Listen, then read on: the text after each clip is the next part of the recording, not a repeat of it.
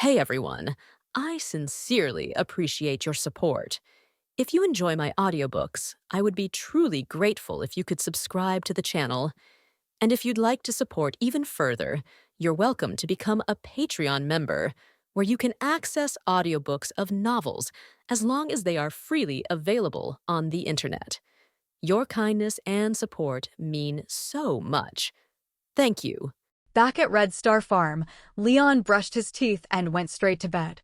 The next morning, as the sunlight streamed in, he opened his eyes, went through his daily routine of washing up and having breakfast, then headed out to water the crops in the fields. That watering took over an hour. The watering can is still too slow. I need to figure something out. After finishing, Leon put the can away and began thinking of ways to improve efficiency without upgrading it. There were plenty of options, like getting some sprinklers or digging irrigation channels, but he hadn't unlocked the sprinkler recipe yet, and the latter risked flooding the crops. The simplest and most practical idea was to use a water pump with a hose. The problem was where to get a pump. Coincidentally, Maru was visiting the farm today, so he could ask her. First, whether her stepmother Robin had one, and second, if Maru could make one herself. Not knowing when she'd arrive, Leon went back into the cabin after watering and turned on the TV. "Oh, it's you again, child of Stardew Valley. Let me listen to the whispers of the spirits and see what fortune awaits you today." He switched the channel to Welwick's daily fortune-telling. Welwick's face lit up as she sensed him watching. "The spirits are very happy today, child. You're in for a lucky day." Then the channel switched back to the movie Leon had been watching the night before. "A lucky day, huh? Sounds perfect for a trip to the mines." Hearing that, Leon's miner's itch kicked in. After all, most of the recipes unlocked by the system required minerals, and gems from the mines were a tempting extra source of income. Besides, he had nothing urgent to do. If he didn't get something from the mines today, it felt like losing a fortune. But then there was his appointment with Maru, which made things tricky. He decided he'd wait until 9 o'clock at most. If she hadn't shown up by then, he'd have to skip her visit and head straight for the mines. A glance at his watch told him it was only 7:15. With plenty of time, he began preparing for a mining trip. First was clearing his backpack, keeping only the pickaxe, hoe, and 99 stones as an emergency reserve. After his last mining level up, he'd unlocked a must-have tool for deep mining. Staircase quickly creates a path to the next level of the mine. Materials needed, 99 stones. Of course, he hadn't made any in advance, he wasn't sure he'd need them, and spending 99 stones all at once was still a bit extravagant. Next was his small shoulder bag. It couldn't hold heavy items, but it was great for light supplies. Last time, his pack space had been enough, but bringing an extra bag didn't hurt. This time, he wouldn't buy supplies. He still had 18 bottles of mineral water left from last time, and he wasn't fond of bread. Instead, with some free time, he took a bowl of flour and 3 eggs from the fridge to make pancakes as rations. Mixing, kneading, rolling, adding eggs, layering with oil and chopped green onions, then frying until golden on both sides, soon the kitchen was filled with the smell of fresh pancakes. When the first batch cooled, he started the second. By the time he was done, the pancakes were piled high in a bowl. He stored them in the system backpack. It took up a slot, but the system backpack froze time for whatever was inside, keeping food from spoiling for days, even weeks, far better than any fridge. Just as he was washing the pan and mixing bowl, Maru appeared at the entrance to Red Star Farm. "Hi, Leon. Good morning." From a distance, she waved when she spotted him crouched by the cabin washing the pan. "Morning, Maru," Leon replied. "Feel free to look around. I'll be done soon." "Okay." She nodded, immediately turning her gaze toward the neatly organized fields. A quick glance was enough for her to see that many crops had already sprouted, and some were close to maturity. "Your soil is really fertile, and your farming technique is impressive. The plants look great and healthy. But with this much land, can you handle it all?" "More or less," Leon answered modestly. "I was going to come earlier to help, but it looks like you've already watered everything. I can't imagine how early you must have gotten up." Seeing the moist soil around every plant, she knew he'd already finished the daily watering. "Speaking of watering, Maru, do you know if Robin sells water pumps?" Leon asked, now done cleaning. "Actually, no. You'd have to buy something like that in the city. No one in town needs one, Maru replied. Can you make one? Leon pressed. A water pump? I've never tried, but I know the theory. I should be able to. She tilted her head, thinking. Why do you need one? Yeah. I want to pump water from the reservoir and use hoses and a pressurized nozzle to make watering semi-automatic, Leon explained. That's a great idea. Maru's eyes lit up. I didn't expect you to think of using tech to ease farm work. I thought you were the traditional farmer type. Well, technology changes life. If there's an easier way, why stick to tradition? Laziness is the driving force of technological progress, right? Leon grinned. Maru pushed up her glasses, her expression full of excitement. That's a perfect summary, Leon. Definitely sounds like something someone from the city would say. It's not about where I'm from. You live in Pelican Town, and that hasn't stopped you from pursuing science, has it? Leon countered. I've just studied more and more widely than most. My father's an excellent scientist, so I learned a lot from him, Maru said quickly, clearly flustered by his praise. Oh, right, my dad also wants to see that meteorite. Can I bring him along? Remembering her father, Maru realized he was still waiting outside the farm for Leon's permission. Of course, Leon agreed without hesitation. He understood why Demetrius would want to see it. Demetrius, that doting father, could only feel at ease letting Maru come here on her own because he had no idea about the details. If Demetrius had known his daughter was planning to visit a strange man's farm alone and still agreed to it, then he wouldn't deserve the title of overprotective father.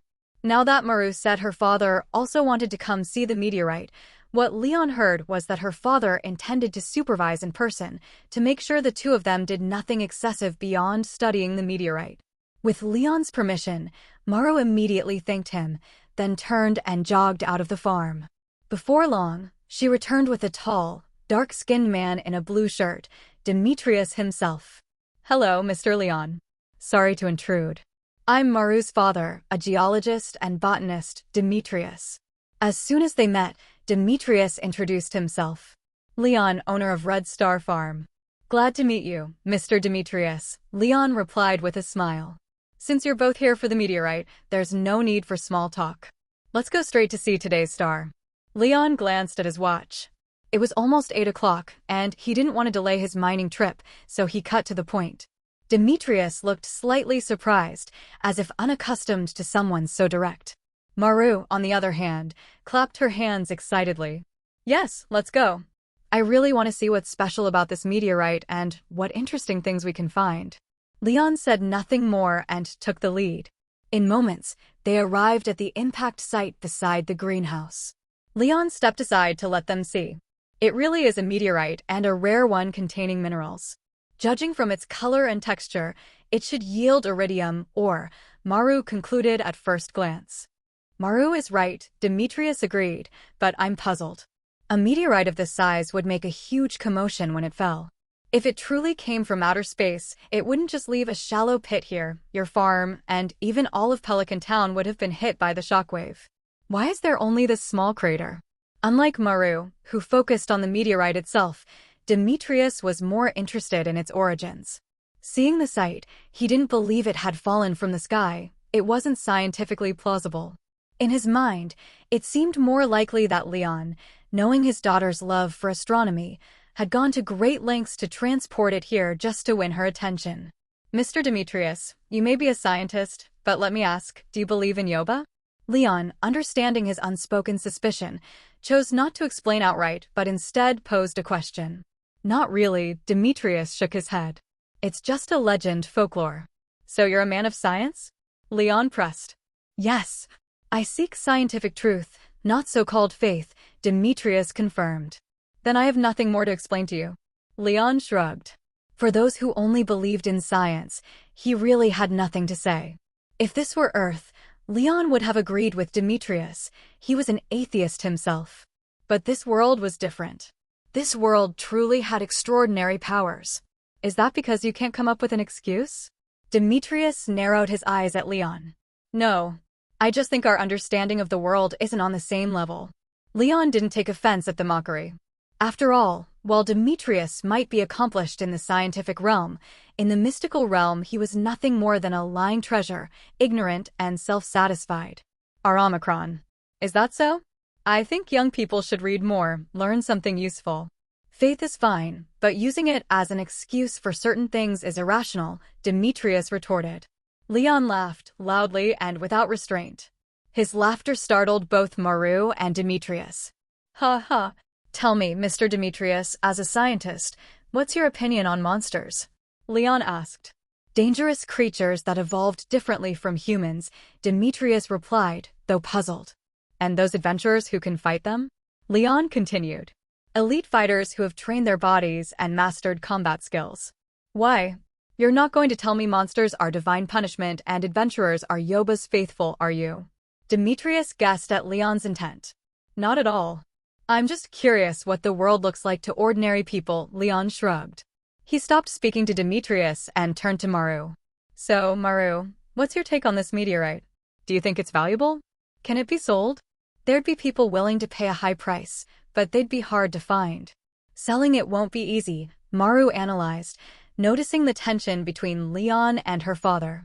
Could it be broken down with scientific equipment? Leon asked. The meteorite was too much of an eyesore for his liking. He'd rather break it down for or sell it. In a game, it might be a nice keepsake, but in real life, it was pointless. That would be difficult. Meteorites containing iridium ore are extremely hard. You'd need a high polymer cutter to break it completely, Maru replied. What a pity. Leon knew then that removing it wouldn't be easy. Is there anything else you'd like to see or study? If not, you can head back. I've got to get to the mines, Leon said, already hinting for them to leave. Can I take a small fragment for research? Maru asked. Of course, but how will you get a fragment? It's pretty hard, Leon said, curious. With this, Maru pulled out a half-transparent, paper-thin blade. It's a diamond scribe. With some effort, I can cut off a small piece. Leon hadn't expected Maru to have something like this, but it wasn't entirely surprising. After all, she was a scientist, an extremely hands-on scientist at that.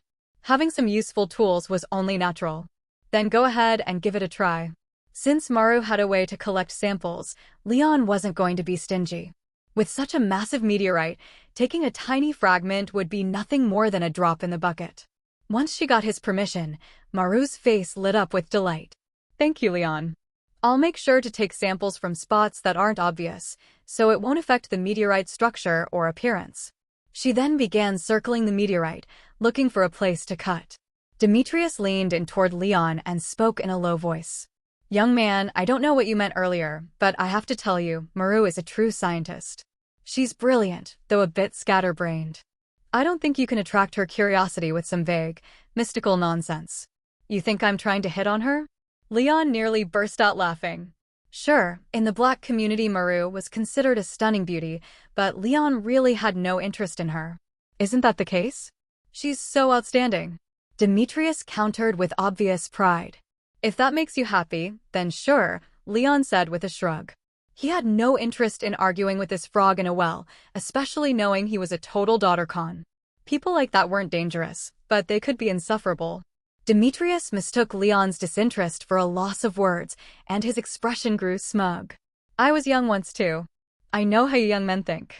Instead of relying on meaningless myths or actions that defy scientific logic to impress a girl, you'd be better off learning something useful to share common ground with her. Though, with Maru, even that might not work. She's a real genius, in a world far beyond yours. Demetrius's rambling was abruptly cut short by Maru's sharp scream. Both men rushed toward her at once, Demetrius out of concern for her safety, Leon because the idea of her dying on his farm felt like a bad omen. Both looked tense and moved quickly. It only took a few steps to reach her. Maru was covering her mouth, pointing at a small, inconspicuous notch on the meteorite's surface. At her feet lay a fragment of meteorite about the size of a fingernail, cut off with her diamond-tipped knife. But that wasn't the main issue.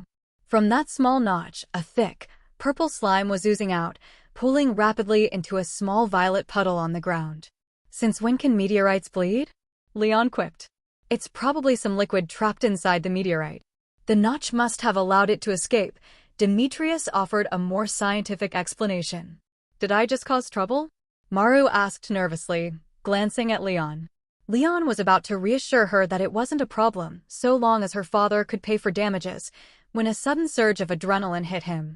His heart raced, and a wave of danger flooded his senses. Blood rushed faster through his veins, leaving him on edge. A withering above knew. "I feel danger." "You two, get back," he ordered. Without worrying about their reactions, Leon pulled the Galaxy watermelon knife from his system backpack. Before their astonished eyes, the blade extended smoothly until it reached his preferred length of 1.2 meters. Where did he pull that weapon from? Demetrius stared blankly. This wasn't like Maru's small portable knife. Before extending, the strange weapon was already half a meter long. There was no way Leon had been hiding it under his fitted clothes. "That's so cool," Maru breathed. The shift in Leon's aura after drawing the weapon, combined with his sharp focus and handsome features, was striking. Even so, they remembered his warning and quickly backed away from the meteorite, standing at a distance to watch. Leon had no time to notice their gawking. His attention was locked on the purple slime. He was certain that was the source of the danger. Sure enough, as the last drop from the notch merged with the puddle, the slime gathered into a sphere and expanded rapidly. In the blink of an eye, a giant purple slime loomed beside the meteorite.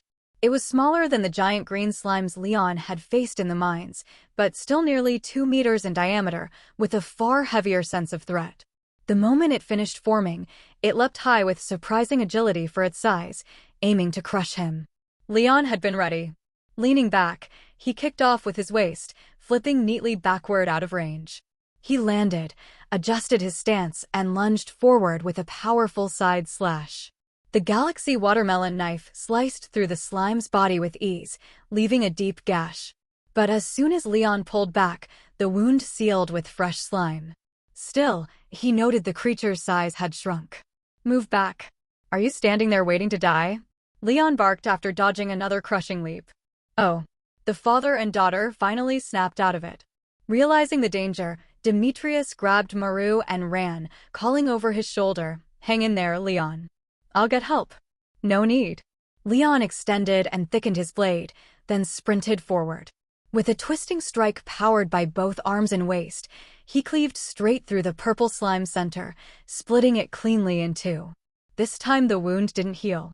Like the monsters in the mines, the remains began to break down and crumble, leaving only 3 diamond-shaped minerals that shimmered with interwoven blue and violet light. Iridium ore, resource a unique mineral with many strange properties, can be smelted into iridium ingots. Tisk, TSK, TSK. Just 3 pieces? If I had 5, I could smelt an iridium ingot. What's the point of only 3? Leon complained, though he still dutifully slipped them into his system backpack. After all, this was iridium or genuine top-tier mineral resources. "Leon, are you okay?" Seeing that Leon had dealt with the giant purple slime, Maru broke free from her father's attempt to hold her back and ran to his side, worry written all over her face. After all, this incident had a lot to do with her. If she hadn't cracked open the meteor's shell and released this dangerous monster, Leon wouldn't have had to risk fighting it. "It's just a slime. Nothing I can't handle." Leon waved it off, returning the Galaxy watermelon knife in his hand to its usual dormant state and tucking it into his backpack. Since Maru and Demetrius had already seen him take it out earlier, there was no point in trying to hide it. "So cool. Where did you even hide that weapon?" Maru's curiosity flared again as she watched it vanish into thin air. "Spatial folding technology. Black tech," Leon said vaguely. "Sorry about this. Maru's actions caused you trouble. I'm just glad you're okay." Demetrius came over as well, his expression complicated as he offered an apology. "No harm done. There was no real danger. It's just about the damages caused by this little accident, Mr. Demetrius." Leon rubbed his hands together, making it quite clear he expected some compensation.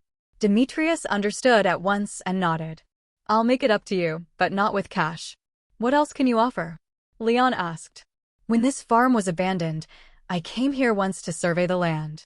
I noticed there's a natural cave on the property. Its space and environment are excellent. I can help you remodel it." "Oh, epsilon." He patiently explained, "I can offer 2 options. One is to convert it into a fruit bat cave. Fruit bats tend to hide fruit in their roosts, which would let you harvest fresh fruit over time. The other is to turn it into a mushroom cave. I'd install about 6 cultivation boxes, taking advantage of the cave's environment to produce mushrooms automatically. Fruit bat cave, Leon decided instantly. He was very familiar with this cave renovation. In the game, it was a fixed event triggered when the player's assets reached 25,000 G. Demetrius would come to the farm in the morning and offer to modify the cave for either fruit bats or mushrooms. Now, even though this was being offered as compensation, Leon wasn't about to refuse. He hadn't yet earned that much money, and who knew if Demetrius would still follow the script later. Better to secure this extra source of income now. Choosing fruit bats was also deliberate. The fruit they brought could be sold for profit and would also grant foraging experience. Some of the fruits could even be high quality, and a few were otherwise only obtainable by planting fruit trees. Leon hadn't found a place to buy fruit trees yet, and the old community center's bundles required fruit from them. An extra source for these fruits was not something he'd pass up. Mushroom caves were nice too, but they required daily harvesting, didn't provide foraging experience, and never yielded high-quality mushrooms. Not worth it in his eyes. Dad, why not install both upgrades? Fruit bats and mushrooms can share the same environment. One lives on the ground, the other on the ceiling, so their spaces don't overlap, Maru suggested from the side. Oh? You can do that. Leon's interest perked up immediately at the thought of enjoying both benefits. It's possible, Demetrius admitted, but it's troublesome. The fruit bats might damage the cultivation boxes. Just make the cultivation boxes from birch wood, Maru countered. Bats hate the smell. That way they won't disrupt the fungi's growth. Plus, bat droppings can be used as fertilizer for the mushrooms. It's a win-win. Ahem, Mr. Demetrius, I think Maru's idea is brilliant. And combining both upgrades could even be a new research topic, mutualism between plants and animals. Very promising, don't you think? Leon chimed in. After hearing it was possible to have both, asking him to choose just one was far too cruel. Worried Demetrius might turn it down as too much trouble, Leon added, of course, if it's too much hassle, you don't have to modify the cave. It was an accident after all, and Maru ensuring safety is already a great outcome. But I am curious about meteors. I might invite Maru over a few more times to study it with me. Naturally, I'd accompany her to make sure nothing like today happens again. Demetrius immediately saw through the threat. Leon was clearly using Maru as leverage, but he couldn't risk calling the bluff. It was a blatant tactic, yet he had no choice. Fine. I'll help you make the cave suitable for both fruit bats and mushrooms. As for the meteorite, a small sample will be enough for analysis. Maru still has her studies and work at the clinic, so she won't have much time to come here. Understandable. Thank you in advance, Mr. Demetrius. Seeing Demetrius relent, Leon couldn't hide the smile on his face. Maru also let out a breath of relief. She'd caused a big problem earlier, but thanks to Leon's strength, they'd avoided any real danger. Demetrius sighed and urged her, Maru, let's take a sample from the meteorite and leave. Didn't Mr. Leon say he still has mining to do? We shouldn't delay his work. All right. Thanks again for your help, Leon.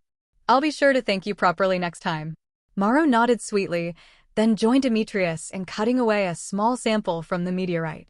With a less-than-pleased look, Demetrius bid Leon farewell. It's nothing. Goodbye, Mr. Demetrius. I look forward to seeing your cave renovation plans. Leon waved cheerfully as he saw them off. After watching Maru and Demetrius leave the farm, Leon went straight to the meteorite. He tapped on its unchanged surface. Aside from making his fingers ache, there was no sign that it had hollowed out after the purple slime's fluids had seeped out. If I were you, I'd use a high-strength pickaxe to break it open, not my hand. Just as Leon was about to crouch down and peer through the crack to examine the meteorite's internal structure, Wizard Rasmodius's voice rang in his ear. Wizard Rasmodius? When did you get here? Leon asked curiously, seeing the wizard already standing beside the meteorite. Your farm's barrier was triggered, so I came to see what happened, Rasmodius explained. When the purple slime started flowing out, I should have warned you, but seeing you had a decent sense of danger, I chose to observe instead. So, before the meteorite cracked open, you didn't know there was a slime inside? Leon asked, intrigued. That's right. The shell of an iridium star meteorite blocks magic extremely well. I didn't notice there was a living purple slime inside. As he spoke, Rasmodius extended his hand and conjured 9 slime figures in the air. They looked identical in shape but varied greatly in color. Look, slimes are special creatures. They can form in many ways, and their color reflects their elemental type. Each type has its own traits. For example, the green slimes you've met in the mines represent life. Aside from the basic slime characteristics, they breed quickly, which is an ability given by their elemental nature. Most slimes are born following the natural elements of this world. Then Rasmodius pointed at the meteorite. Iridium star meteorites are different. They don't come from our planet, yet they love to crash here. Iridium's power is unique and potent, so any purple slime born from the meteorite's core is considered a dangerous monster.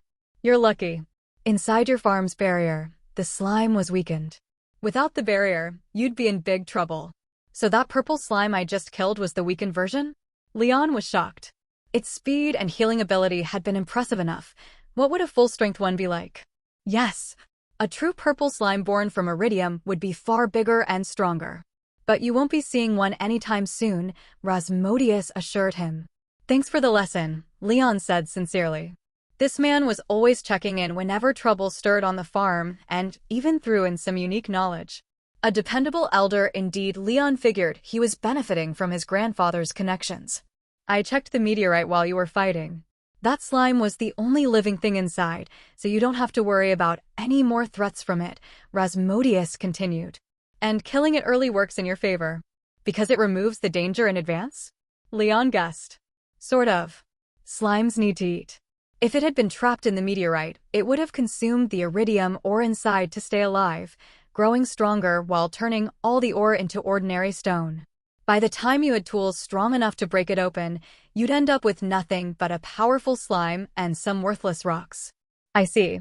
Leon nodded. More useful knowledge to keep in mind. That's enough about that. I overheard you saying you plan to explore the mines today. Rasmodius waved a hand and suddenly changed the subject. Yeah. Leon checked the time. It was still before 9. Plenty of time for a trip to the mines. Then I have a commission for you. The 9 slime figures vanished, replaced by a single slime whose color kept shifting. A prismatic slime, Rasmodius said. A rare variant. It can drop prismatic jelly, a fascinating material. I need it for research. If you encounter one, bring me the jelly and I'll reward you handsomely. Rao, yes. How handsomely? Leon asked with interest. That depends on your choice, Rasmodius replied with a small smile. I can offer either money or a little something that will be very helpful to you. Can't give me a hint? Leon probed. You'll find out only if you get the jelly. There's no time limit. Just bring it to me when you have it. And with that, Rasmodius vanished into thin air. I hate riddlers. This wasn't the first time Leon had said that, it was practically his catchphrase now. Most of the big names in Stardew Valley seemed to enjoy speaking in riddles, whether to maintain their mysterious aura or just out of mischief. Still, Rasmodius had dangled the bait. Whether for profit or curiosity, Leon wasn't about to pass up this commission. Anything a big shot like him gave away casually could be a huge boon at Leon's current stage. And the helpful little something Rasmodius mentioned, Leon was very curious about that. Exploring the mines was already on his to-do list. Now, with the wizard's commission, he was doubly motivated. He went back to the cabin, slung on his backpack, and rode off toward the mines. This time, he didn't depart from Pelican Town but cut through the northern edge of the farm into the remote forest. Yesterday, walking to the northern foothills had taken just over 20 minutes. With a bike, he'd be much faster. Most of the terrain wasn't bike-friendly, but thanks to the system backpack, Leon didn't have to lug the bicycle over rough patches. This area was mostly deserted, so he didn't worry about exposing the backpack's existence. It had already been revealed once today, but Leon wasn't concerned. If only one person is special, they draw attention and risk. But if such people appear in groups, their uniqueness becomes less noticeable. After all, when the sky falls, the tall ones take the hit first. With so many big shots around, all Leon needed to do was keep his head down and grow quietly. On the way to the mines, Leon had expected to run into Linus. But when he passed behind Robin's house and glanced toward Linus's camp, he saw no sign of him. Even at the mountain lake before the mine entrance, there was no trace of Linus. That made Leon wonder where he had gone. As for the Pelican Town Adventurers Guild, Leon had no plans to drop by and say hello. After all, they didn't open until 2 in the afternoon. Judging by those hours, Marlin had probably stayed up all night and was sleeping through the day. Knocking on the door this early and disturbing his dreams might just get Leon chased off with a sword. The mine entrance was the same as ever, pitch black from the outside, the interior only visible once you stepped in. This time, Leon skipped the stairs entirely and headed straight for the elevator, taking it down to the 5th floor. Stepping out of the elevator, Leon froze for a moment before silently pulling out his pickaxe. He started chipping away at the copper, ore, and stone that had somehow refilled most of the mine despite his having cleared it last time. Clang, clang, clang. The sound of his pick echoed endlessly in the tunnels. Leon didn't spare a single copper vein. Only after clearing out all the copper ore on the floor did he turn his pick on the ordinary stone. Beneath one smashed stone was a stairway shaft. Leon raised a brow, then glanced at the many stones still scattered across the floor. A strange pang of regret hit him. His luck today was clearly better, 10 or so copper ores and just one ordinary stone, and he'd already found the stairs to the next level. Compared to last time, when he had to break nearly every rock before finding the way down, he didn't even want to imagine how bad his luck had been that day. After a last check to make sure he hadn't missed any copper ore, Leon descended to the 6th floor. This level was different again. Instead of a wide-open space, it was more like a tunnel, with minecart tracks laid along the rock floor. The stones and copper ore here were noticeably scarce, but green slimes were plentiful. Leon remembered that anywhere with tracks usually had a cart full of coal nearby. Following the rails while clearing out a few slimes, Leon reached the end of the line and found a broken-down minecart. Unlike the game version, this one had 3 cars.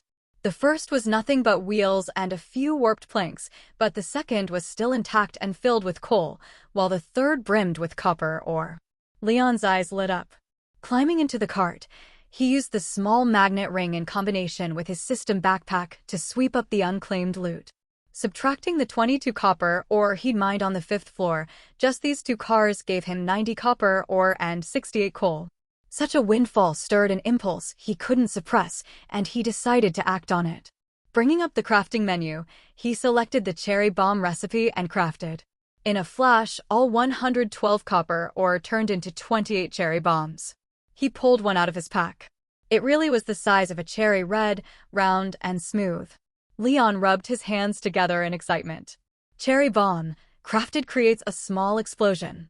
Stand back. Short, simple, and not very helpful, no mention of the actual blast radius. He'd have to test it himself. But not here. The stairs to the next floor were right beside the cart, and the stone density was too low to justify wasting a bomb. He went down to the 7th floor and nodded in satisfaction. Plenty of stones and copper ore here. He picked a tightly packed cluster, lobbed a cherry bomb, and alpha-yes. Nothing. It rolled a bit, and Leon waited and waited. No explosion. Carefully approaching, he realized the problem. He hadn't lit the fuse. That left him speechless, not because it needed lighting, but because he hadn't brought anything to light it with. He had matches at the farm, bought a big pack from Joja Mart for cooking, but he hadn't brought them along. After all the trouble of making the bombs, they were now just rocks. Leon sighed, packed them away, and went back to mining. Once he activated the elevator on the 10th floor, he rode it back to the surface, then hopped on his bike toward Robin's house. "Hi, Leon. Out for a walk?" Robin greeted warmly as soon as she opened the door. "Robin, could I borrow or buy some matches or a lighter?" Leon got straight to the point. "No matches, but I've got a few lighters. They're just little ones, no need to borrow or buy. Wait here." She dashed off and returned with a lighter, handing it over. "Do you smoke?" "Not really. Just need something to light a fuse," Leon explained. "Oh, I see. By the way, free for lunch? If you're not busy, stay and eat." "Thanks, but I've got things to do. Maybe next time, and thanks for the help." Leon declined politely. He wasn't that close to Robin, and eating here meant risking Demetrius giving him the side-eye. Testing cherry bombs sounded like a much happier option. "All right, next time then." Robin smiled, then added, "If you ever think about starting Livestock, come to me for a coop or barn." "I will. Bye." Leon waved and left. Back in the mines, Leon took the elevator straight to the 10th floor. Only after stepping out did he realize how pitifully small this level was, with no visible or in sight. The last time he descended from the 9th floor, his mind had been entirely on the cherry bomb. He had gone straight to the elevator, powered it up, and returned to the surface. Now, standing here again, he finally noticed the true state of the 10th floor. One thing puzzled him: there was no treasure chest in the center where one should have been. In the game, the 10th floor always had a chest containing a pair of boots, a gift from Mr. Chi. But now, the place was empty. Leon couldn't help but suspect that Mr. Chi hadn't prepared a gift for explorers here, or perhaps he had never intended to place a chest on this floor at all. Still feeling doubtful, Leon took a lap around the level. He found no chest, but in a rocky corner on the right side, he discovered the stairwell leading to the 11th floor. After one last glance at the barren 10th floor, Leon sighed and descended. Upon reaching the 11th floor, he set aside his disappointment and began searching for an area with a dense cluster of rocks. The terrain here was a bit more complex, with several tunnels branching out, each ending in a small chamber. After dealing with 2 unfortunate slimes, Leon finally found a small patch of copper-bearing rocks at the end of one tunnel. Without hesitation, he pulled out a cherry bomb, lit the fuse, and tossed it into the crevice between the rocks. The fuse burned with a faint hiss, audible enough in the enclosed space of the mine. Leon counted 3 seconds before the cherry bomb exploded. Boom! The muffled blast shattered all the surrounding copper-bearing rocks, their fragments quickly melting into the walls, leaving behind a neat pile of copper ore. Leon scooped them up, then examined the cleared area. He estimated the blast radius to be around 2 meters, true to the system's small explosion rating. Interestingly, while the bomb easily broke apart copper-bearing rocks that normally took him several swings of his pickaxe, it left the surrounding cavern walls completely intact. Whether it was due to the rock's hardness or the mine's own rules, Leon was relieved. If the walls were fragile enough for a cherry bomb to destabilize them, he'd have to seriously reconsider using explosives at all. He wasn't about to hand over his first life to a cave-in. Now certain the bombs wouldn't threaten the mine's structure, he felt at ease and began to wonder about the effects of standard and mega bombs. For the rest of his mining, Leon mainly used his pickaxe. He only used a cherry bomb when he came across a particularly large cluster of copper-bearing rocks. After all, they weren't cheap, and he wasn't exactly rich in resources yet. Perhaps his luck was good today, because before long, he found the staircase to the 12th floor. It was only noon. He had entered the mine around 9, and in just 3 hours, despite wasting some time earlier hunting for a lighter, he had already made it to the 12th floor. The efficiency was startling and drove home just how much luck mattered. He didn't rush to explore further. Instead, he sat down for lunch, pancakes he had prepared earlier that morning. Fresh from his system backpack, they were still faintly warm, tasting just as if they had come straight off the pan. A bite of pancake, a sip of water, before long, he was full. Brushing the dust off his clothes and shaking the dirt from his hands, Leon headed down the stairs to the 12th floor. And there, to his surprise, he spotted a familiar figure. Linus. Huddled behind a half-man-high rock was an elderly man in a dirty, tattered coat, his white hair messy as ever. Leon instinctively called out, "Shoo!" Linus put a finger to his lips, then beckoned Leon over. As soon as Leon crouched beside him, Linus pulled him down and pointed behind them at the 6 o'clock position. "Keep your voice down. Don't scare those two." Following his gaze, Leon saw a color-shifting slime pinning down a green slime beside a boulder. The two were stacked together in a rather suggestive way. "They're mating?" Leon asked, swallowing. Interesting, isn't it?" Linus replied quietly. "You came into the mine just to watch this?"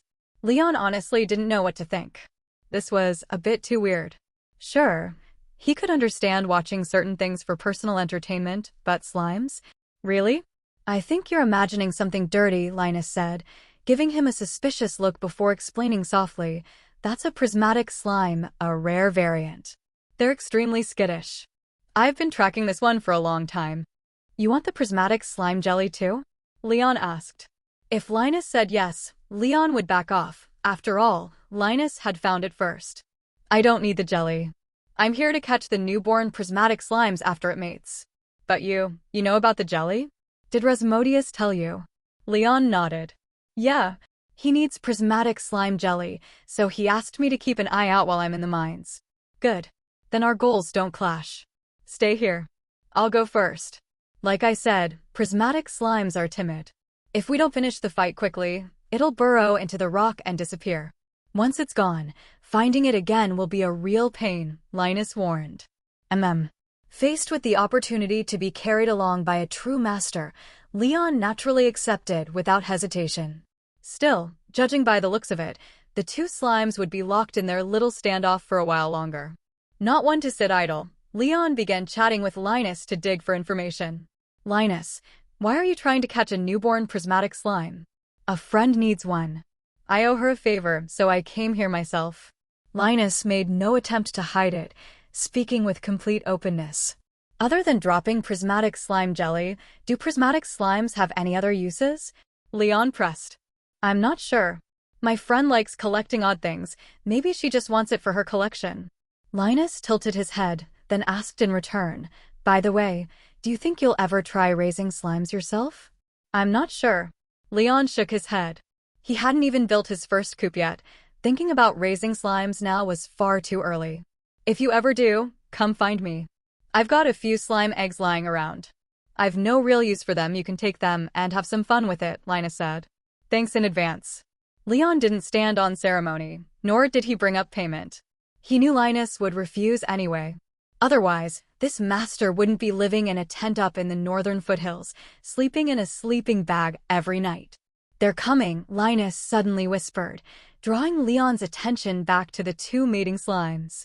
The green slime on the bottom began to swell. Slowly, a lump of gelatinous matter separated from its bloated body.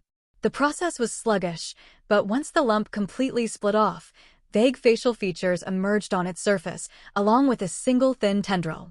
The newborn slime started out green, but once it moved, red, blue, purple, and yellow hues began cycling across its body.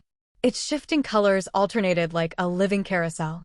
Once Linus confirmed the baby prismatic slime was fully independent from its mother, he placed his hand on the stone they were hiding behind. With a casual squeeze, he pinched off 2 chunks of rock, like tofu, and tossed them toward the adult prismatic slime and the green slime. The moment the stones left his hand, Linus's figure vanished like a phantom. In the next heartbeat, Leon saw him appear beside the baby slime and grab it in one hand. Meanwhile, the stones he had thrown finally arrived. They struck the 2 just-mated slimes dead on, shredding them apart like blasts from a large-caliber shotgun. Their momentum didn't stop there. The stones gouged deep pits into the cave floor, embedding themselves in the rock. The mining cave's strange rules then kicked in, drawing the fragments into the ground and leaving only 2 empty craters as evidence of the slime's existence. It had all happened so quickly that to Leon it felt like flipping through a slideshow. One moment Linus was beside him, the next he was 5 meters away, clutching the baby slime. What shocked Leon even more was that Linus had crushed those stones with his bare hands, thrown them with pinpoint accuracy to instantly kill 2 slimes, blasted pits into bedrock that even cherry bombs couldn't dent, and still managed to appear at his destination before the projectiles had even landed. So this is the world of the strong, Leon thought, piecing together the events that had happened in the blink of an eye. My task here is done. Time to head back. Here's your prismatic slime jelly. While Leon was still reeling, Linus returned, the baby slime in one hand and a shimmering mass of rainbow-hued jelly in the other. Thanks, Linus. I honestly didn't expect you to move that fast, Leon said, taking the jelly. You'll be able to do it too someday. You have the potential. Linus patted his shoulder with a smile, then started up the stairs with the baby slime. After 2 steps, Linus turned back.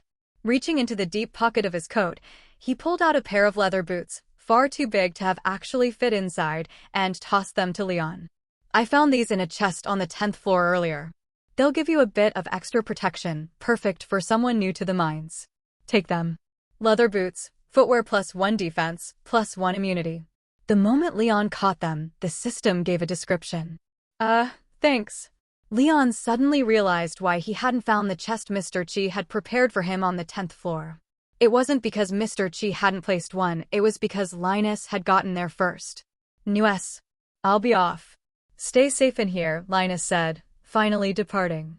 Strangely enough, he left in the most ordinary way possible, just climbing the stairs. Not cool or dramatic in the least.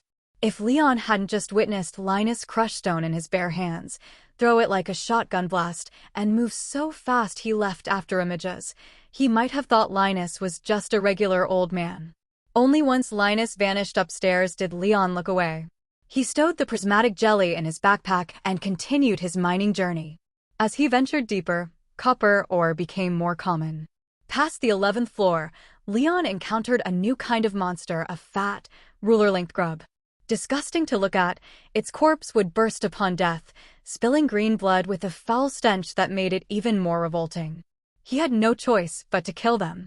If a grub spotted him, and he failed to kill it quickly, it would cocoon and transform into a large flying fly. During cocooning, its skin became so tough that even the galaxy watermelon knife couldn't pierce it. Once transformed, it moved faster, and the buzzing of its wings was maddeningly loud. Thankfully, it still couldn't withstand a single slash from the galaxy watermelon knife. So long as Leon landed the hit, its life was forfeit.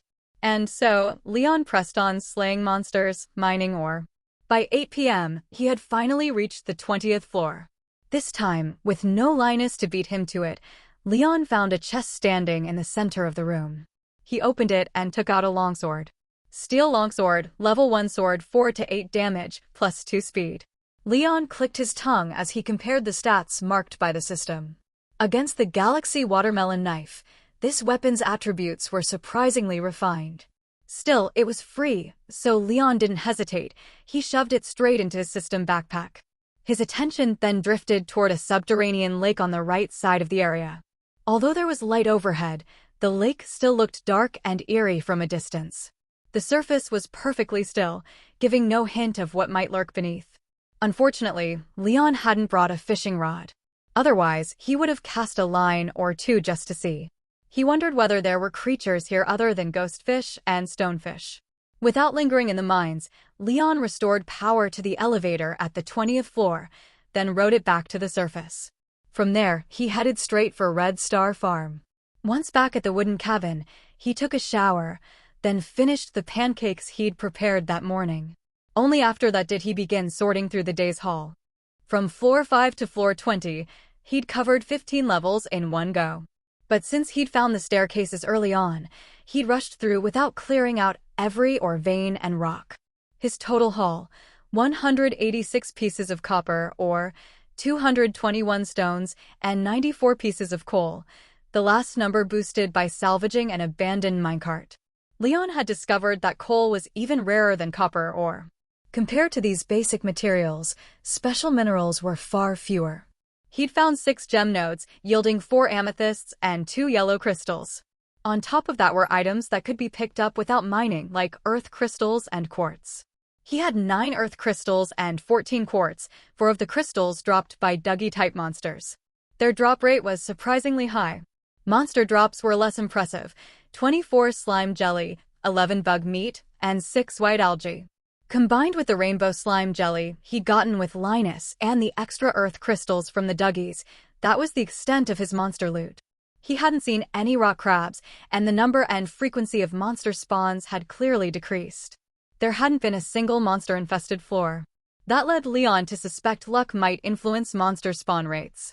If that was the case, then in the future, he'd visit the mines only on days with good fortune. After all, avoiding fights suited him just fine. In addition to the loot, his mining skill had leveled up, unlocking a recipe that came with some stat boosts. Miner's Special, a meal that keeps you energized. Eating it grants +3 mining and +32 magnetism for 8 hours. Requires cave carrot ×1, sugar ×1, fresh animal milk, any animal, ×1. Leon was intrigued. Would the +3 mining mean better yields, improved stamina gains from the skill, or both? The possibilities were tempting.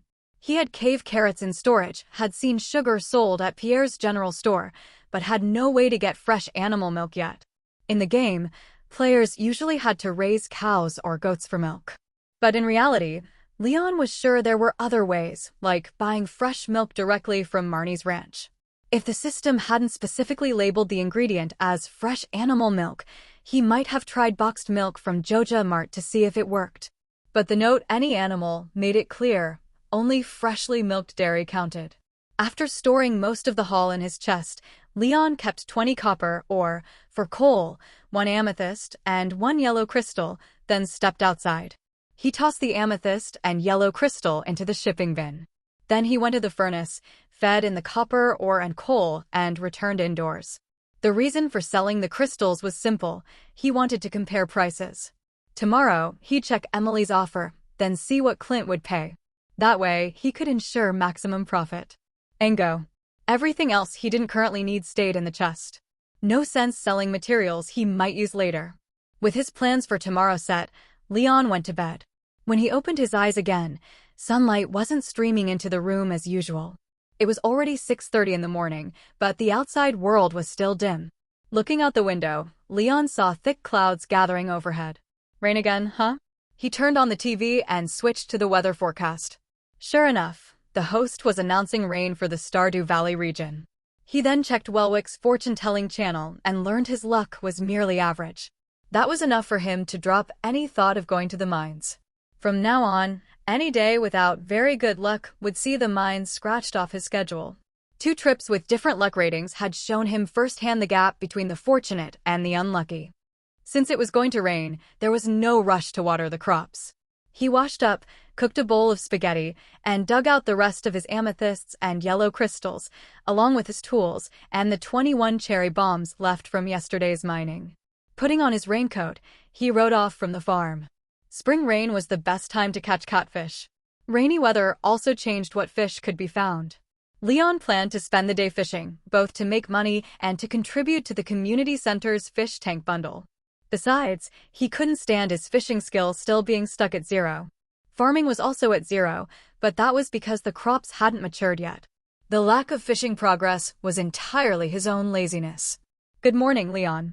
It's going to rain today, so you don't need to water your crops. Feels like a weight off your shoulders, doesn't it?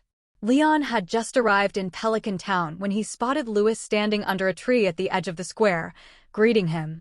Yeah, Leon replied. Louis, what are you doing here? Every Friday morning, I like to stand here and watch the smiles of people passing by, Louis explained.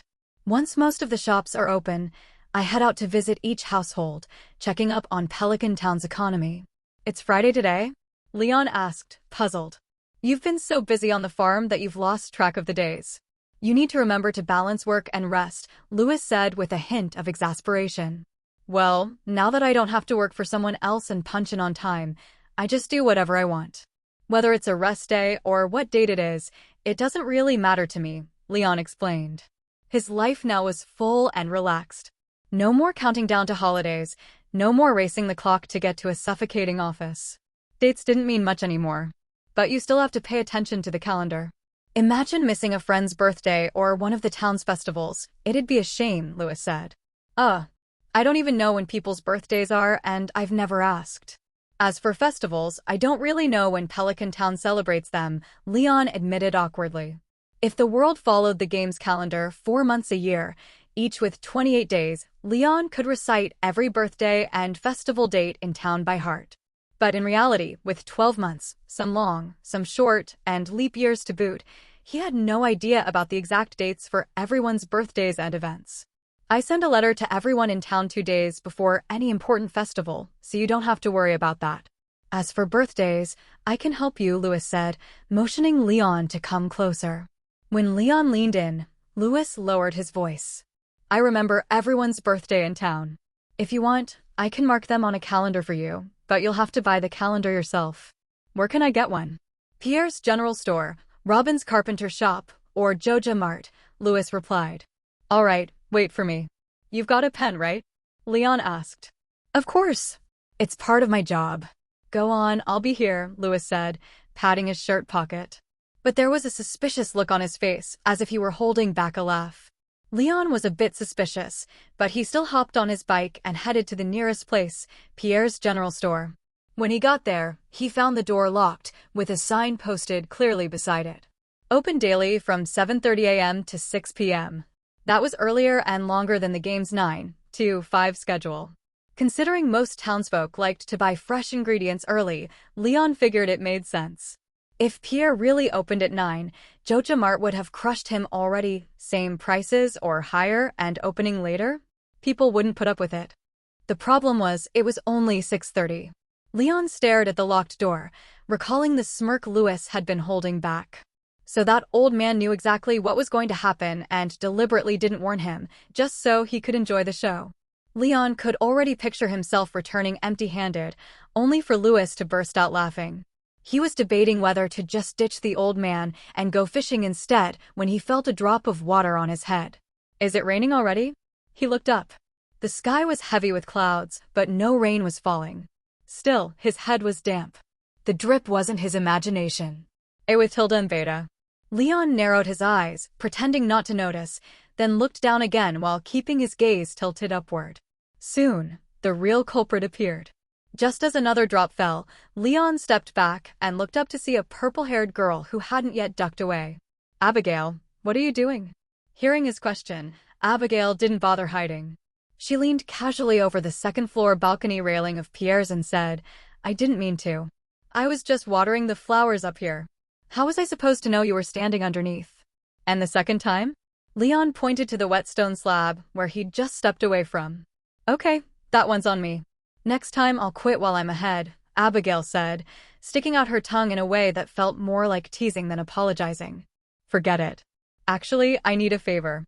Could you get me a calendar from the store? Tell me how much it is, and I'll throw the money up to you," Leon asked. "A calendar? Hang on." Abigail disappeared inside, then soon called out, "Catch. If it hits you in the head, I'm not apologizing." She tossed a desk calendar down from the balcony. Leon caught it easily. "Thanks. How much?" "Don't worry about it. We've got plenty at home, and nobody buys them anyway," Abigail said dismissively. "If your dad finds out, he'll call you wasteful," Leon teased. "He's stingy, but not that stingy." "It's fine," she replied. "Abigail. I can hear you. Sorry about that, Leon." "The calendar's free, it's not worth much anyway," Pierre's voice rang out as he appeared on the balcony beside her, glaring at his daughter before looking apologetically at Leon. "Then I appreciate your generosity, Mr. Pierre." "Wishing you good business," Leon said with a wave, then turned away, leaving Abigail to face her father's scolding. He rode back the way he came to Lewis. When Lewis saw the brand-new calendar in Leon's hands, he smacked his lips and said with some regret, "All right then. Since you got it, I'll help you mark most of the townsfolk's birthdays." Leon watched as Lewis held a calendar in one hand and a pen in the other, circling dates and jotting things down. Curious, he leaned over for a closer look. To his surprise, Lewis first marked all the traditional festivals in Stardew Valley.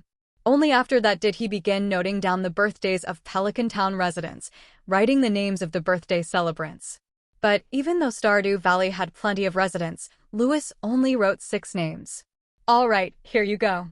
Lewis capped the pen and handed the calendar to Leon with a reminder. "Why only 6? And why are they all girls about my age?" Leon asked, exasperated. "Because my pen ran out of ink," Lewis replied matter-of-factly. "I'll add the rest next time." "When's next time?" Leon pressed. "Next time is next time. Anyway, I'm heading over to Marnie's. If it rains later, the road through the coal forest will be a mess." With that, Lewis swaggered off, leaving Leon standing there with the calendar. Leon sighed. Grumbling aside, he understood what Lewis meant. Some things just couldn't be forced. Even in fishing, you had to bait the spot first, how much more so with feelings? Especially since Leon was determined to become the most devoted man in Stardew Valley, this wasn't something to rush. He tucked the calendar into his system backpack and wandered over to the riverbank near Willow Lane No. 1 and No. 2. Spotting a right-angled slope in the stone embankment, he began setting up for fishing. His bait was fermented dough mixed with a special additive, bug meat dropped by the insects in the mines. It looked disgusting, but it wasn't particularly foul-smelling, just strongly fishy. Perfect for luring fish. He tore off a small piece, hooked it, and cast his line into the water, where bubbles rose lazily in the humid air before the rain. Sitting cross-legged on the stone slope, Leon eyed the 1-meter drop from the embankment to the water. It was clearly a reinforced section of the riverbank. He found himself wondering, if he pulled out a cherry bomb, lit it, and tossed it in, Would it blow this section apart? That morning, he had seriously considered fishing with a cherry bomb. The game didn't allow it, but in reality, there were no such limits. Still, he worried about damaging the embankment, so he hesitated. He was debating whether to test it in a more remote stretch of river when his fishing rod suddenly bent into a deep arc. If not for the bamboo rod's excellent flexibility, it might have snapped. Realizing he'd hooked a big one, Leon quickly stood and worked the reel, pulling in the opposite direction of the fish's frantic thrashing. But this was no ordinary catch. It was powerful and agile, darting back and forth in the water, trying to dive into snag-filled areas. Leon could feel the extra drag each time it neared underwater obstacles. Fortunately, both his rod and line were top quality, and he had enough strength to keep the situation under control, holding the fish within his line's maximum range. Empty SETI section. For 5 or 6 minutes they fought, until the fish began to tire. Feeling the pull weaken, Leon reeled in quickly. When the line was halfway in, he caught sight of the unlucky glutton, a black, whiskered shape. It was his rainy day target, catfish. Sensing danger, the exhausted catfish made one last desperate surge. Leon, caught off guard with the drag loose, saw the fish strip all the line from his reel again. Recovering fast, he regained control, continuing to reel and even during the struggle, fearing the line might snap from prolonged tension. This was a massive catfish, what fishing enthusiasts called a trophy fish. If it got away, he'd regret it so much that even at 80, he'd slap himself for the mistake. But the catfish's final stand lasted barely 20 seconds. Then it went limp, and Leon reeled it in with steady hands, finally dragging it ashore. It was huge, at least 1.2 meters by his estimate. No wonder it had fought so hard. Covered in slime, it was slippery to handle. After making sure no one was around, Leon quietly stored it in his system backpack. First catch of the day, and it was a giant catfish. Leon was in high spirits. His custom bait had truly proven its worth, making all his trouble worthwhile. To get the dough and bug meat to blend perfectly, he chopped the bug meat by hand and kneaded it into the dough himself. He wasn't the only one who suffered. The Galaxy watermelon knife had taken the brunt of the messy work. He only had one kitchen knife for cooking. Even if he could clean it afterward, the thought of using it on bug meat would ruin his appetite. So, the Galaxy watermelon knife had been sacrificed for the job. Judging by today's results, both he and the knife had not labored in vain. At least the catfish loved it. Tearing off another chunk of bait, he hooked it and cast again, settling back into his cross-legged position to watch the bobber. "I thought you were Willy. Turns out it's you. So, it's going to rain and you're not busy on the farm today." As he waited, someone tapped him on the shoulder. He didn't even need to turn around. He recognized Haley's voice instantly. "Yeah, what about you? How are you up so early?" Leon glanced at his watch. It was just after 7. Most young people without work would still be snug in bed at this hour. "It's too stuffy inside," Haley explained. She crouched beside him, eyeing his setup. Aside from the rod in his hands, there was nothing else. "You didn't bring a fish box?" "I'm not fishing for fish. I'm fishing for the mood." Leon said this just as the float bobbed. He gave the rod a slight flick, and feeling little resistance, reeled in and lifted it in one swift motion. With sheer brute force, he yanked a smallmouth bass straight out of the water. The fish arced gracefully through the air, droplets scattering, before Leon caught it with one hand. He quickly unhooked it and tossed it into his system backpack. "Where's the fish?" Haley asked in shock. She had clearly seen Leon reel in a smallmouth bass and hold it in his hand. Yet, in the blink of an eye, it was gone. "Released it," Leon said with a straight face. "But I didn't see you throw it back into the water," Haley muttered in confusion. "That's because you didn't get enough rest and were spacing out. Go back and take a nap. Look at you, you've got dark circles already." Leon brushed her off casually. Haley immediately covered her face and dashed away at a startling speed.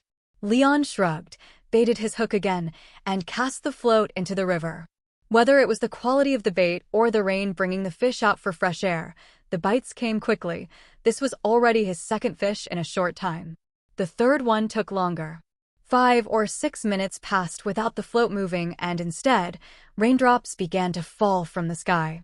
Fortunately, Leon had put on his raincoat in advance. He pulled the hood over his head and stood in the rain, patiently watching the float. You lied. I don't have dark circles. And I'm sure that fish really vanished from your hand. How did you do it? Haley appeared beside him again, holding a small flower-patterned umbrella. On a normal day, Haley would never be out in the rain. She hated rainy weather and muddy roads, but her curiosity about the vanishing fish outweighed her dislike. What fish? Did I catch one? I don't recall, Leon played dumb. As expected, Haley glared at him angrily and stayed put. Fine. I'll just see how you deal with the third fish. Leon only smiled and focused back on the float. Interestingly, after Haley's return, the previously still float began bobbing vigorously. The float was even pulled completely underwater. The tug wasn't as strong as the catfish he had caught before, but it still had enough fight that Leon couldn't just brute force it ashore. Alternating between letting the line out and reeling it in, occasionally lifting the rod to keep the fish from getting too far, Leon landed it in just over 2 minutes. It was a somewhat flat fish with a large head and eyes. Its lower jaw had a pointed lip that fit neatly into a groove in the upper jaw. The back shimmered with a metallic blue-green, while the lower sides were silver-white. It was beautiful, and Leon had never seen such a species before. As soon as he caught it, the system prompt revealed its info. Pacific herring, lives in schools in the ocean, but returns to rivers to spawn in spring. So it's a Pacific herring.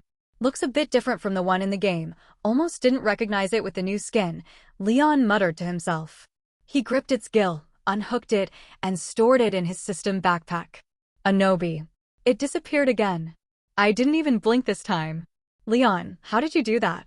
Haley demanded. She had been staring at him the whole time, especially when he held the herring, yet she still couldn't see how he had made it vanish. Magic trick, Leon said nonchalantly. You think I'm stupid? Magic tricks are just sleight of hand. This definitely wasn't that. Then think of it as magic, Leon replied. Magic? Who are you trying to fool? Haley shook her head. Magic's just fantasy. There's no such thing in real life. You know about monsters, right? Leon asked. Of course, Haley nodded instinctively. If monsters can exist, why can't magic? Do you really think monsters are just mutated creatures? Leon pressed. That stopped Haley. She had never really thought about it, spending most of her time on fashion magazines and photography. She knew about monsters, but she rarely encountered those dangerous, ugly things thanks to the Adventurers Guild keeping the town safe. Leon's words made her think about it for the first time. Seeing her thoughtful look, Leon smiled. He found it amusing. After all, he couldn't hide his convenient tricks forever. Yesterday, when Maru and Demetrius had seen him retrieve items out of thin air, they had been curious, but not afraid. That made Leon realize that people in this world might not be so averse to supernatural powers. Haley was now his second test subject. If even she could accept it, then he wouldn't bother hiding the fact that he could store things instantly anymore. It was annoying to sneak around every time he wanted to stash or retrieve something. He didn't like acting like a thief. The last time he went fishing with Willy, he'd had to carry the fishing rod from the farm the whole way like some sort of show-off. It was ridiculous. Especially since he'd noticed that Willy also had a special skill. His small tackle box could hold fish much larger than the box itself, keeping them alive with enough swimming space and air. That was basically its own kind of storage ability. Since everyone had their own tricks, one more person with a special skill wouldn't be a big deal. Leon figured it was time to reveal a little. Leon kept baiting the hook, listening to the rain splashing against the water and the rocky embankment beneath his feet. He stole glances at Haley's thoughtful face, suddenly realizing how pleasant this all felt. After all, most fishermen out there were one man, one rod, one umbrella, and one pack of cigarettes. But here he was fishing with a beautiful girl beside him, on a rainy day no less. In terms of atmosphere and company, he was leagues ahead of the rest. So, you can use magic? While waiting for a bite, Leon heard Haley finally speak after a long silence. MHM. Leon didn't answer directly, wanting to tease her a bit. He rather enjoyed seeing her stomp her foot in frustration. Sure enough, Haley was thrown off. She had expected Leon to either boast about his special ability or, as before, casually make something up to string her along. But his vague reply left her unsure how to respond. So, I've met someone out of a fairy tale? A real magician. I'm not a magician, Leon said this time, giving her a straight answer. But you called that disappearing trick magic, Haley said, skeptical. You're not trying to fool me, are you? Not at all. That does count as a kind of magic, but I'm definitely not a magician, Leon explained. You can think of it as an innate gift, something leaning toward the magical, but I've never studied magic itself, Leon continued, spinning his usual line. He could show her he could store and retrieve items at will, but he would never reveal the system. Are there many people like you? Haley asked, only half comprehending. Oh, plenty. Where do you think adventurers come from? Leon said, feeding her more nonsense. In truth, he had only met proper adventurers like Marlin and Gil, and he wasn't entirely sure what most were like. But he was pretty sure Haley had never met one either. I see. No wonder they can fight monsters, Haley nodded, clearly buying it. Then she asked curiously, so your ability is just making things disappear? More precisely, it's storing them in another dimension, Leon said. He even demonstrated, pulling out the smallmouth base from his system backpack. It was clean, not too big, and fit perfectly in his hand. What a convenient ability. If I had it, I wouldn't have to carry a backpack when going out, or lug around a dozen shopping bags after buying things, Haley said enviously. It's inborn, you can't force it, Leon said, consoling her. But you're beautiful. Isn't that a special ability in itself? The belief that beauty is power was near universal among humans. Good looks were a natural advantage in social interactions, almost like a superpower. Of course I know I'm pretty, Haley said proudly, her cheeks tinged pink. It was, after all, the first time Leon had ever complimented her. When they'd first met, Haley thought Leon was face-blind. Now it seemed he could appreciate beauty after all. Leon chuckled and said nothing more, afraid he might end up teasing her into sulking. Haley didn't speak either, simply holding her umbrella as she watched the raindrops ripple across the river's surface. She hated rainy days, her proud golden hair would lose its shine and hang limp, but she did like the calm, natural beauty of rain. Wait here a second, she said suddenly, before walking off with her umbrella. About 2 minutes later, she returned with an old-fashioned camera in hand. Leon, can you hold the umbrella for me? I want to take some photos. Of course. Leon didn't hesitate. He held the fishing rod in one hand and took her small floral umbrella in the other, holding it over her head. Because he was holding the umbrella, Haley naturally stood close to him. Once she was sure the rain wouldn't wet her clothes or camera, she lifted it to her eye and began photographing the rain-soaked scene. With a cue. Click. Click. The shutter snapped along with bursts of the flash. The film rolled quickly, but Haley didn't mind, she was getting into it. She even stepped out into the rain to snap a quick photo of Leon before ducking back under the umbrella. Leon watched as she checked the camera for water damage. Seeing that it was fine, just a few drops on the casing, she let out a relieved sigh. If you're taking pictures of me, what are you going to do with them? Leon asked. I just thought the scenery alone was too plain. You, the fisherman, add some freshness to the composition, Haley said, showing her photographer's professionalism. Don't you think the image of a river in the rain with someone fishing in it is interesting? When others see it, what will they think? That this fisherman is braving the rain for his livelihood? Or that he's such a fishing fanatic he can't stay away from the river? Isn't that fascinating? But don't you think it's strange? A fisherman in a raincoat doesn't need an umbrella, and even if he did, it wouldn't be one so obviously meant for a woman. Doesn't that look weird? Leon said dryly. That's exactly what I want. The unusual makes people imagine more. Leon, if you saw such a scene in a photo, what story would you come up with? Haley asked curiously. Me? I'd think that person's either a pervert or a lunatic, Leon said without mercy, poking fun at himself. This wasn't even a guess. Just looking at the scene, it already seemed crazy, even if the fisherman in the photo was him. Haley was clearly startled by Leon's answer. It took her a long moment before she finally spoke. You really don't hold back on yourself at all, do you? Can you say something nice for once? Then should I tell you another story? Leon glanced at the bobber. No signs of a bite. Since there was nothing better to do, he was more than happy to pass the time with Haley. I'm listening. Though she doubted Leon could come up with a good story, curiosity still got the better of her. All right, here it goes. Leon thought for a moment before starting. The man in the photo was holding a floral umbrella. That umbrella was the most treasured belonging of the girl he loved. He had come to the river, carrying her umbrella, to the place where she had last appeared.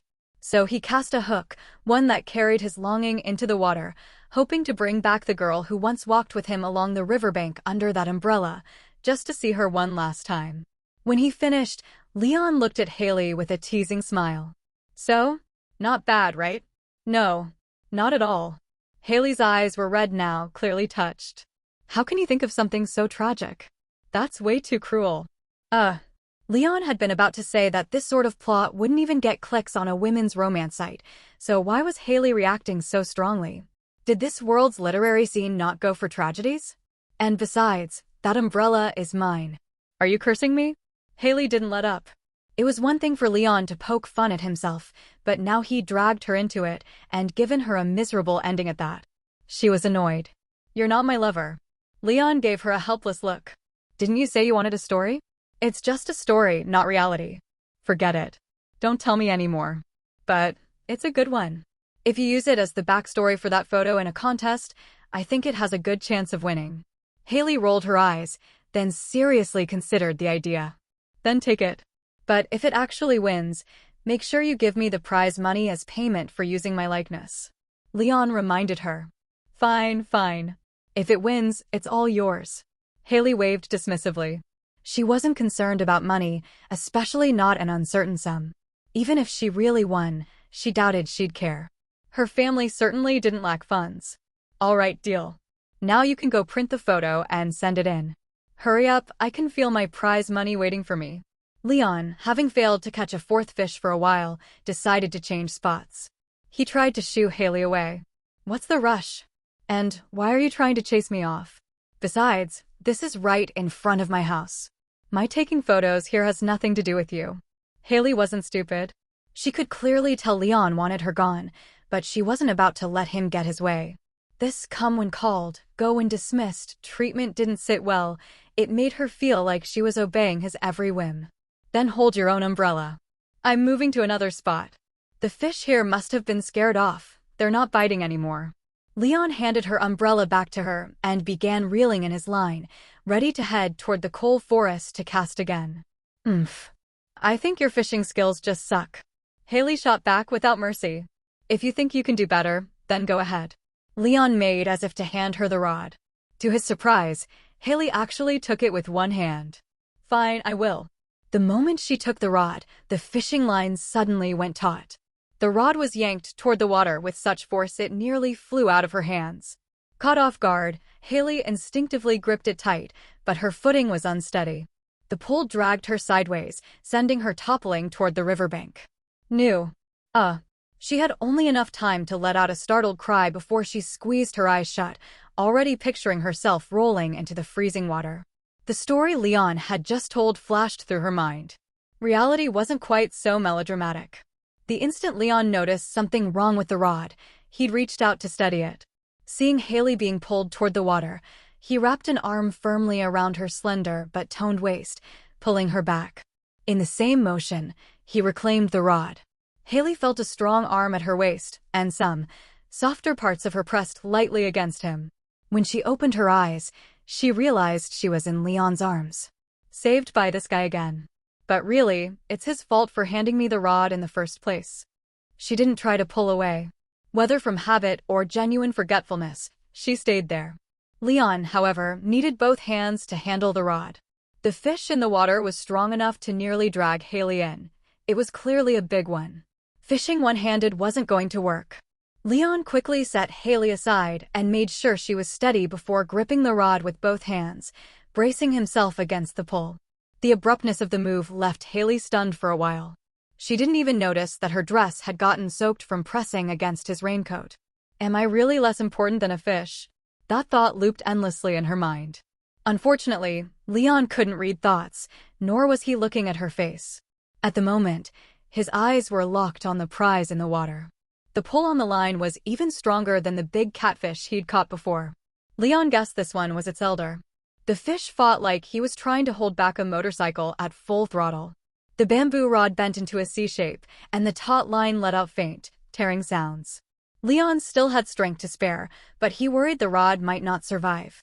He stopped talking entirely, planting his feet in a solid stance, locking the reel's drag, and putting all his effort into pulling. With each step back, the bamboo creaked and cracked, faint fissures appearing along its surface. But he couldn't quit now. With a final heave, he dragged the massive catfish from the water. It thrashed violently, splashing like a boulder had been dropped into the river. The sound was loud even over the rain. From the bank, Haley could see it clearly. Her hands flew to her mouth in shock. The fish was huge, bigger than she was. No wonder it had almost pulled her in. At this size, she could almost believe it might eat a person. Fish in water were stronger than land creatures of the same size, and this one was in another league entirely. Watching Leon slowly gain the upper hand, Haley couldn't help wondering just how much raw power he had hidden in that body of his. It was a rare sight, a truly massive fish, and the battle between man and fish was nothing short of spectacular. Haley quickly lifted her camera with one hand and captured the scene, the catfish breaking the surface, the nearly doubled-over fishing rod, the taut fishing line, and Leon, who stood like a rock, refusing to yield an inch. While Haley was taking photos, Leon wasn't idle. He leaned back, half his body tilted, and began to haul up the heavy rod with all his strength. Feeling the catfish's struggles start to weaken, he gritted his teeth and sped up his movements. As he reeled in frantically, he took 2 steps back, then exerted one last burst of strength, ripping the giant catfish out of the water. Crack! With a sharp snap, Willy's old bamboo fishing rod, faithful for many years, finally gave way. In this duel between Leon and the massive catfish, it was the first casualty, breaking cleanly in 2. But the catfish was already out of the water. Carried by momentum, even without the rod's pull, it arced through the air in a twisted parabola and crashed onto the riverbank. Leon tossed aside the half-rod still in his hand, stepped on the thrashing fish, grabbed it by the mouth, and dragged it away from the water's edge. Phew! Seeing the catfish's struggles die down completely, Leon let out a breath. The tension and pressure he had felt during the fight were no less than the fish's desperate bid for freedom. But in the end, he had won. The loss was heavy, though. Willy's gift was now broken beyond likely repair, and Leon couldn't help wondering awkwardly how he was going to explain this to him next time they met. Still, that was a problem for later. Right now, his main focus was the very culprit that had snapped the rod. By his estimate, this catfish was at least 2 meters long.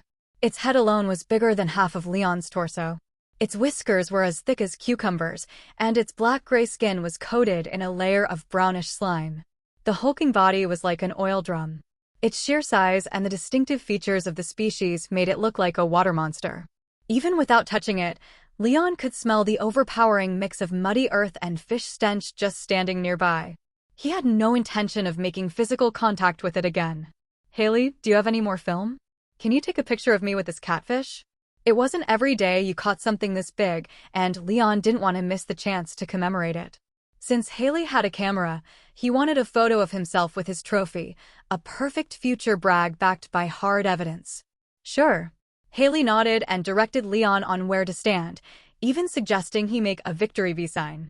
Leon flatly refused. Instead, he chose to hold the broken fishing rod as a prop. Without its final stand, he never could have hauled up this giant fish. As a comrade in arms, it deserved to be in the photo too. Seeing this, Haley didn't press the pose issue. She snapped 3 shots of Leon, the catfish, and the broken rod before saying, "It'll take some time to develop these. I'll give them to you next time we meet." "All right. Thanks." Leon nodded, then under Haley's gaze, stored the giant catfish into his system backpack. He had no desire to lug the reeking thing home, and certainly not to touch that slimy skin again. Besides, a live fish was worth more than a dead one. In the system backpack, he could freeze its life. He'd already tested this before. Last time, he had kept a sardine intended as a sacrificial item in the backpack overnight. When he took it out the next day, it was still wriggling in his hands. The system backpack was truly something. Unfortunately, Leon didn't dare test whether it could store a human being. He was curious, but his reason told him that was a line he shouldn't cross, so he hadn't. "No matter how many times I see it, it's still amazing," Haley said, watching his operation. "By the way, does anyone else know about this ability besides me?" Leon thought for a moment. Rather than tell her the truth, he teased, "Nope, you're the first." "So, Can you keep it a secret for me? I'll have to think about it. Haley smirked, though her tone stayed sharp. After all, knowing your little secret, I should be able to get some kind of benefit from it. With tilde epsilon. I'm broke, but you can have my life, Leon replied, knowing she was joking but playing along anyway. He wanted to see how she'd respond. Money, money, money, you're always on about that. Before, when you wanted a bonus, it was the same. Now, when you talk about benefits, it's the same. Is money all you ever think about? Haley sighed, exasperated. What else? What in life doesn't need money? Without it, you can't even get some girls to look your way. Not all girls care that much about money, Haley countered. That's because you're not short on it, Leon pointed out. True. But compared to the big allowance my parents send me every month, I'd rather have them here with me. They've been traveling around the world for 2 years now and haven't come home once. Haley's expression turned wistful. Realizing he might have touched on something sad, Leon dropped the teasing and comforted her. Your parents are human too. They have their own way of living, their own ideas. That doesn't mean they don't love you. Maybe. Haley still looked a little down. Leon sighed inwardly. Just as he was about to say more, he noticed her soaked shirt had turned somewhat see-through, revealing the private layer underneath. Quickly, he looked up, polite man mode activated. Why are you suddenly looking at the sky? Is there something up there? Haley noticed his odd movement and looked up as well. I think instead of looking up, you should be looking down, Leon replied, still keeping his eyes skyward but giving her a hint. Haley instinctively looked down and saw the conspicuous patch of blue on her chest. Realization struck, and her face flushed scarlet. Overcome with embarrassment, she swung a punch at Leon's chest. You really like blue, don't you? Leon wasn't stupid. He wasn't about to stand there and take the hit just to let her vent. Sidestepping smoothly, he grabbed the broken fishing rod and bolted, tossing one last quip over his shoulder. Leon, you bastard. I'll kill you. Haley dropped her umbrella, hands clamped over her chest, and shouted after his retreating figure in the rain. Ha ha ha. Her only answer was Leon's bright, carefree laughter. Realizing she couldn't catch him and that chasing him in her current state wasn't an option, Haley crossed her arms and ran for home. Luckily, the riverbank wasn't far from the villa at number 2 Willow Lane, and with the rain keeping people indoors, no one saw her. She slipped inside and rushed to the bathroom under Emily's puzzled gaze. Moments later, Emily heard her call out. Emily, bring me a fresh set of clothes and underwear from my room. And make sure the underwear isn't blue, absolutely no blue. On the other side of town, Leon strolled through the rain, heading toward Clint's blacksmith shop. He wouldn't be able to visit Emily for now. Instead, he planned to ask Clint about the selling price of gemstone ores, then wait until the evening when Emily would be working at the Starfruit saloon to consult her about prices. That way, he could avoid running into Haley. Leon, what can I do for you? Clint, as usual, was zoning out behind the counter. Only when he noticed Leon in a raincoat stepping inside did he snap out of it. Clint, could I ask you about the prices of gemstone ores? Leon stood at the doorway. Of course, but at least come in. Why are you standing there? Clint nodded, but also looked puzzled at Leon's reluctance to step inside. I'm soaked. I don't want to dirty your floor, Leon explained. No problem. The temperature in here is high, any water will dry up quickly. Come on in. Chuckling, Clint walked over and ushered Leon inside. What gems are you selling and how many? Once Leon stepped in, Clint brought over a chair for him, then returned to the counter to fetch a strange-looking pair of glasses. He didn't forget to ask his question. Yellow crystal and amethyst. Leon pulled the 2 stones from his backpack and placed them in front of Clint. Let me check the clarity. Hold on. Clint lifted the 2 differently colored crystals, put on his odd glasses, and examined them carefully. After a moment, he gave his quote. Standard purity, decent size. I can give you 210 each for the yellow crystal and 330 each for the amethyst. He returned the stones to Leon. Thanks. Leon wasn't in a hurry to sell. He had said from the start he was just here for information. The price is on the lower side since these are raw stones, uncut and unpolished. If they were made into wearable jewelry, the value could multiply several times. Clint took the chance to explain how to maximize a gem's value. Are all raw gemstones cheap? Leon asked. No. It depends on rarity. Yellow crystals and amethysts are common. They're easy to find in mine, so the price stays low. If you go deeper underground to the frozen soil layers, you might find emeralds and aquamarines. Those go for more, about 550 for an emerald and 500 for an aquamarine, assuming good clarity and preservation. Go even deeper, into the lava layers, and you'll find emeralds and rubies, precious stones with low yields and rich colors, highly sought after by jewel merchants.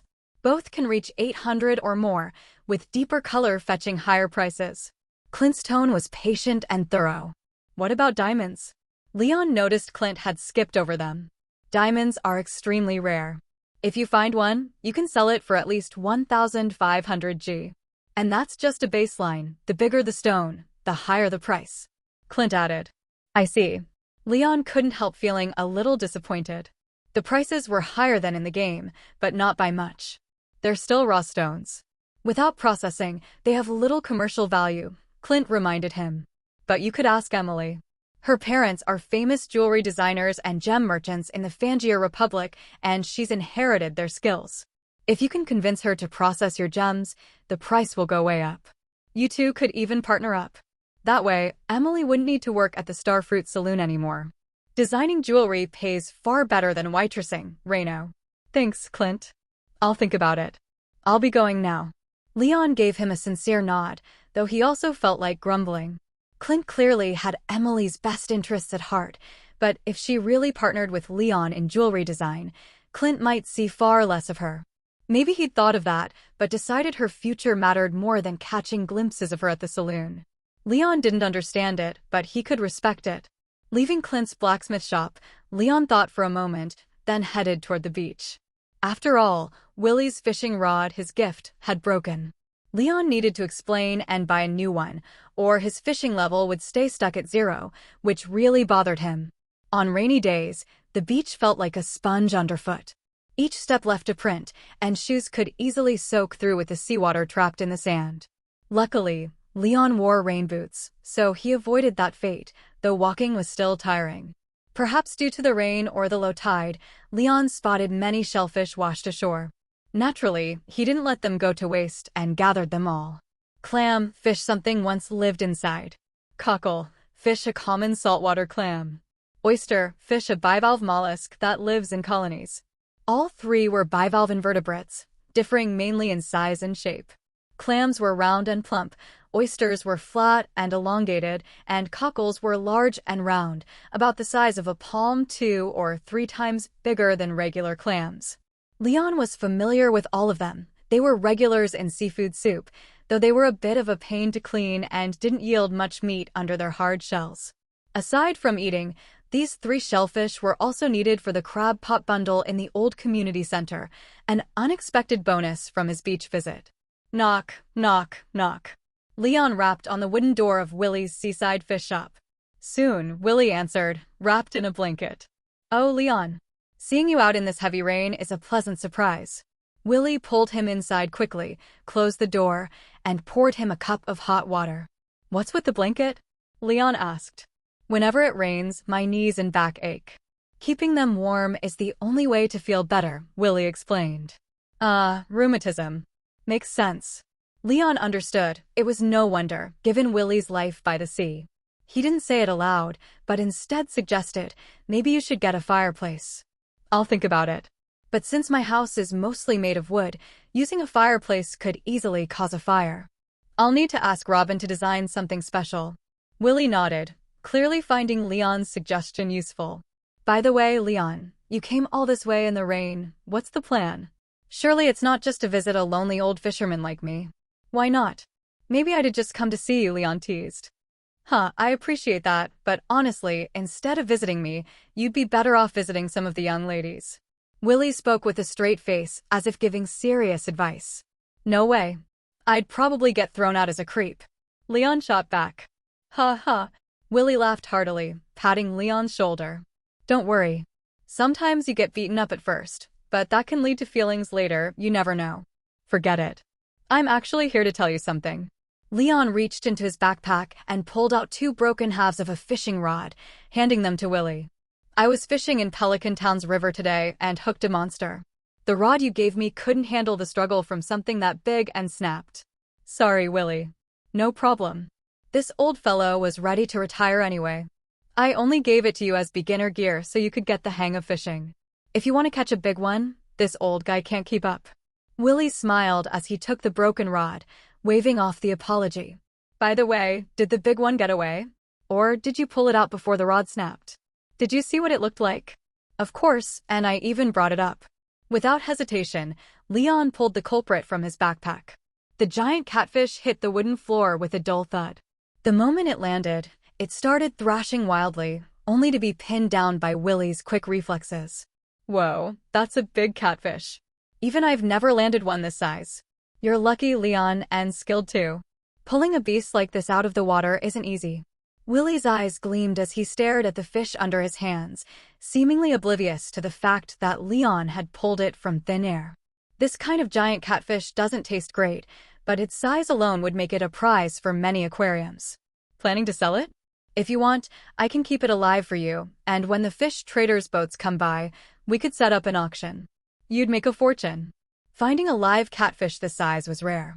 Willy instantly thought about maximizing the profit, not for himself, but for Leon. Really? Leon had planned to toss it into the shipping bin back at the farm, but Willy's connections were clearly better. He wasn't about to turn down the offer. Of course. Rarity drives value, and an oversized specimen like this is a great selling point. Some aquarium or private collector will definitely be interested. Willy sounded certain. Then I'll leave it to you, Willy. When it sells, you can take a 20% commission. No need. It's no trouble for me, and helping you sell it gives me some indirect benefits. Win-win. Willy refused the cut, then fetched his special fish crate. Together, they stuffed the giant catfish inside. Didn't expect you to hook a monster so soon after starting fishing. Maybe one day you'll be the first person in Stardew Valley to catch all 4 seasonal legendary fish. With the catfish handled, Willy dragged Leon into a relaxed chat. For seasonal legendary fish? Leon knew about them from the game, but still put on a curious face. Yeah, they're the 4 most famous fish in Stardew Valley, each appearing only in a specific season. Every year, anglers come here hoping to catch them, but most go home empty-handed. They're one of the ultimate fishing challenges. Have you caught them before? Leon asked. I've only managed the crimsafish that shows up at the tidal pool pier in summer. It's the easiest of the 4. The other 3 are too tricky and powerful. Willy's voice carried a tinge of regret. Arno, where are the other 3? Leon asked, interested. The spring ones in the mountain lake in front of the abandoned mines. The autumn ones at the base of the waterfall above Jojo Mart. The winter ones on the small island to the left of the sewer drain in Coal Forest. Willy recited the locations without hesitation. Leon, however, remembered there was actually a 5th mutant carp in the sewer, catchable year-round. Why hadn't Willy mentioned it? Of course, besides those 4, there's a legendary fish in the sewers, hidden in the murky water. But since the entrance is sealed, I've never been able to check if the legend's true. Right as Leon thought of it, Willy added the missing piece. You think I could catch those 4? Leon's expression turned conflicted. In the game, he'd done it, but only with a cork bobber and plus 4 fishing buff from seafoam pudding. In real life, it would be much harder. If even a veteran like Willy had only caught the crimsafish. Of course I believe in you. You're young, with better strength and reflexes than this old man. When you catch all 4, I'll give you a special gift. What gift? Leon asked curiously. You'll see when the time comes. But I'm sure you'll love it. Willy smiled mysteriously. Leon didn't reply, but he had a good guess. Probably the starfruit from Willy's family collection. Alright, but if I want to reel in those legendary fish, I'll need a good rod to match. Willy, got any recommendations? Leon glanced at the shelf on the right side of the cabin, where fishing rods of various styles were neatly lined up. Glass fiber rod. Strong, lightweight. If you use this to hook that giant catfish, you won't have a problem. Willy got up and took a shiny silver fishing rod from the shelf, handing it over. Give it a try. Leon took the rod. It was indeed light in his hand, and when he tested the reel and fittings, they felt much smoother than the bamboo rod he had been using. Anything better? Leon pressed. Of course, but it's going to be pricey. Willy nodded, then took out another rod shimmering with a faint purple sheen. Iridium rod. Combines the flexibility of gold with the unique properties of iridium ingots. It's strong yet feather-light in your hands. When a fish bites, You'll feel a distinct vibration through the rod, almost like the fish is signaling you itself. The reel and line are specially crafted to keep your catch secure and make the struggle easier. Best of all, you'll never need to worry about maintenance. Unless something extraordinary happens, this rod will last you a lifetime. Willy gave a detailed introduction to the iridium rod. And the price. Leon was tempted. Anything involving iridium was usually top tier. Market price is 7,500 G. I can let you have it at cost 5,000 G. Can't afford it. Leon shook his head. Lewis had given him 10,000 G for farm development, but he wasn't about to touch that. The cash he had on hand was barely over 3,000 G. Then take this glass fiber rod for now. I'll charge you the cost, 800 G. But you can use it first. Once you sell that giant catfish, we'll adjust the price based on the auction results. Willy put away the iridium rod and handed Leon the glass fiber rod instead. Thanks, Willy. Leon accepted. It was a fair deal, especially since he didn't have enough on him. Don't be polite with me. Willy pretended to grumble, then pulled out a small box filled with wriggling red worms. Take this bait too. Fresh and top quality will greatly increase your chances of a bite. Don't mention money, it's not worth much. Alright, thanks. Though I've been working on my own bait formula. Leon accepted the worms and took out his homemade bait, dough kneaded together with worm meat. Flour and some strong-smelling meat. Smells like worm meat. Not bad, Leon. This bait might not be as effective in the ocean, but in freshwater it'll be just as good as these red worms. Willy pinched off a bit of the pink dough and sniffed it. He quickly identified the ingredients and gave his verdict. I'm more and more convinced I was right to find you when you moved to Pelican Town and give you a fishing rod. You've got real talent for fishing, Leon. If you didn't already have a farm, I might have invited you to join my fishing business and handed it all over to you when I retired. Willy's expression was a mix of joy and regret. You're still strong and fit. Retirement's a long way off. Leon reassured him. Haha, maybe. But any sailor knows on the next voyage you could come back with a full catch or not come back at all. Willy sighed. You've got money now. Why keep risking the sea? Leon didn't believe for a second that the man who dominated Stardew Valley's fishing industry was poor. I've spent my whole life at sea. I'm used to it. Tie me to the shore, and life would be unbearably dull. Willy shook his head. All right, you young folks shouldn't be wasting time chatting with an old man. Go try your new rod. I'm going to bed. Willy shoved Leon toward the door. Before closing it, he called out, Leon, if you're going after the legendary fish, hone your fishing skills first. Then gather 300 pieces of wood, have Robin repair the broken bridge to the tidal pool, and start with the summer legendary fish. I will. Goodbye, Willy. Leon nodded seriously and waved. Once the door closed, Leon didn't stay at the pier to fish, no point, since he couldn't catch the nocturnal eel at this hour. The other spring coastal fish could be caught anytime, rain or shine. He preferred to head upriver for more catfish. But before that, he needed to visit Rasmodius in the coal forest. He still had the prismatic slime jelly the wizard wanted.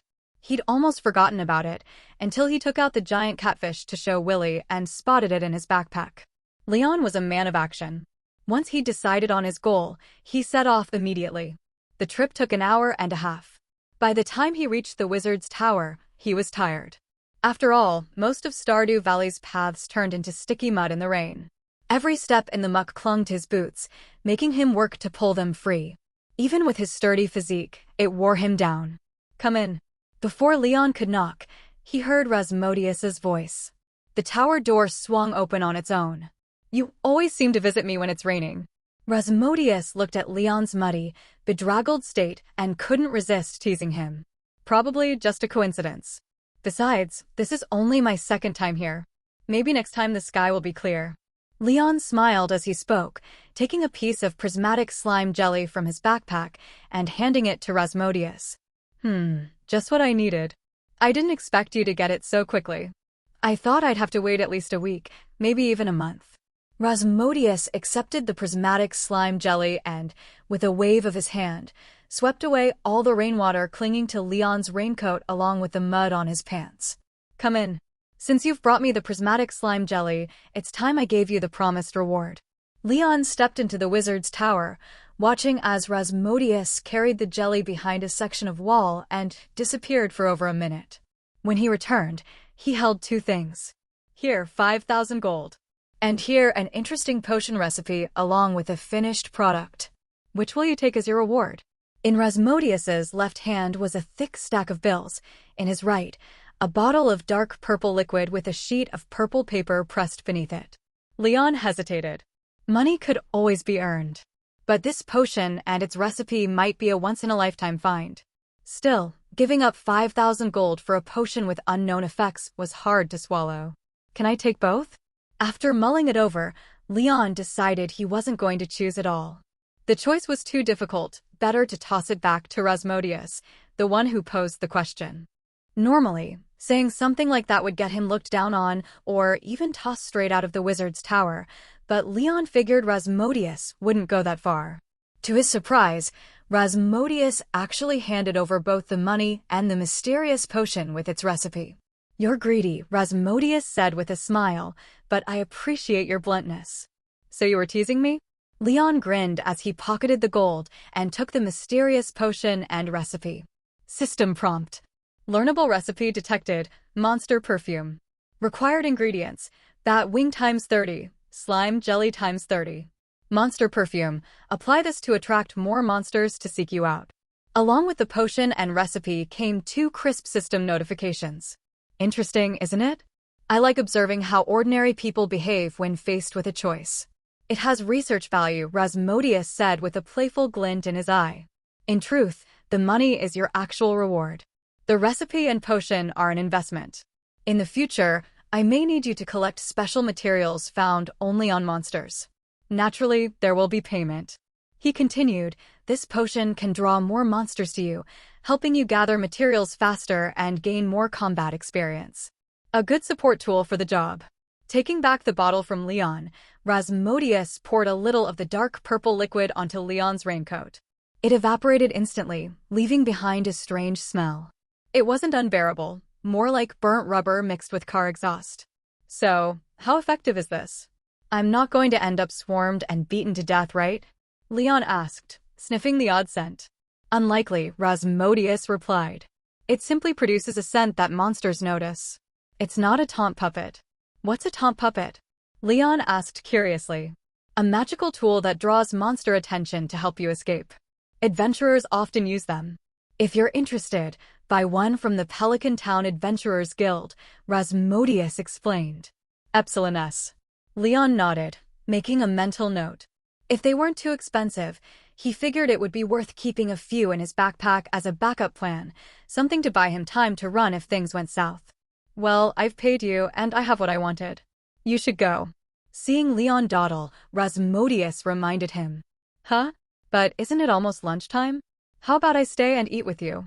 Leon suggested eagerly. After all, since he was already here, it wouldn't hurt to build more rapport with this powerful figure. Who knew, he might score something extra. Plus, Leon was curious about what someone like Rasmodius actually ate. Or did he just absorb energy like a plant doing photosynthesis? But Rasmodius only gave Leon a sidelong glance, and the next moment, Leon's vision blurred. When it cleared, he was standing under the largest ancient tree in the coal forest. Leon looked around awkwardly. He'd been forcibly sent away. What puzzled him was why Rasmodius hadn't sent him directly to the farm. Sure, this spot was close, but he still had to walk a few minutes. Glancing at his watch, it was only 10:30. Too early to do much back at the farm. So he turned south toward the small pier to try out his new fishing rod. Halfway there, he noticed a commotion to the west. The ground trembled underfoot. It was hard to ignore. Curiosity piqued, Leon wondered what was happening. If memory served, west of the coal forest was the secret woods.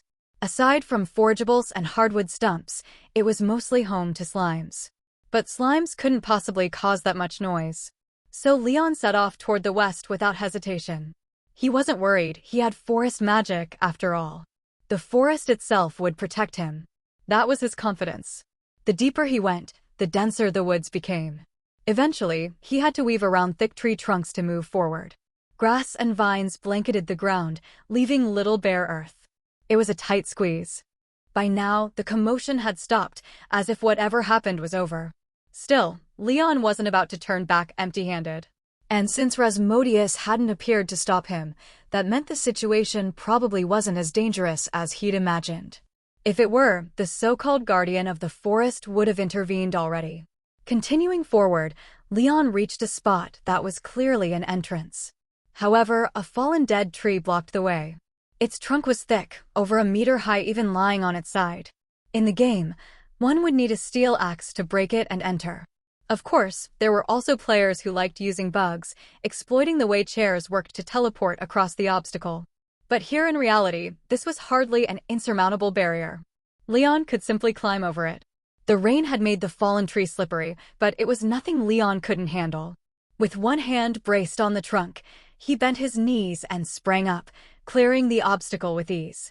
On the other side, Leon immediately noticed the difference in the terrain. If the ground in the coal forest was overrun with weeds, then the land here in the secret woods looked more like a meticulously maintained football field. The grass was so flat it resembled a green carpet, soft underfoot and barely holding any water. If it weren't for the presence of slimes, this would have been the perfect spot for a picnic. Stepping onto the lush grass and moving into the tree-encircled area, Leon drew his galaxy watermelon knife. After all, with slimes in the area, it only made sense to have a weapon ready. But to his surprise, the deeper he went into the secret woods, the more unusual it became. There were no slimes and not even a single hardwood stump. The vast secret woods were sealed on all sides by densely packed trees, forming a wall.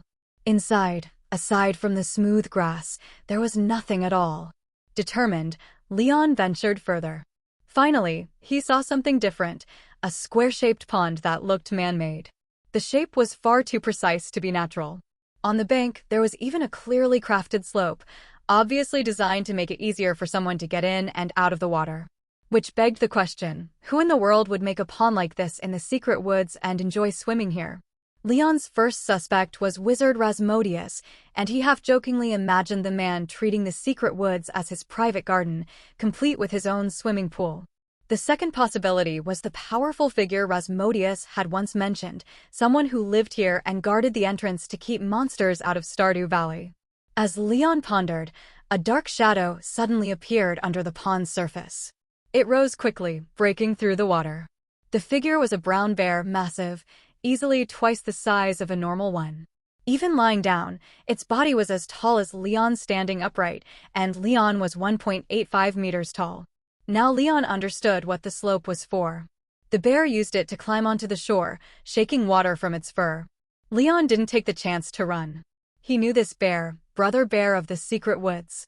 If players brought him maple syrup after finding the clue in a secret note, he would teach them a special ability that tripled the value of all foraged berries. He also played a key role in helping Emily reach 10 hearts in her friendship storyline. In short, harmless. And his appearance answered Leon's earlier question. This must be the resident Rasmodius had spoken of. Hoo-ha, hoo-ha. Human, you smell so good. The brown bear's nose twitched as he breathed heavily, padding right up to Leon. Can I have a lick? Better not. That scent's probably from the monster cologne I sprayed on myself.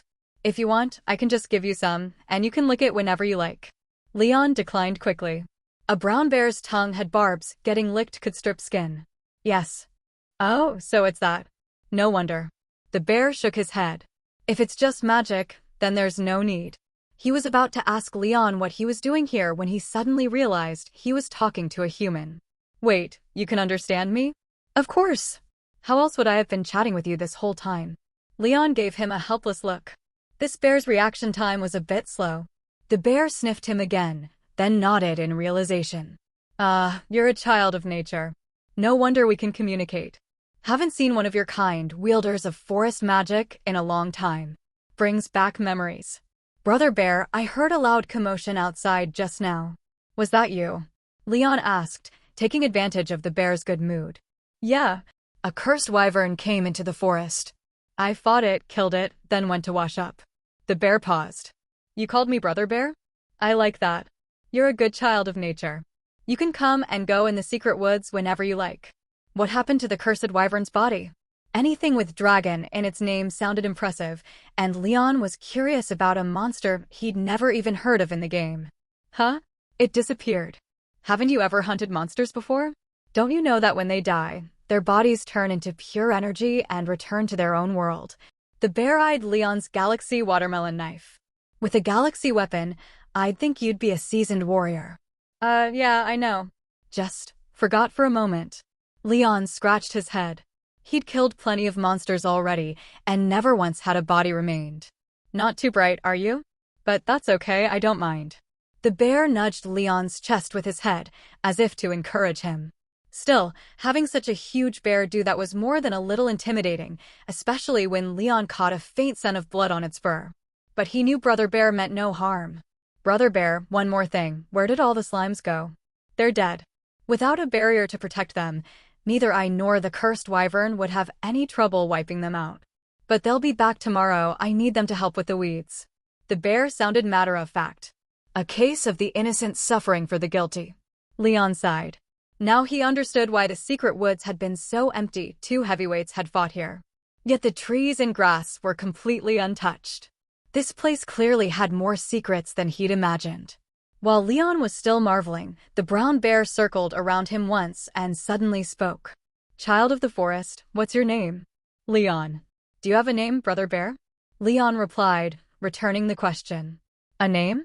I think I did, once. The brown bear sat down heavily, propping his chin up with his forepaws, mimicking a human in deep thought. But no matter how long he thought, he couldn't recall it. I've forgotten.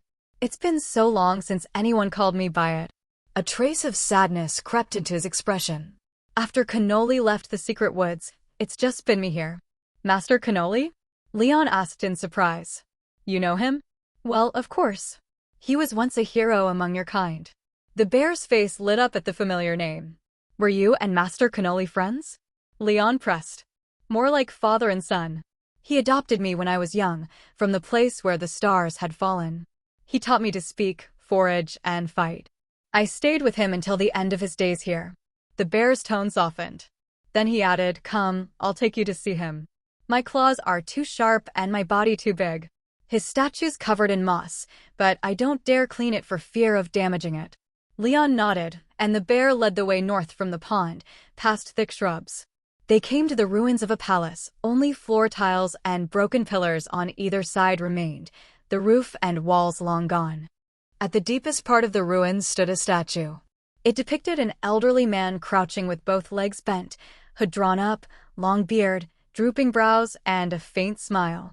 He looked every bit the kindly elder. Was this place destroyed in a battle? Leon asked. This was once our home. But I grew too big and the house couldn't hold me. I wanted to see Canoli's statue often, so I took the roof off. Back then, I couldn't control my strength well, and it ended up like this. The bear scratched his head in embarrassment. I understand, Leon said, offering comfort. Please. Your hands are far nimbler than my claws. The bear chuckled awkwardly and pointed to the moss on the statue. Leon didn't hesitate. He stepped forward and carefully stripped away all the moss from the statue of Master Canoli. Soon, the entire figure was clean. When Leon removed the final patch from the top of the statue's head, he noticed something carved beneath. Still chasing the sweetest taste. I never noticed that before. He loved sweets, so do I. Maybe it was his last wish. The bear, seeing Leon's curiosity, came closer to look. What's the sweetest thing, Brother Bear? Any idea? Leon already knew the answer, but he wanted to see if the bear could give more clues. No. The sweetest thing I've eaten is maple syrup. I don't really care for most human food, so I have no idea what Canoli sought. The bear shook his head. But you're clever. All forest children are. Can I ask you to fulfill his last wish? Of course. Leon nodded. Even without the request, he wouldn't pass up the chance to trade with Master Canoli. In the game, this meant exchanging a sweet gem berry for a star drop, one of the 7 in existence. Interestingly, Master Canoli's name had once been oddly translated as Fried Cheese Roll Master, leaving players baffled. Alright. Thank you, Leon. You're a good man. The bear rubbed against him happily. I also have a personal request. What is it? Could you bring me some maple syrup? I haven't tasted syrup gathered by humans in a long time. I miss it. The bear's voice softened, then he added, I'll pay you. I know you humans expect that. Bring me maple syrup and I'll teach you a very useful magic. No problem. I'll bring you a big jar so you'll have your fill. But it'll take some time. Leon smiled in agreement, thinking it was amusing that he'd triggered the secret note event early, straight from the source himself. Good. I'll be here. I've been here for so long already, and I'll probably stay here much longer. Just come find me when you have it. I've memorized your scent. If you're in the secret woods, I'll know. The bear sounded pleased and rubbed against Leon again. You've never left the secret woods? Leon asked, curious why an intelligent creature like this would remain here. Canoli wanted to guard Stardew Valley. He's gone now, so I'll guard it in his place. The bear's tone was matter-of-fact. What do you eat here? Fruit. Sometimes fish. I dug that pond myself and asked a guardian to stock it. There are more fish than I can eat. You're welcome to fish there too, you're a friend, and I like sharing food with friends. Then I won't hold back. Leon grinned. He did need would skip from here, after all, for the old community center fish bundle. No problem. The bear smiled. Oh, and don't tell the townsfolk I'm here. I don't like being disturbed. Don't worry. They rarely come to the secret woods, it's dangerous for ordinary people. Good. The bear nodded, then glanced back at Master Canoli's statue. Leon, Canoli was a good man. He wouldn't let your help go unrewarded. If you fulfill his wish, he might surprise you. Don't forget. I won't. Trust me. Leon promised seriously. The bear rubbed his head against Leon again. I'm a bit tired. I'm going to sleep. You can stay or leave, but if you see the forest's trees start changing color, leave quickly. Why? It means the warning barrier's been triggered. Monsters from the desert are coming. Any that can trigger it are strong, and you could be in danger. The bear's expression grew solemn. You're my friend. I don't want you hurt. Leaving is the best choice. Leon nodded solemnly, indicating that he had taken note of it. Only then did the brown bear, looking satisfied, sway its massive body toward the forest. The tightly packed trees ahead parted miraculously to either side, forming a clear passage for it to walk through. Leon sighed. It wasn't regret over the bear's abrupt departure, it was helplessness at that stubborn personality. Even though it was injured, the big guy had insisted on chatting with him for so long, acting as if nothing was wrong. Who did it even learn that from? Leon wasn't a fool. The first time the bear brushed against him, he had caught a faint scent of blood. At first, he assumed it came from the monster the bear had fought. But on second thought, that couldn't be right. Monster corpses disappeared after death, taking every trace of their bodies with them. There was no way blood would remain on the bear. Leon had seen that scene enough times himself. He'd slain more than a few monsters. So the scent could only have come from the bear itself. It must have been wounded in its battle with that cursed flying dragon. Still, the injury couldn't be too serious. Although there was a smell of blood, Leon hadn't seen any fresh bleeding afterward. That was why he hadn't said anything. Part of it was to preserve the bear's dignity. Part of it was to avoid making it uneasy. After all, a wounded wild beast was dangerous, especially if it realized its injury had been noticed. Even if the bear showed human-like intelligence, Leon still kept his guard up until the moment the bear called him a friend. That completely erased his wariness. He could feel that the words were sincere. It was an odd feeling, maybe it was the effect of forest magic, but Leon was certain he could trust the bear. Still, he kept the bear's injury in mind. After it left, Leon exited the secret forest and went straight to Rasmodius's wizard tower, knocking on the door. What are you here for again? He had barely knocked once when the door swung open on its own. Rasmodius stood there, looking at Leon with exasperation. I saw the brown bear in the secret forest. It's hurt. I want to get some medicine for it. I can pay or take your next commission for free. Leon explained his purpose. Oh, that? You don't need to worry about it. Its constitution is far stronger than you think. It'll heal completely after a single night's rest. Rasmodius reassured him. Oh, if the wizard said so, Leon would believe it. It's a good fellow. You should spend more time with it. If there's nothing else, you should head home. I have experiments to conduct. Don't disturb me. Rasmodius spoke firmly, making it clear he was sending Leon away. All right. But, could you teleport me back? I want to feel that sensation again. Leon rubbed his hands together, hopeful. The only reply was the tower's massive door slamming shut. If Leon hadn't been standing clear, the impact might have flattened him. Stingy, Leon muttered. The moment the words left his mouth, his vision blurred. When it cleared, he found himself standing at the door of his farmhouse. So the wizard really was a bit Sundra. Since he was already back, Leon decided to take a quick trip through the rain to the smelting area. The furnace had gone cold. After all, a night and half a morning had passed. The copper bars were long finished. He stored 4 of them away, then loaded new ore and coal into the furnace, keeping it running. It wasn't like it needed rest, it wasn't human, so Leon had no guilt about pushing it nonstop. He also hadn't forgotten Brother Bear's request for a bottle of maple syrup. To get that, he'd first need tree sap. Normally, that meant finding a maple tree, cutting a hole, and hanging a container underneath. How much he got depended on time. But Leon had the system, and if he remembered right, the tree tapper became available at Foraging level 3. RNE. He was only level 1 now, 2 levels to go. The fastest way to gain experience, apart from gathering wild plants, was chopping trees. That would also stockpile wood for later. The last time he'd cut trees was when he first came to Red Star Farm to clear land. His wood reserves were running low. He decided to leave the logging for the afternoon. He hadn't had lunch yet. It was raining, so the outdoor fire pit was useless. He rummaged in the fridge, threw together a quick vegetable salad, and ate. After a short rest, it was time to work. He started with the farm trees. Apart from the area near his cabin, most of the land was wild, full of trees and weeds. He hadn't bothered to clear it before, but now he had a reason. Before chopping, he tried using his Galaxy watermelon blade as a logging tool. It easily sliced through trunks, but the fallen trees didn't turn into lumber, they stayed as whole logs. Not what he wanted. So he switched to his axe. The system's tools defied reason. Just a few random chops at a fallen trunk could break it down into neat, uniform lumber. Leon didn't care about the logic. With axe in hand, he started felling every tree on the farm. His stamina was more than enough to keep going without breaks. A chime echoed in his mind. Prolonged logging has deepened your insight into foraging techniques. Your foraging level has increased by 1.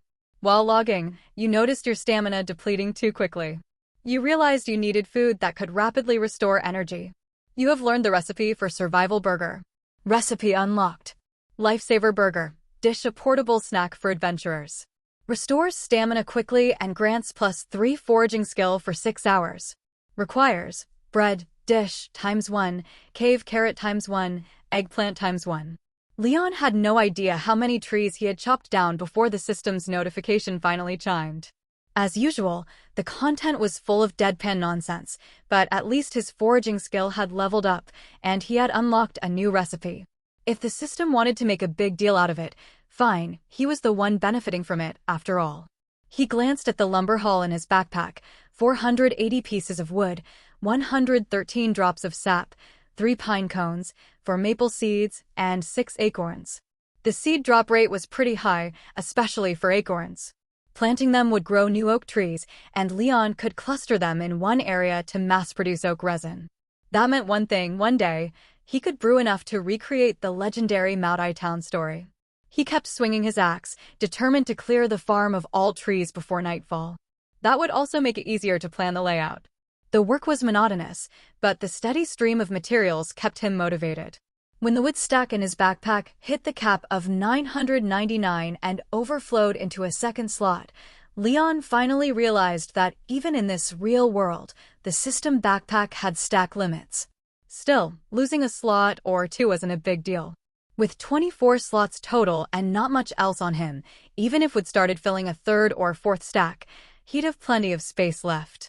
What did disappoint him was that by the time every tree on the farm was gone, the system still hadn't triggered another foraging level up. So, he headed north into the remote forest, chopping wild trees for over an hour before the system finally spoke again. Prolonged logging has given you new insight into foraging techniques. Your foraging skill has increased by 1 level. You've realized that aside from wood, trees also yield sap as a resource. To collect sap from different trees, you've developed the tapper. Tapper crafting recipe unlocked. Tapper, place on maple, oak, or pine trees and wait for the container to fill with sap. Requires wood ×40, copper bar ×2. Phew, finally. Reaching foraging level 3 and unlocking the tapper recipe made Leon let out a long breath. He stored his axe and rubbed his sore arm. He had spent the entire afternoon swinging it. Even with his enhanced physique, the relentless chopping had left him drained. If it hadn't been for his determination to hit level 3 foraging, he would have gone home hours ago. But it was worth it. He had reached his goal, and the effort hadn't been in vain. Flexing his stiff fingers, Leon checked his watch. The hands were pointing to 7. It was completely dark now. The rain had stopped, but heavy clouds still covered the sky, hiding the stars. Hungry. Heading back toward the farm, he felt not only the ache in his arms, but also a gnawing hunger. The meager energy from the salad at noon had long burned away, and right now he felt like he could eat an entire cow. The rain might have stopped, but the fire pit would still be waterlogged. Cooking would be a hassle. Since he also needed to ask Emily about the price of 2 crystals, one yellow, one purple, he decided to go into Pelican Town instead. An epsilon.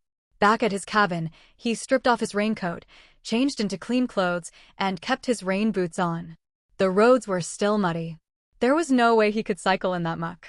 Even though his bike could handle a lot, post-rain mud would stop it dead. So, Leon experienced the rare joy of walking on foot again. Half an hour later, he arrived in Pelican Town. The moment he hit the freshly repaired cobblestone streets, he hopped onto his bike and rode straight to Gus's Star Drop Saloon. He parked at the door, stepped inside, and called out loudly, "Gus, bring me one of everything on today's special menu." His voice carried, drawing everyone's eyes. No one seemed annoyed, though, on the contrary, they laughed and joined in. "Gus, did you hear that? Our farmer's starving. Get to the kitchen." "Haha, of course. Long day, huh, Leon? Have a seat. I'll whip it up right now," Gus replied warmly before disappearing into the kitchen. "Leon, after you eat, how about a drink?" "My treat," said Lewis, one of the regulars. Leon glanced at the seat across from Lewis, where Marnie sat, and waved him off. "Lewis, I really can't hold my liquor. You don't want to find me passed out in a ditch tomorrow and hauled to the clinic by some kind stranger, do you?" "You're right. Staying sober's a good thing." "You're still young, your health's worth more than anything," Lewis said, abandoning the idea of getting him drunk. "Go relax at the bar. I won't bother you." Leon headed for the bar, where Emily came over to chat. "You seem pretty cheerful today. Usually you're not this loud when you come in." He really was in a good mood. Unlocking the tapper meant his brewing empire had taken its first step. "Is it because you caught a big fish today? Haley told me you reeled in a giant catfish over 2 meters long from the river outside our house," Emily asked, handing him a cup of hot water. It had just stopped raining, and she figured the walk must have been chilly.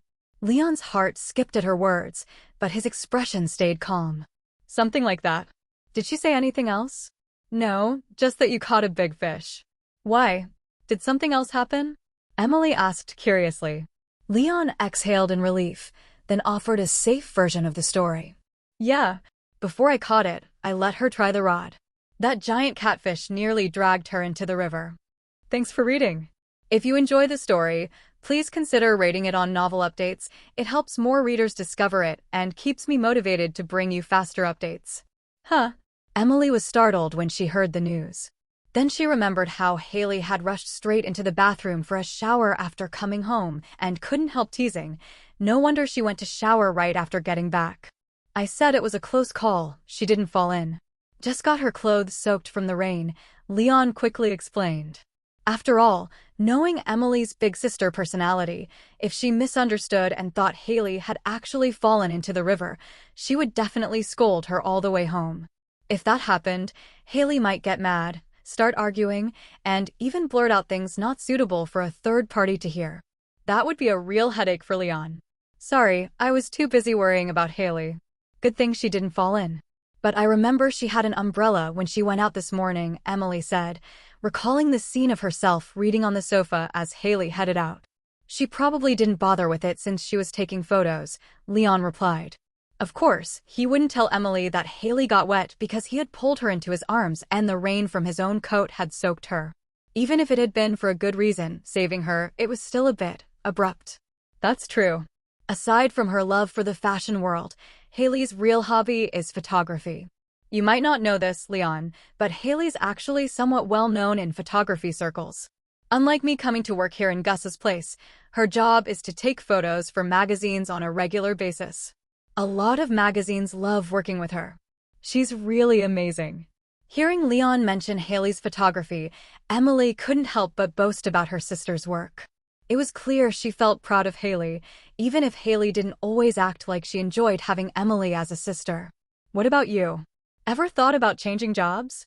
Leon recalled something Clint had said and decided to test Emily's thoughts. After all, he'd likely be visiting the mines often in the future, which meant he'd have no shortage of gems. If he could work with Emily in the jewelry business, maybe they could even create their own brand of jewelry. No. Honestly, if I wanted, I could use my parents' connections to work as a jewelry designer in a big city. I can also do handwoven crafts, so being a fashion designer wouldn't be a problem either. But I don't want to leave Pelican Town, Emily replied.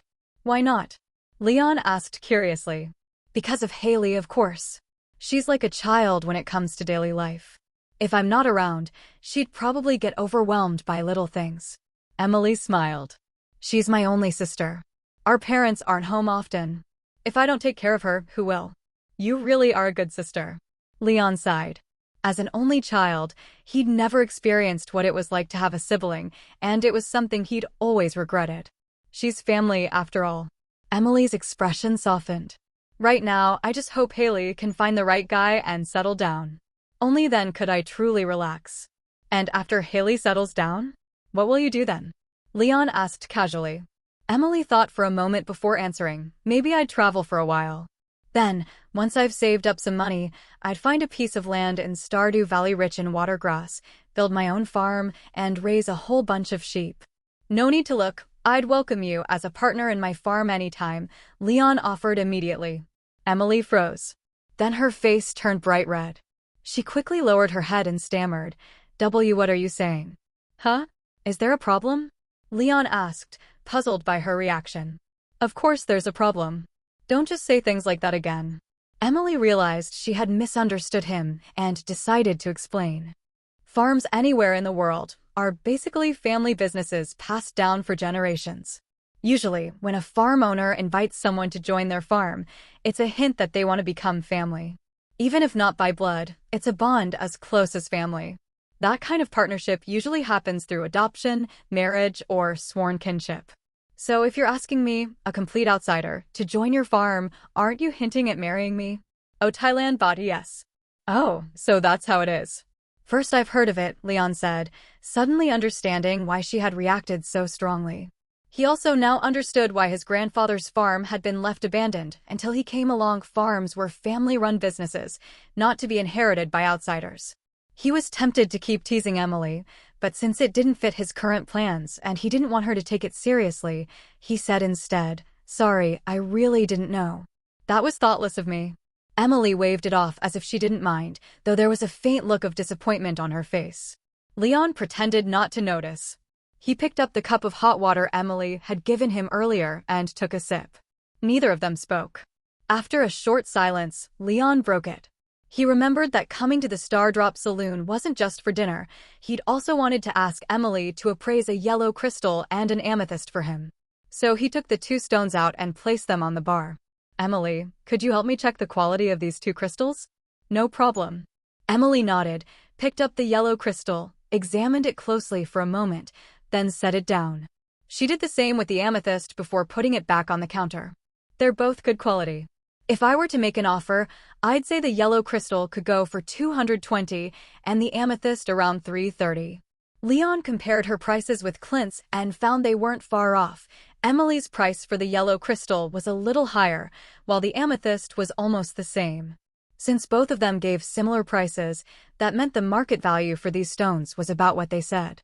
Once the two test crystals he'd placed in the shipping bin were sold, Leon planned to check the sales report. If the shipping bin's prices for gems were lower than Emily and Clint's offers, then he'd sell future gems to Clint. But if they were close, the shipping bin would still be his first choice. After all, Clint's place was a long walk away, while the shipping bin was right outside his door. It would save him time and also show Lewis that he wasn't slacking after inheriting the farm. That way, Leon could also reassure Lewis that he really was contributing to Pelican Town's economy, so Lewis wouldn't think the farm support funds he'd provided were wasted. After chatting with Emily for a while longer, Gus carried out a large tray of food from the kitchen.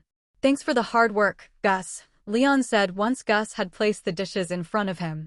"Haha, not at all. I'm a chef. Cooking food that fills my guests' stomachs is my duty." Gus waved a hand and grinned at Leon. "Starfruit is always open to you, Leon." "Haha, then I guess I'll be coming to bother you often," Leon replied with a laugh. "Good." Gus nodded, then remembered to add, "Still, I suggest you cook for yourself sometimes.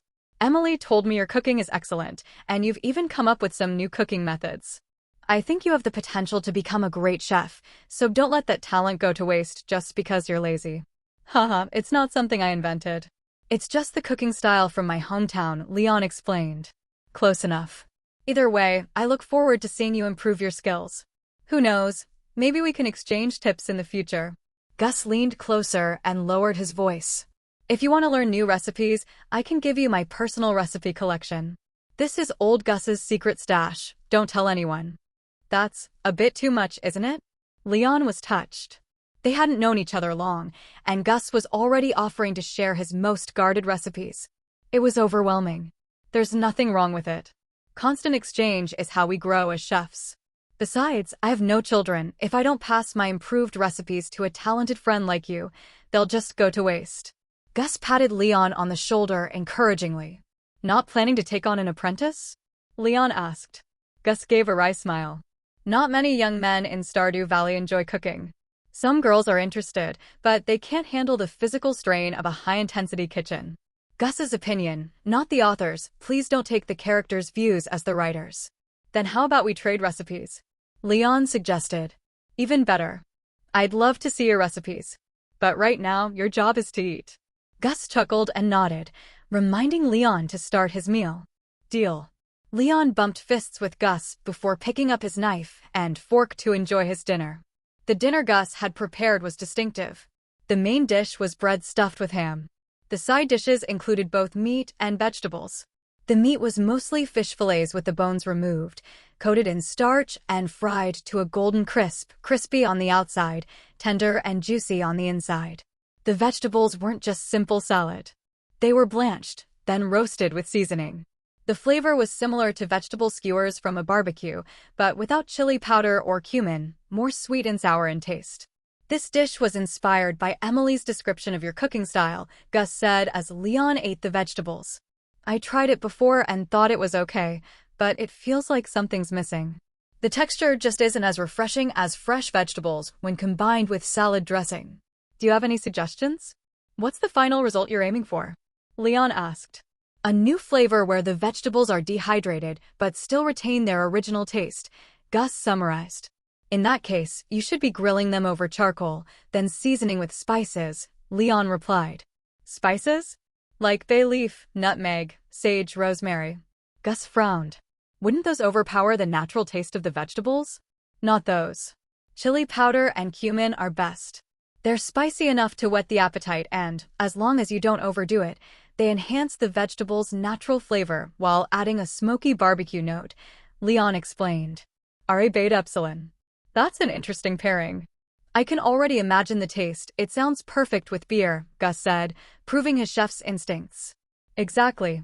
Think of it as barbecue, but with vegetables instead of meat. Of course, you could try it with meat too. It might work just as well," Leon added, recalling his favorite late-night barbecue joints. If Gus started serving barbecue at Starfruit, having a beer with some skewers would be fantastic. "That's a great idea.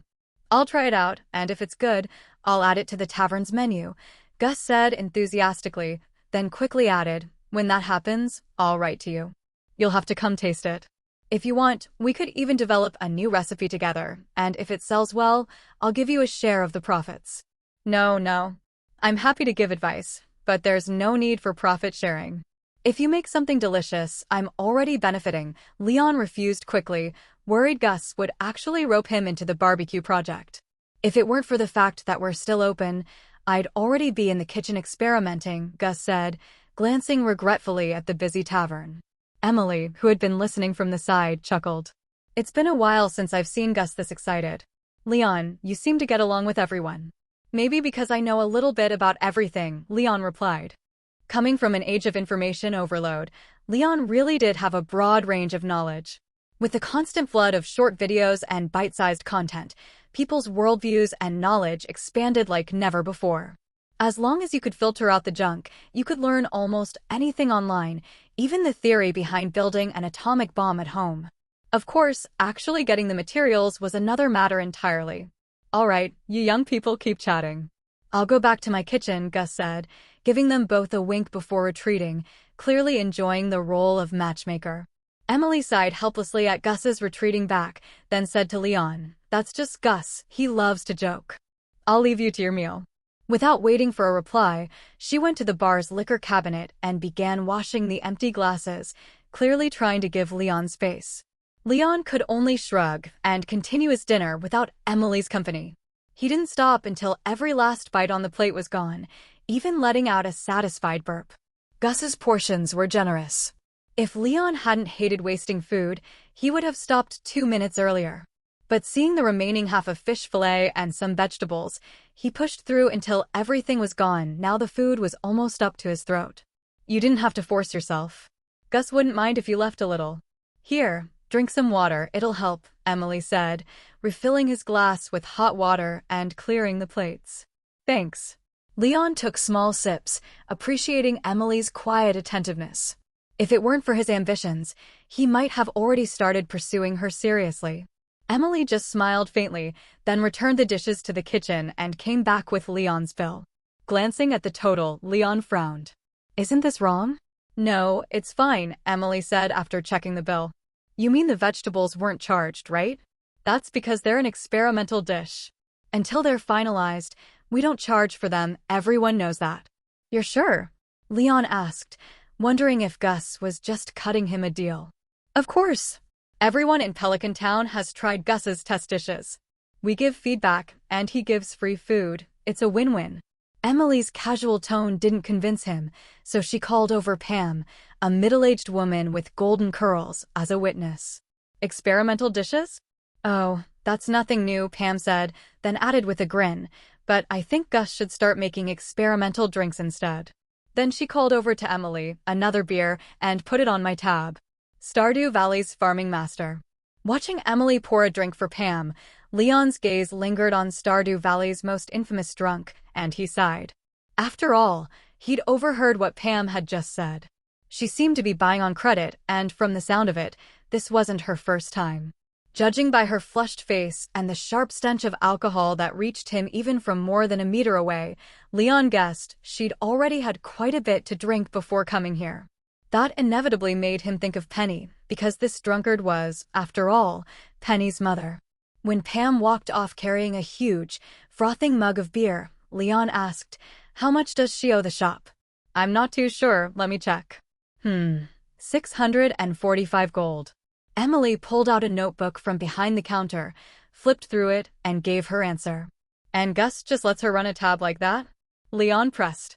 "She's an old customer, and you know Gus's personality," Emily said, her expression tinged with helplessness. It was clear she wasn't happy about Pam taking advantage of Gus's kindness to feed her drinking habit. "Do you think she's likely to pay it back?"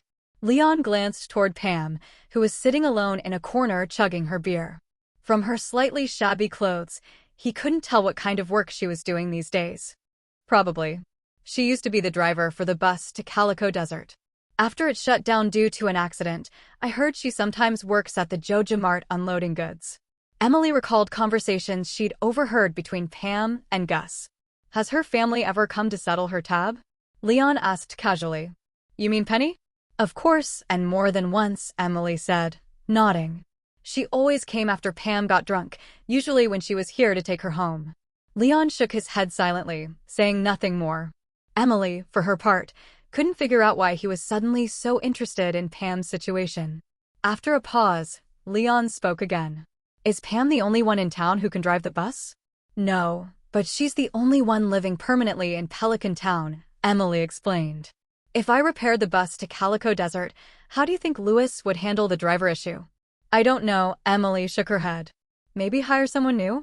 Or just let Pam run it again." "I'll go have a word with Lewis." Leon said his goodbyes to Emily and went to find Lewis, who was chatting happily with Marnie. "Marnie, mind if I borrow Lewis for a bit?" He cracked a joke as he walked up, giving Lewis a meaningful wink. "Of course, go ahead," Marnie said, a little surprised before covering her mouth with a laugh. She started to step away, but Lewis stood up first and moved aside with Leon. "What's the matter?" "I'm planning to repair the bus to Calico Desert in the future, and I have some questions about the driver," Leon said seriously. "That's great news," Lewis replied, looking pleased. "As for the driver, I'll leave that up to you. It's your bus, after all. I don't know much about the people in Pelican Town. I just wanted to hear your plans." Leon deliberately glanced toward Pam as Lewis listened. "You're worried I'll let Pam drive again? Looks like you've heard about that incident." Lewis's expression turned a little awkward. "Leon, you might not know this, but Pam's the only person in Stardew Valley with a bus license, even if she is a drunk." "So you still prefer Pam," Leon said, understanding Lewis's stance from his expression. "Yes. Pam may drink heavily, but she takes her work seriously, and she never drinks on the job. That bus accident wasn't caused by her driving drunk, no matter what the rumors say. If she had done something that reckless, the laws of the Fengel Republic would have had her arrested and in prison right away." Lewis explained patiently. What actually happened then?" Leon asked. "This was years ago, but I remember it well. Pam was working normally that day. On the return trip from Calico Desert, there were 4 passengers, 3 locals and 1 tourist." Lewis's expression grew complicated at the mention of the tourist. The problem was that tourist. He turned out to be a spy from the Gautreaux Empire. Just as the bus was entering Stardew Valley, he jabbed Pam with a tranquilizer needle. She passed out, the bus lost control, and crashed in the tunnel. A spy? Why target Pam? Leon was floored. The whole thing was wildly different from what he'd expected. "Remember the museum robbery? When all the ancient minerals were stolen?" Lewis reminded him. "So the day of the bus crash was the same day the former museum curator fled?" Leon caught on instantly. "Exactly. Pam was bait. The crash happened close to the valley, and when word spread, a lot of our able-bodied folks rushed to help. That left Pelican Town short-handed, which gave the curator a perfect chance to escape by boat with a haul of treasures." Lewis sighed. "When we found Pam, she was still unconscious. The rescuers assumed she was drunk, which is how the rumor of drunk driving started." "She never tried to explain? Or was she ordered to keep quiet?" Leon asked. "The latter. At the time, the Fengel Republic wasn't at war with the Gautreaux Empire. To avoid public panic, government agents spoke to her directly. I was there as both a witness and her guarantor." Lewis shook his head. "The government gave her some compensation, but it wasn't much. She couldn't refuse and didn't dare to. So she's carried that blame ever since. The people of Stardew Valley owe her both an apology and a job. That's why I think she's still the best choice to drive once the bus is repaired." "I see." Leon now understood a lot more, and most of his misgivings about Pam faded away. "But if it was an official secret, aren't you worried about breaking the law by telling me? This war's almost over. The Gautreaux Empire's defenses are about to collapse. They'll surrender by autumn or winter at the latest. And the secrecy order's about to expire anyway." That surprised Leon. Why would a small-town mayor far from the war front know something like that? Seeing his confusion, Lewis smiled. "I have good ties with the governor. Plus, Jody's husband is on the front lines. As Pelican Town's mayor and Kent's friend, it's my duty to look out for my friends." Pam's backstory just got a lot more layered, huh? "I've always liked her. She might have her flaws, but she gives great gifts, and she's got Penny. So, since the outcome of this war is about to be decided, what will the Gautreaux Empire have to give up?" Since Lewis knew about the international situation, Leon naturally wasn't going to miss the chance to dig for more information. "Probably an expansion of territory in the Gem Sea," Lewis replied. "The Gautreaux Empire itself doesn't have anything the Fengir Republic particularly needs. But its territorial waters, that's something the Fengir Republic has always coveted. With victory this time, most of the islands in the Gem Sea will likely become Fengir territory." "Why is the Fengir Republic so interested in those islands?" Leon pressed. "I don't know what the higher-ups are thinking. But almost every one of those islands in the Gem Sea has ruins and secrets from ancient times. That might be what they're after." Lewis lowered his voice at the end. "Don't tell anyone about what we talked about today. That includes anything about Pam." I'll reveal the truth when the bus to the Calico Desert is repaired. All right, Leon agreed.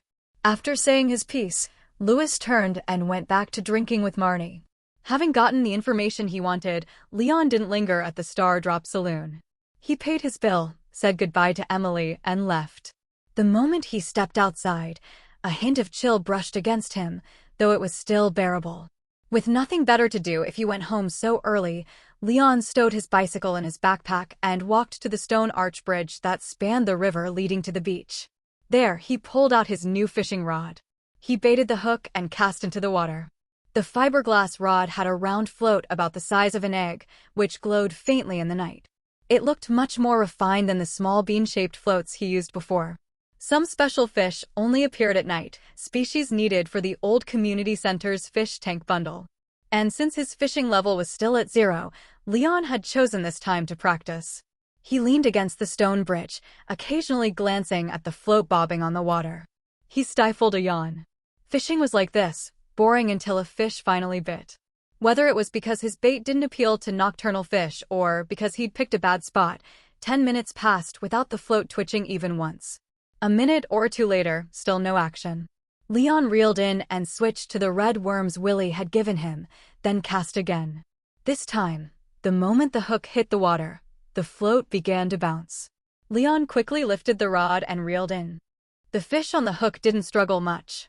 If not for the faint resistance, he might have thought he'd hooked a piece of trash. When he pulled it out, he saw a silver-scaled fish a little longer than chopsticks, with pale blue fins. Bream, a common river fish active at night. Landing his target fish in one try, Leon was pleased. He also remembered Willy's praise for his homemade bait. Now, Leon felt that Willy had only said that to encourage him. In truth, the old fisherman's recommended bait completely outclassed his homemade one. Still, Leon wasn't ready to believe his bait was that bad. So he switched back to his own bait and cast again. 2 minutes later, the float moved. He reeled in with little resistance, hauling up a smallmouth bass. After putting the bass away, he switched back to red worms. A minute later, another bream came up. That puzzled him. Testing back and forth a few times, he realized his homemade bait seemed to work well on smallmouth bass, but bream only seemed to like red worms. Nearly every time he used them, he caught one. And the results left Leon uncertain. If his bait was useless, why would smallmouth bass fight it? If it worked, why would bream ignore it? Unfortunately, he hadn't hooked another catfish the whole time. He couldn't tell if the one he caught earlier with his homemade bait was pure luck or if catfish really liked it. Forget it. Let's try the beach. Leon packed up. He wasn't going to waste more time on the town's river. Without catfish, even a huge haul of smallmouth bass and bream wouldn't be worth much. They were too small and bit too often to be valuable. Since he'd already started fishing tonight, he might as well see if he could catch another fish needed for the bundle, the eel. And with his fishing level still at 0, Leon decided he wouldn't go home until that 0 became a 1. At night, the beach was quiet except for the waves. The dark, oppressive sea stretched into the distance. With the sky shrouded in clouds, the stars were hidden and the moonlight was thin. The damp, chilly sea breeze made Leon feel like he'd walked into a horror movie. But Leon wasn't easily spooked. He stepped onto the pier, found a good spot, and cast his line. This time, he used red worms. Willy's advice still rang true. His homemade bait just wasn't tempting to see fish, while red worms were a tried and true choice. Facing the wind and watching the sea, Leon soon noticed the float stir. He reeled in, but the line instantly went taut, and to his surprise, he couldn't turn the reel at all. The pull felt like he'd hooked something huge and heavy. No matter how much strength he put in, the fiberglass rod bent into a bow, but not an inch of line came back. After several futile attempts, Leon sighed. He was certain he'd hooked an entire planet. Just as he was about to pull out his galaxy watermelon knife to cut the line, he noticed a black shadow rising from the depths, growing larger, coming from the exact direction of his hook. Instantly, Leon drew his galaxy watermelon knife and stood ready. An ordinary person would have either dropped the rod and run or cut the line on the spot.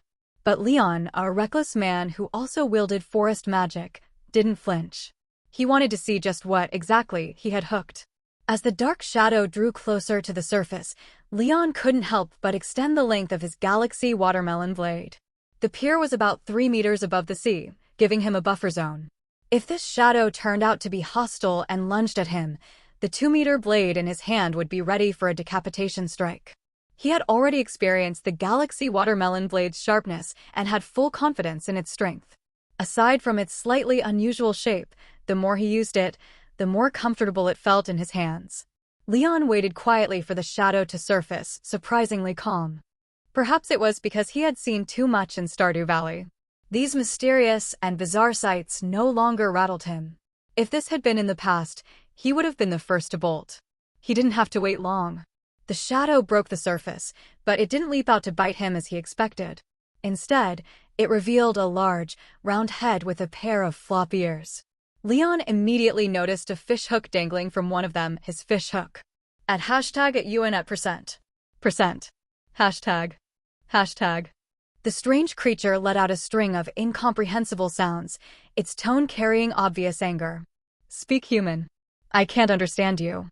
Seeing no signs of aggression, Leon crouched and called out to the strange creature in the water. At UN. Hashtag. At hashtag.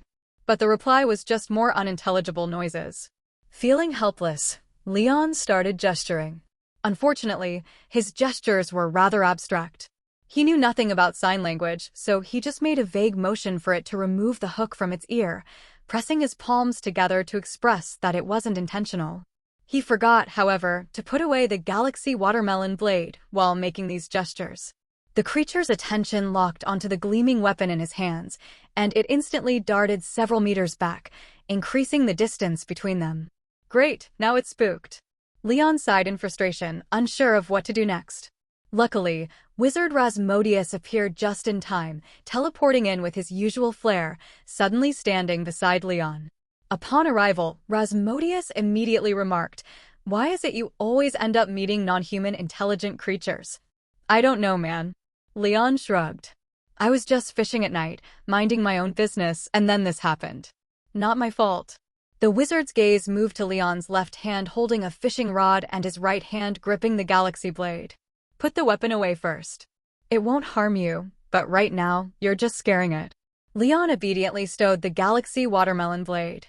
Rasmodius reached out and, with a flick of his hand, removed the fish hook from the creature's ear. He healed the small wound left behind, then spoke a series of unfamiliar words in the same strange language. Leon noticed the creature's expression brightening. It swam closer again. "What's going on?" Leon asked curiously. "It knows you didn't mean any harm. I also told it you'd give it some compensation. Now it's waiting for your gift," Rasmodius explained. "Huh?" Leon was stunned for a moment. "What kind of gift?" "A river fish will do. Ocean creatures like this rarely see river fish. They're considered quite a delicacy," Rasmodius replied. "Oh." Leon pulled a small mouth base from his bag and, under the creature's round-eyed gaze, tossed it into the sea. The mysterious creature leapt up eagerly, snatching the fish and swallowing it whole. In that moment, Leon finally saw its full appearance. It was a strange-looking being, green, all over like seaweed. Its head was rounded like a fathead fish, but its body resembled a human's, with webbed hands and feet and small fins at the elbows. A sea merman, Rasmodius said, giving Leon a quick lesson. One of the intelligent races of the ocean, and a subordinate species to merfolk. "Oh, I thought this was a mermaid." Leon felt relieved. If mermaids looked like this, then he'd suspect Willy's stories about mermaids were just a ploy to shatter his fantasies. Merfolk are human-like. Sea mermen are fish-like. Different species. And mermaids aren't rare, they interact with humans. In fact, the winter night market here in Stardew Valley has a mermaid-run show. If you're interested, you can come watch it at the pier. Leon nodded, then looked at the sea merman bobbing in the water. "So, we're good now?" "Yes, and you've earned its friendship, though that's not of much importance," Rasmodius confirmed. "Then why isn't it leaving?" Leon frowned slightly, not pleased with the sight. He was, after all, a sucker for appearances. "Because I have questions for it. Sea mermen rarely appear near the shore. If it's here, something must have happened in the ocean." Rasmodius began conversing with it in that strange language again. Leon listened in, but it was all gibberish to him. After more than 2 minutes, the sea merman dove back into the sea and disappeared. Find out anything? Leon perked up as soon as their talk ended. Yes. Nothing too serious. It's looking for the Neptune Greatsword, a weapon belonging to the merfolk, Rasmodius explained. It's a traditional weapon forged from ocean crystal ore. While valuable, it's not rare among merfolk. Probably just an unlucky one who lost it, so they sent a sea merman to find it. Why send a sea merman? Why not have the mermaid who lost it look for it herself? Leon asked. Because sea mermen are the merfolk's vassals' slaves, really. If you have slaves, why do the work yourself? Rasmodius replied matter-of-factly. Tisk, so even intelligent ocean species have slavery. That's feudalism for you. Leon clicked his tongue. If not for the merfolk's protection, the sea mermen would have been eaten by other sea creatures long ago. The merfolk give them safety, and in return, they serve the merfolk. Isn't that fair? Rasmodius gave Leon a pointed look. Humans had slavery too. Only with the rise of modern culture and liberated thought did we arrive at today's balanced society. Most non-human races have kept their systems unchanged. You can't define other cultures by human standards. Don't understand, but I respect it, Leon said with a nod. Rasmodes gave Leon a strange look at his words, then vanished right before him. Leon didn't mind the departure of this archmage. Just like when Rasmodes appeared, his movements were utterly unpredictable, nothing Leon could ever figure out. What did pique his curiosity was whether Rasmodes had sensed something unusual at the seaside or had simply been keeping tabs on him. If it was the former, Leon would gladly commend him for living up to his reputation as a devoted guardian. But if it was the latter, well, then Leon would seriously consider filing a complaint with the mage administration about this creepy old pervert. The merman was gone, Leon's hook was retrieved, and he rebaited it with a red worm before casting into the sea again.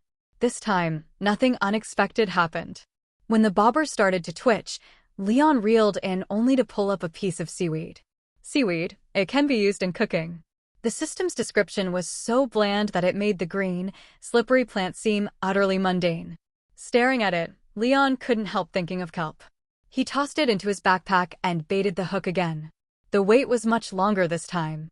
Only when he spotted a steady stream of bubbles rising from the surface did Leon quickly reel in and cast toward them.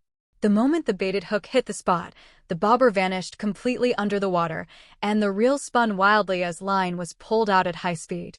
Leon gripped the rod tightly, controlling the reel's drag and slowly reclaiming the line.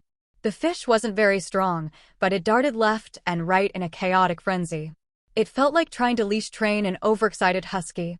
Fortunately, his fiberglass rod and line were sturdy, and he had plenty of length to play the fish. After more than a minute of this give and take, the pole began to weaken. Seize the moment when your opponent is weak, that was an ancestral truth. Leon spun the reel rapidly, dragging his slippery foe up to the surface. When the creature broke the water, Leon blinked. For a moment, he thought he'd hooked a snake. While he wasn't terrified of snakes, sea snakes were another matter. Their venom could be deadly with just one bite. That thought alone made him tense.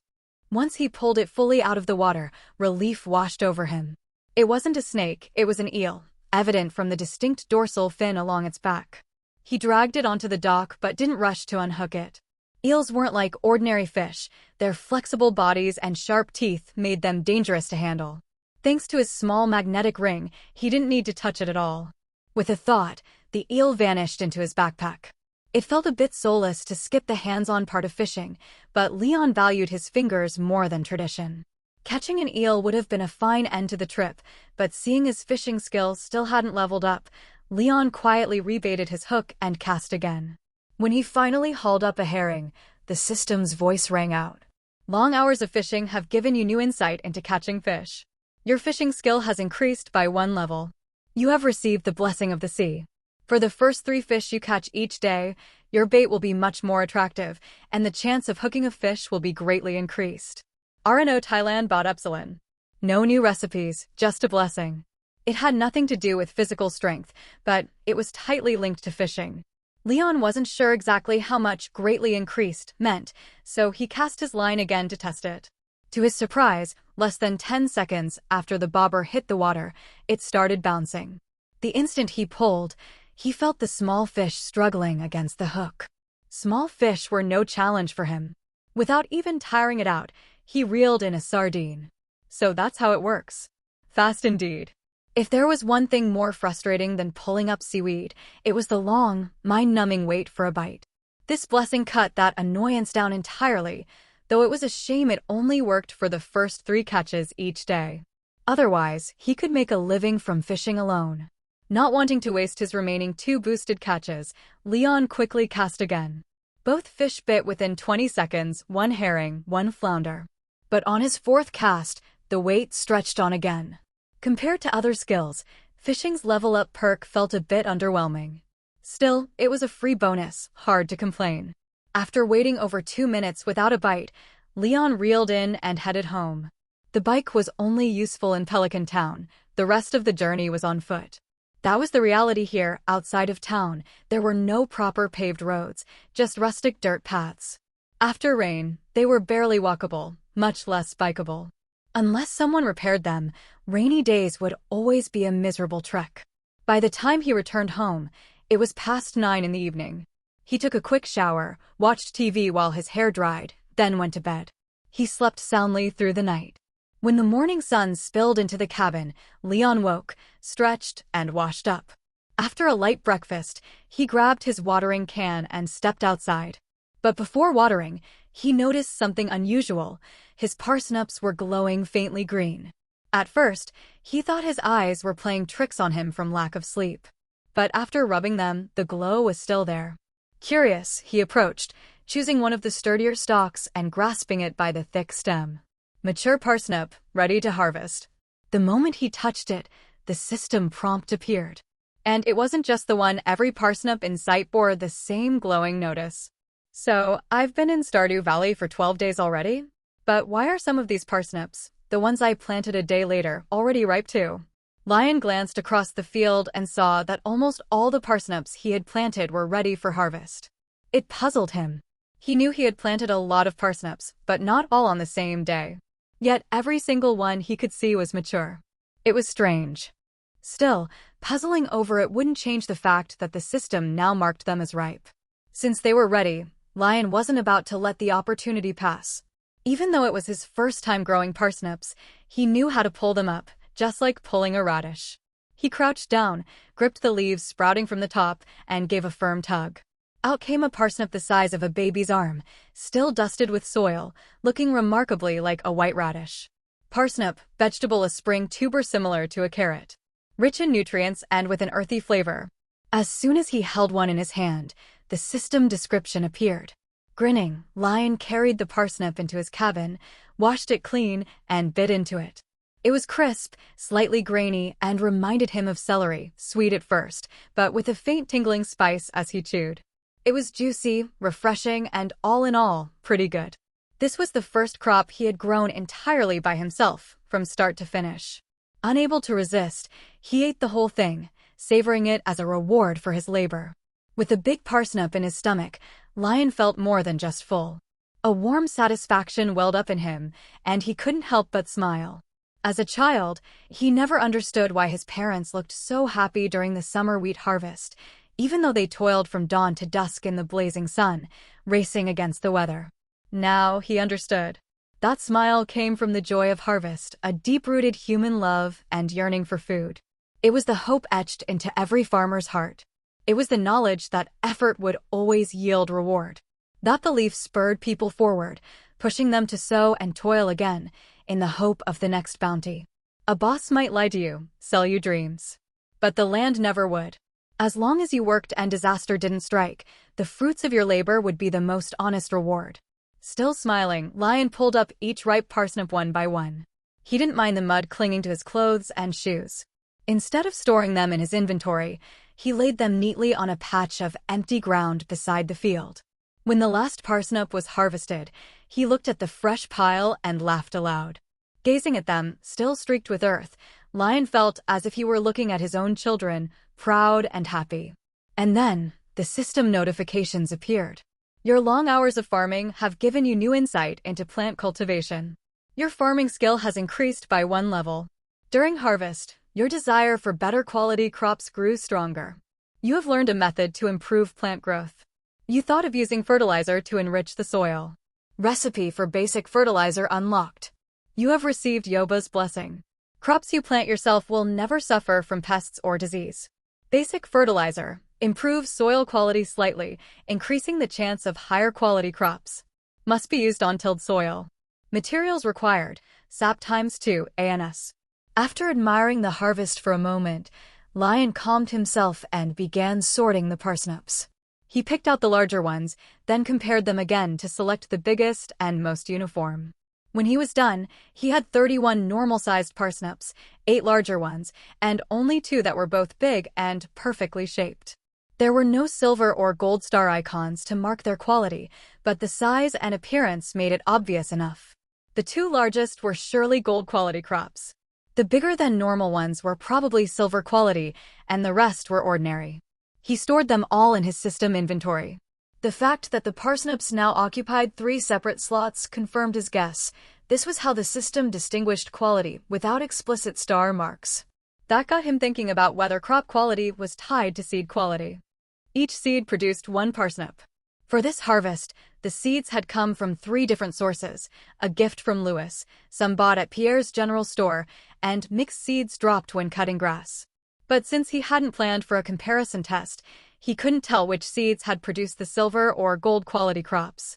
His guess was that the seeds themselves weren't very different in quality. If they had been, the system would have labeled them like the select cauliflower seeds Gunther had once given him. This harvest was probably thanks to the rich soil of Red Star Farm. Normal soil wouldn't have matured parsnips this fast, especially not when some were planted days apart. The timing still intrigued him. Unfortunately, there was no one to answer his questions. So Lion returned to his work. The harvested parsnips left small pits in the soil.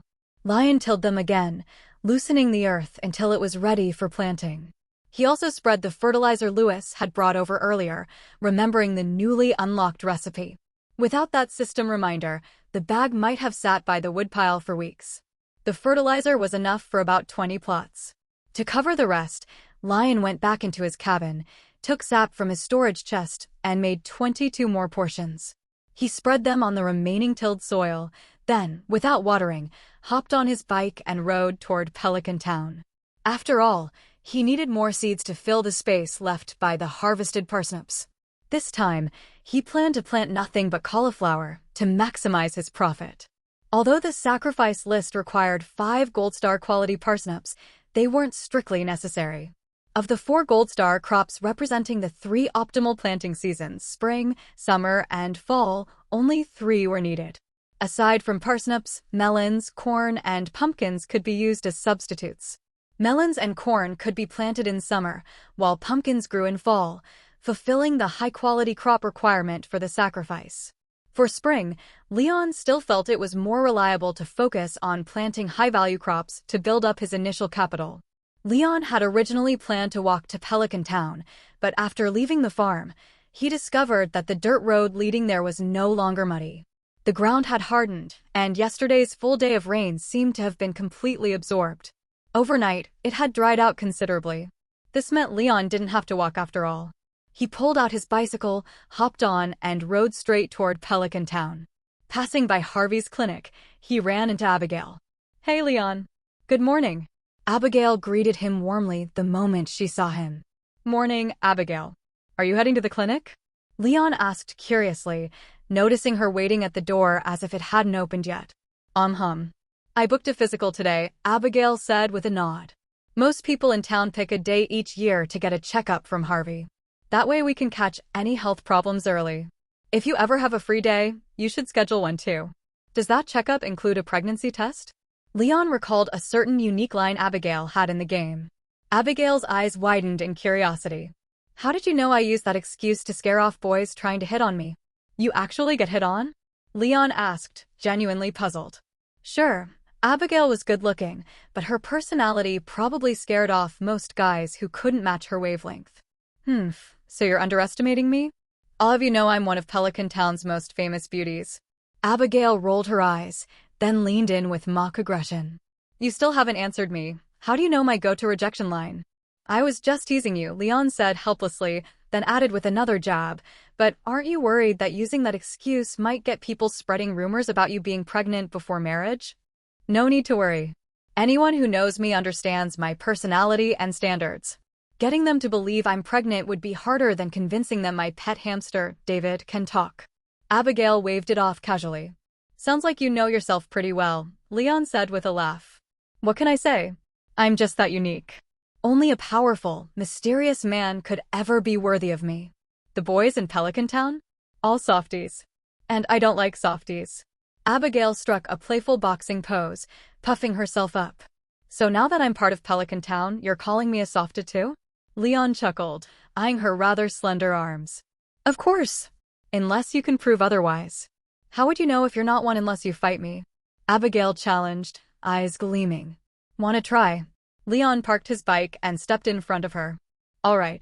Abigail nodded immediately, then hooked a finger at him. Want me to let you go first? I'm afraid if I start, you won't last even one move. You go first, Leon said, shaking his head. Oomph. Abigail snorted and suddenly threw a punch aimed at Leon's eye. She was quick, at least to a normal person's eyes. Unfortunately for her, Leon's combat assistance from the system, combined with his vastly enhanced physique, made her punch look like it was moving in slow motion. A slight tilt of his head, and he easily dodged her fist. Leon wasn't one to just stand there and get hit. Taking advantage of her forward-leaning stance and unsteady footing after missing, he stepped in, pressing his leg between hers, closing the distance.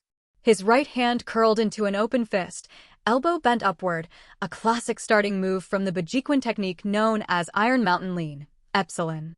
But this move could be dangerously powerful. Leon didn't put his full strength into it. Just before his elbow could connect with Abigail's chest, he withdrew the force, bumping her lightly with his shoulder instead. Even so, it sent her staggering back. How are you so fast? Abigail asked in astonishment, regaining her balance after several steps. She replayed the moment in her head, one blink, and Leon had already closed the distance and knocked her back. It's because I'm in great shape, Leon explained. You should be thankful I don't hit women. Otherwise, it wouldn't have been my shoulder pushing you just now. That's true. I saw you raising your elbow but pulling back at the last second. Abigail's expression showed a bit of lingering fear. If it had been his elbow instead of his shoulder, the blow could have been painful. But her curiosity still got the better of her. Who taught you that close-quarters fighting technique? I've never seen it before. An old acquaintance with a center-parted hairstyle. Everyone called him Ingot, Leon replied with a straight face. He must be an incredible martial artist, Abigail said wistfully. Leon hadn't expected her to take the joke seriously and was momentarily at a loss. Thankfully, Abigail didn't press the topic. Having seen Leon's speed and experience that seemingly ordinary yet deadly close combat move, she understood the gap in their abilities. All right, I admit it, you're the only real man in Stardew Valley. You realize you just insulted your dad with that, right? Leon pointed out. Fine, I'll revise it. You're the only real man among young men, she said quickly. I'd say Alex the musclehead qualifies too, Leon remarked, thinking of the aspiring football player. He was curious what Abigail thought of him. Him? I'll show. Last time I saw him walking his dog, he couldn't even hold onto the leash and almost got dragged over. Totally embarrassing, Abigail scoffed. Leon was speechless. If he remembered correctly, Alex's dog was nicknamed Dusty, an older greyhound. It looked fierce, but was actually lazy, spending most of its time lying in its doghouse. If Alex couldn't even handle a dog like that, Leon could see why his dream had stayed out of reach. None of this had much to do with Leon, so after a brief grumble in his heart, he tossed the matter aside and turned to Abigail. By the way, Abigail, do you know much about your father's business? What kind of business? Abigail asked in return. Besides seeds and everyday groceries, does Mr. Pierre have other ventures? Leon paused after asking. No. Abigail realized she'd just asked a silly question, stuck out her tongue in embarrassment, and added, if you mean the business at my dad's general store, I don't know much. Why? Do you need help with something? I wanted to know how I could buy high-quality seeds from Pierre, real high-quality seeds, Leon replied. Aren't all seeds about the same? My dad gets his stock from the city, same as Joja Mart. The only difference is that his prices are a bit cheaper than Joja's. Abigail looked at Leon in puzzlement. All right, got it. Once he'd cleared up that question, Leon said goodbye to Abigail. I've got to buy some seeds. There's still a lot of work on the farm. Go get your checkup, and remember, if you find out you're pregnant, tell me. I'll bring you a gift. Ugh, you're impossible. Get lost. Abigail flipped him the middle finger before heading into the clinic, while Leon hopped back on his bike and rode to Pierre's general store. He arrived just as Pierre was opening the door. Spotting Leon, Pierre called out cheerfully, "Oh, look who's here, Pelican Town's new farmer." "Welcome." "Mr. Pierre, I'm here for some seeds," Leon said with a polite nod. In his mind, though, Pierre was already filed away in the same category as Morris, top-tier sly merchants. No problem. Pierre's general store always provides the best seeds. Pierre puffed up with pride, boasting about his seed quality. Leon, knowing the truth, had plenty of sarcastic remarks ready, but kept quiet for the sake of future business. Inside, Leon bought 2 packs, 40 seeds in total, of cauliflower. Back at the farm, he planted them in the vacant plots, then began the overdue watering. After finishing, Leon stretched to ease the stiffness from bending over. That reminded him of the semi-automatic irrigation idea he'd been considering. Maru could probably make a water pump. Maybe he should ask her about it today. While at it, he could check with Maru's father, Demetrius, about when the fruit bat, mushroom cave project would start. The sooner that cave was renovated, the sooner it would bring in income. If the guy tried to brush him off, Leon figured he might have to work on Maru's favorability and maybe flirt with her right in front of her father. Before heading to see Maru, Leon went inside to check his daily fortune. It was neither good nor bad. Shutting off the TV, he hopped back on his bike toward Pelican Town. He stopped first at Harvey's clinic and stepped inside. Instead of finding Maru in her nurse's uniform, he saw a bespectacled man with a gentle demeanor. "Hello, do you need medical services?" the man asked immediately. "You're Dr. Harvey?" Leon hadn't met him before, but it wasn't hard to guess the owner of the clinic. "Yes, and you must be Leon, the new farmer," Harvey said with a nod. "I've heard about you from Maru. Unfortunately, last time you came in, I was in the back cleaning equipment, so I didn't greet you. My apologies." "Yes. No problem. I'm here to see Maru." "Is she working today?" Leon asked. "She is, but she's giving Miss Abigail a checkup right now." "You might need to wait a bit," Harvey replied. "Oh, then I'll just wait." Leon found a chair in the waiting area and sat down, not in the mood for small talk. The two sat in silence, Harvey awkwardly shuffling papers to look busy, Leon idly studying the health posters on the wall. Half an hour later, Maru and Abigail emerged from the back, hand in hand. Abigail looked cheerful, and Maru was speaking to her about something. "In such a good mood? Did you find out you're having a baby?" Leon teased. To his surprise, Abigail shot back without hesitation. "Yeah, the baby's doing great." "Aren't you excited to be a dad?" "Huh?" Maru exclaimed, startled, while Harvey, who had been pretending to work, adjusted his glasses and looked at them oddly. "Cough, cough, don't take her seriously. I was just joking." Leon waved his hands in embarrassment, explaining to the two onlookers. "Boring," Abigail said with a smirk, rolling her eyes. Maru let out a relieved breath. "You scared me. I thought there was something wrong with my examination results. I didn't detect any signs of pregnancy in Abigail, and she's never had any SE." Before she could finish, Abigail clamped a hand over her mouth. Maru realized she had nearly revealed that Abigail had been single all her life and shut her mouth. "Go on, sex what?" Leon prodded, amused. Abigail's sharp retort earlier had left him itching for payback, and this was too good an opening to pass up. But Maru only shook her head vehemently. "I can't disclose patient information. That would violate medical confidentiality." Abigail, meanwhile, was glaring at Leon, fists clenched, ready to pounce if he pushed further. Seeing her expression, Leon quickly backed off. A joke was fine, but push her too far, and she might really lose her temper. That would be trouble. Leon quickly changed the subject. "Just kidding. By the way, Abigail's medical report should be fine, right? That's something you can tell me." "That I can share. Abigail is in perfect health," Maru said smoothly, helping Leon steer the conversation away. She'd noticed Abigail was about to blow up. That's good, that's good." Leon nodded repeatedly, then congratulated Abigail. Good health is the greatest blessing. Abigail snorted but didn't seem as angry anymore. Still, she clearly wasn't in the mood to talk to Leon. After paying Harvey for her checkup, she left the clinic without even saying goodbye. Once she was gone, Leon let out a relieved breath, his expression lightening. Leon, you and Abigail must be pretty close if you can joke around like that. If you hadn't explained, I might have believed it, Maru teased with a grin. Yeah, Abigail has a great personality, straightforward and easygoing. I often end up treating her like a buddy without even thinking about it, Leon said with a sigh. But she's still a girl. Some jokes should be kept in check, Maru reminded him gently. Got it, Leon replied, nodding. Then he looked at her again. But the real reason I came today was to see you, Maru. Remember the other day when you visited my farm, and we talked about the water pump? I remember. Are you really planning to commission me to build one? Maru's eyes lit up. I've already drawn up the blueprints. I just need a few materials before I can start. Tell me what you need, and I'll handle it, Leon said, patting his chest. No need to make it a hassle. I have most of the materials in stock, Maru explained. And last time at the farm, you saved me. I haven't even thanked you yet. So, how about I make the pump as my way of saying thanks? You can't put it like that. It was my farm that had the monster problem. Of course I couldn't just stand by. Besides, I was the one who invited you to see the meteor. The fact that you don't blame me for putting you in danger already says a lot about your generosity. How could I possibly accept your thanks? Leon said helplessly.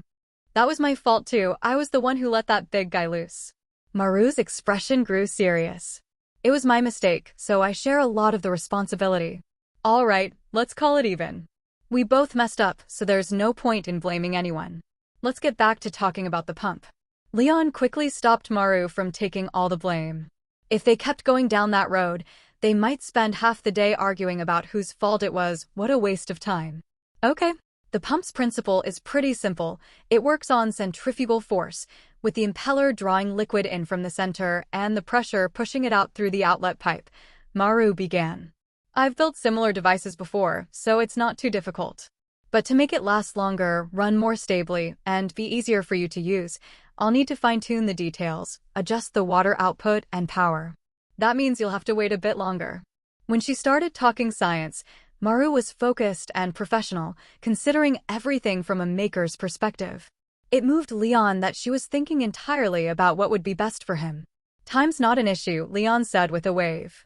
The real question is, what materials are you missing? I've got everything except for 1 high-purity iron ingot for the casing and 3 copper ingots for the impeller blades, Maru said after a moment's thought. That's nothing. If she'd needed a lot of iron ingots, it might have taken Leon some time. But 1? Easy. As for copper ingots, he had plenty. After all, those trips to the mines weren't for nothing. Awithaq knew. He could just stop by Clint's blacksmith shop later to get the iron ingot. If buying it cost more than 5 pieces of iron ore, he'd just buy the ore and smelt it himself.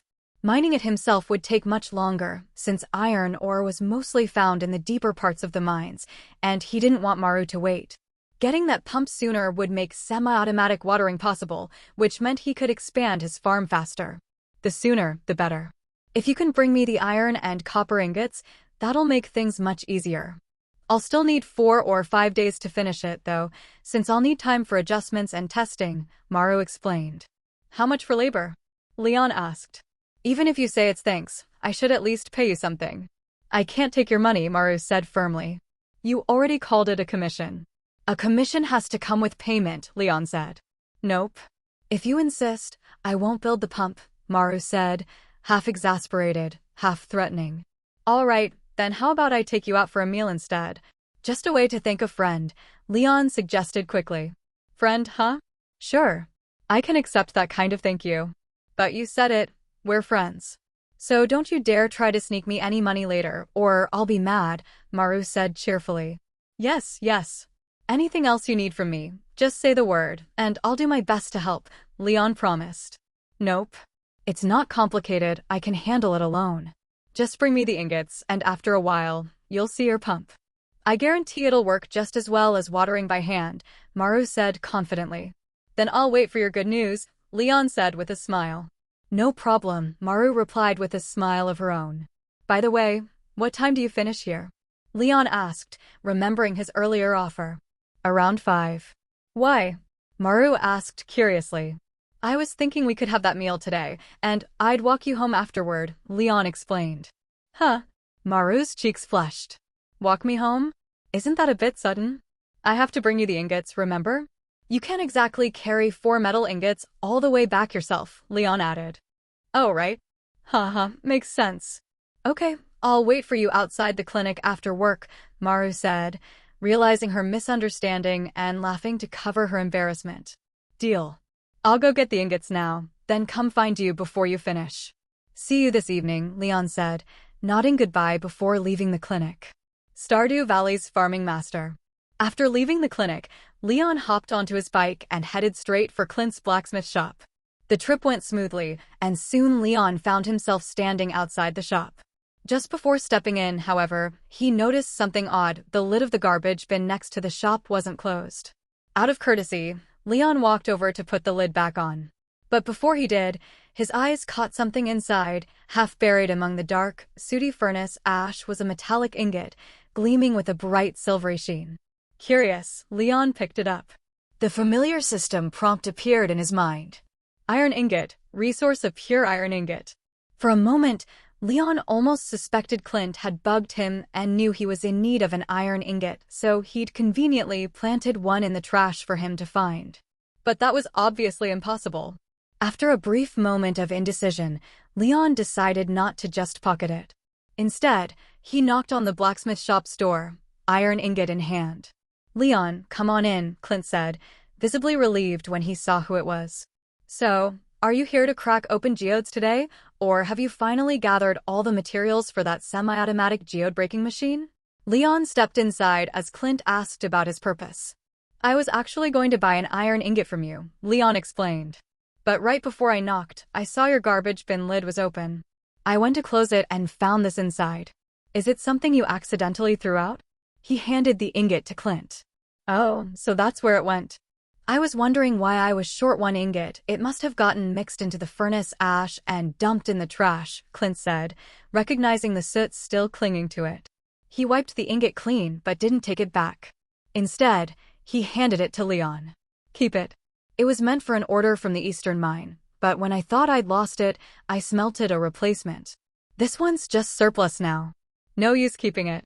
Better tell me the price. I can't just take it.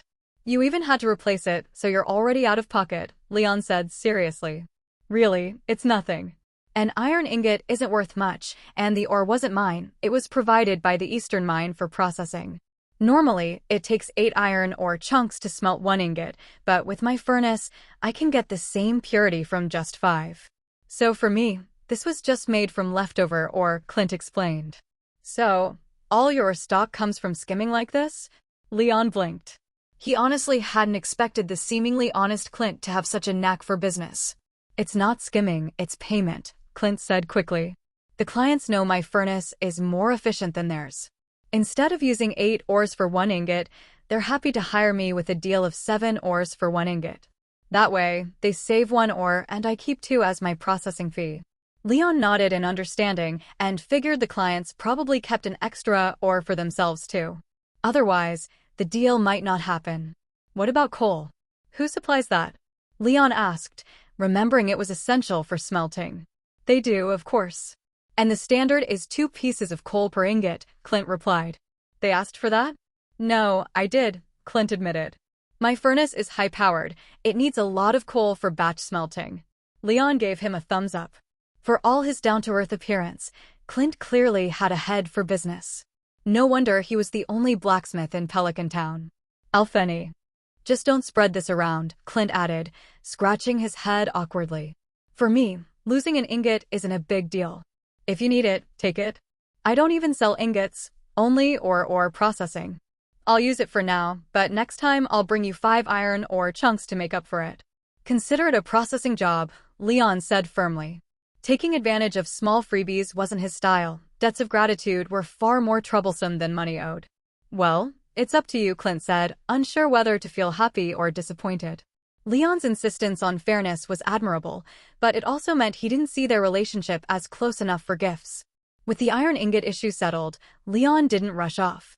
He stayed for a while, chatting with Clint before leaving. In Leon's view, relationships were built on little details.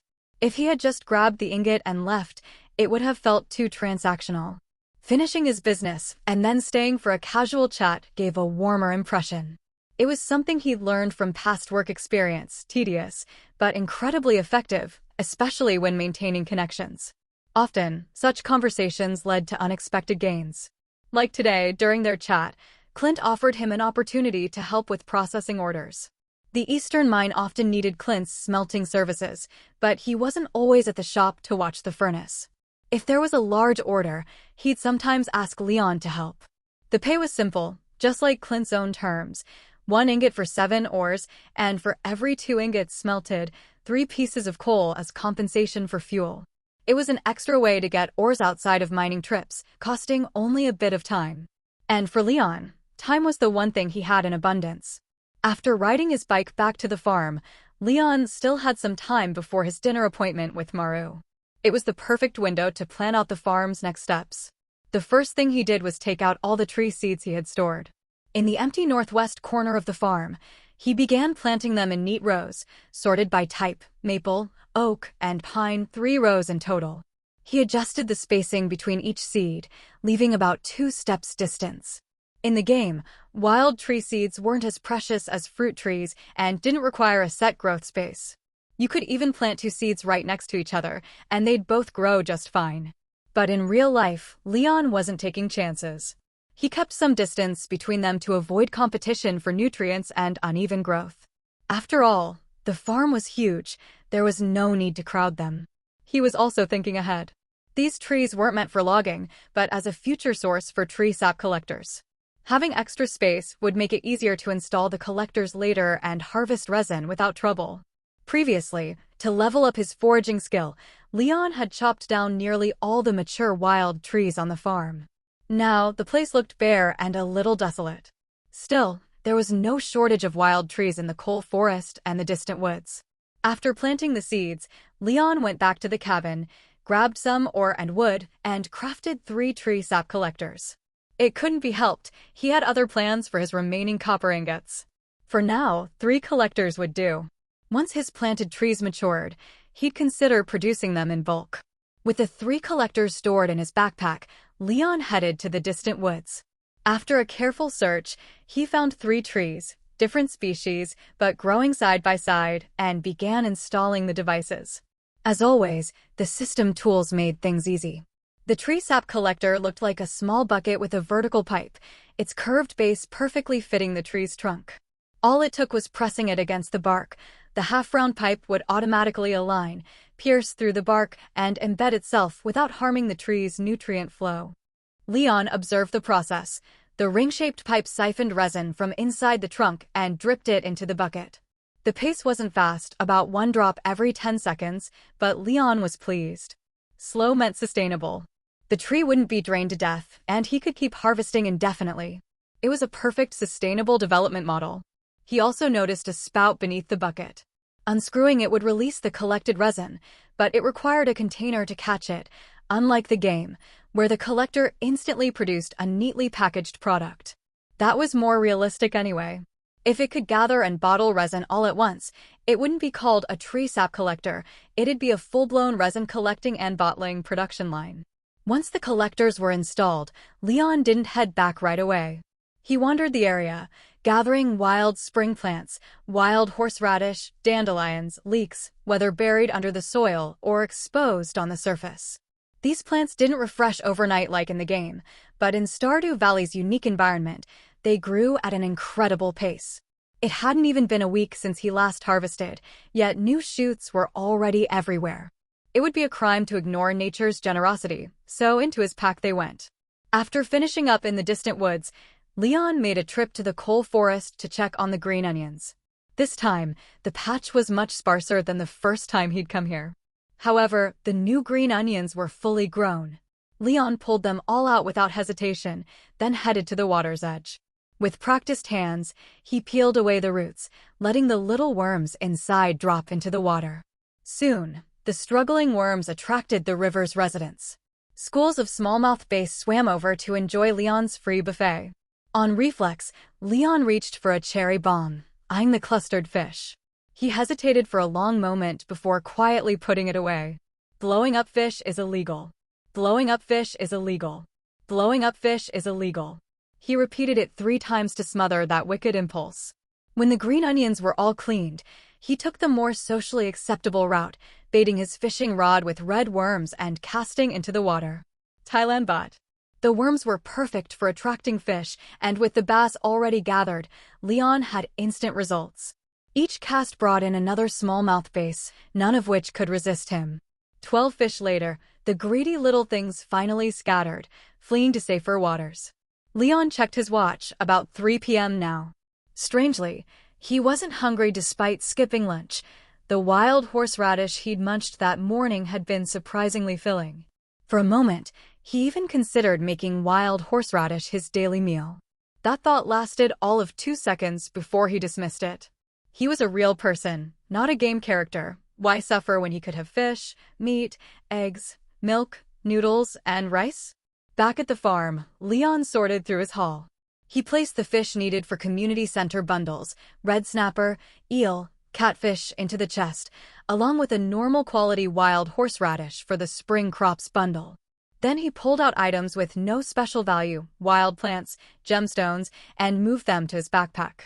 He headed outside, opened the shipping bin, and dumped in all the pre-sorted goods. This batch, plus the support funds from Lewis, should be enough, Leon muttered, staring at the now empty bin. After all, he'd been eyeing that starfruit for sale at Crobus's shop for a long time. Such a rare, mysterious fruit. Leon couldn't help but wonder what it would do. He'd already made up his mind to make it his. After clearing out all his stock, 3 different qualities of parsnips included, Leon went back into his cabin, took a shower, and changed into a clean set of clothes. He then picked up the copper and iron bars Maru needed, hopped on his bike, and left the farm. He'd timed his departure perfectly. Just as he arrived in Pelican Town and stopped in front of Harvey's clinic, he saw Maru in her usual outfit, standing at the clinic's door. "Sorry to keep you waiting." Leon parked his bike in front of her and greeted her. "I thought you might need a bit longer to get off work. Since I knew we'd be having dinner together today, Harvey let me leave early," Maru explained with a cheerful smile. Leon couldn't help teasing her. "I thought Dr. Harvey might deliberately keep you late." "Why?" Maru asked, puzzled. "Oh, nothing." Leon waved it off without explaining. But Maru studied him for a moment, then suddenly grinned. "Oh, I get it. You don't think Harvey has a crush on me, do you?" "Haha, you've got it wrong. Harvey already has a girlfriend." "He has a girlfriend?" Leon was momentarily stunned. It wasn't that he looked down on Harvey, but knowing the man's personality and habits, he was surprised. Aside from working at the clinic, Harvey's greatest hobby was fiddling with radios in his room. Like Clint, he was something of a homebody, though a slightly better one, since he at least went for occasional walks in the park. Yeah, he met her while working the radio. She's a female pilot. They've never actually met in person, but they chat over the radio all the time. Harvey spends nearly every evening after closing up the clinic talking to her, Maru shared. They're calling each other boyfriend and girlfriend without even meeting? Harvey's got guts. Leon sighed. He understood online relationships, but until you met in person, anything could happen. You could be sweet as sugar online, then total strangers offline. That infamous, "guess I'll be going" moment was not something everyone could handle. Maybe it's because they have so much in common, Maru reasoned. Anyway, Harvey really enjoys talking to her. All right, enough gossiping about your boss. Let's head to the Star Drop Saloon. Best chef in town works there. Unless you have somewhere else in mind, there are still plenty of places in Pelican Town I haven't explored yet. Leon waved off the topic, then asked about dinner plans. Star Drop Saloon sounds good. I've already told my dad, as long as I'm home by 9, I can spend the rest of the time however I want. Maru agreed, and they set off toward the saloon together. On the way, Leon pushed his bike while Maru walked beside him. Both were tall, and they drew plenty of glances. Most people smiled warmly at the sight of the young pair, and some familiar faces even called out greetings to Maru, the town's only nurse. "Maru, is that handsome guy your boyfriend?" To such questions, Maru quickly clarified, "No, he's my friend." A good friend. Leon didn't mind.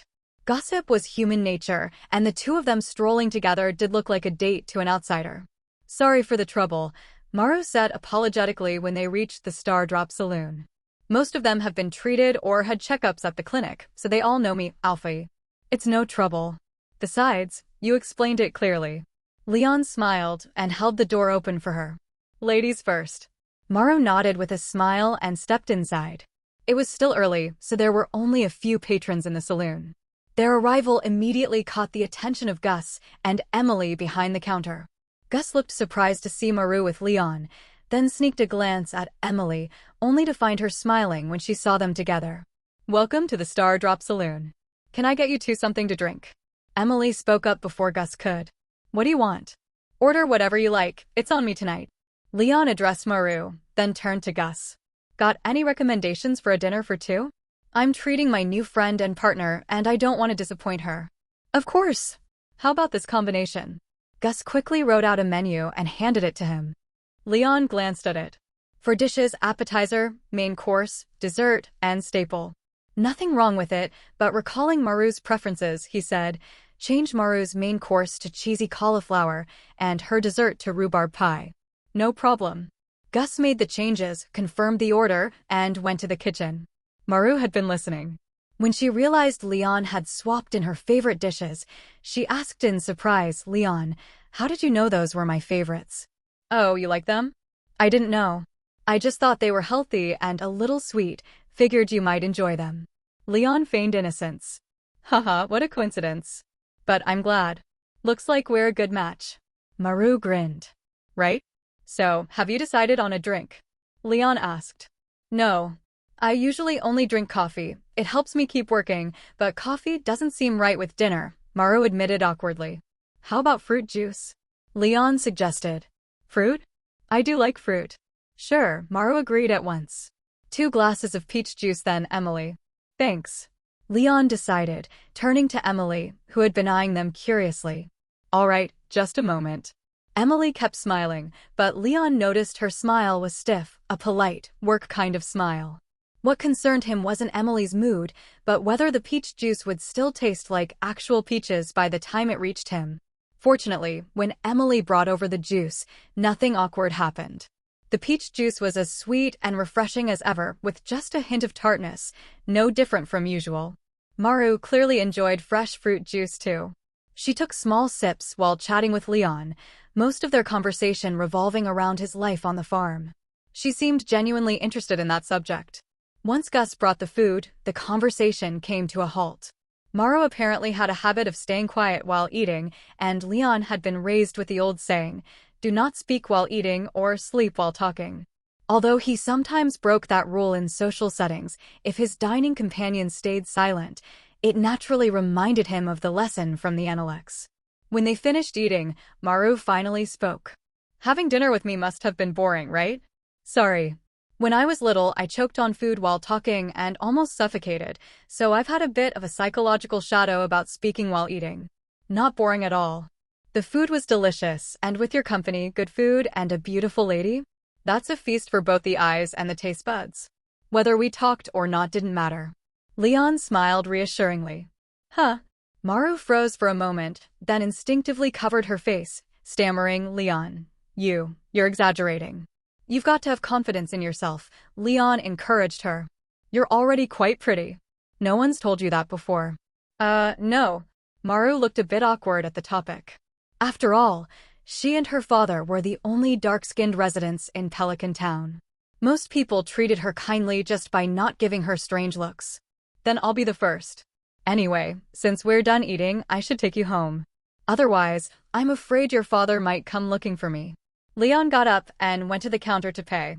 Unfortunately, Gus wasn't the one handling the bill this time, so Leon didn't get his usual, special discount.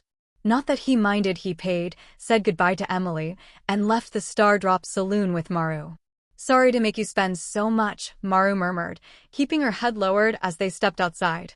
But she still remembered to thank him. "It's nothing. Just tell me, was the dinner good?" Leon asked. "It was great," Maru replied earnestly. "Then that's all that matters. If it's good, the price doesn't matter. People earn money to live well, after all." Leon chuckled, then teased, You know what the most painful thing in life is? I don't know. Maru shook her head. It's dying before you've spent all the money you earned, Leon said seriously. Really? Maru finally realized he was joking. She'd thought he was going to say something tragic.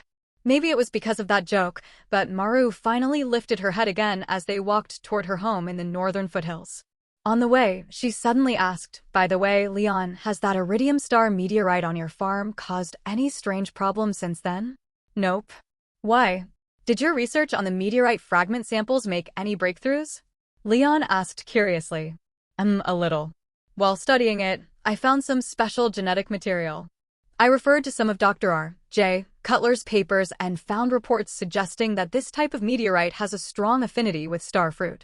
If we could extract enough of this genetic material, we might be able to create a starfruit. Alpha and Beta. Artificial starfruit? Leon froze. He'd never imagined such a way to obtain one, and his interest was immediately piqued. Is that even possible? I don't know. The theory was actually my father's. He once acquired a starfruit for research, but its genetic structure was too complex, and it's made of materials not found on our planet. So the idea has stayed purely theoretical, Maru explained. So your father has a starfruit? Leon caught onto the key point right away.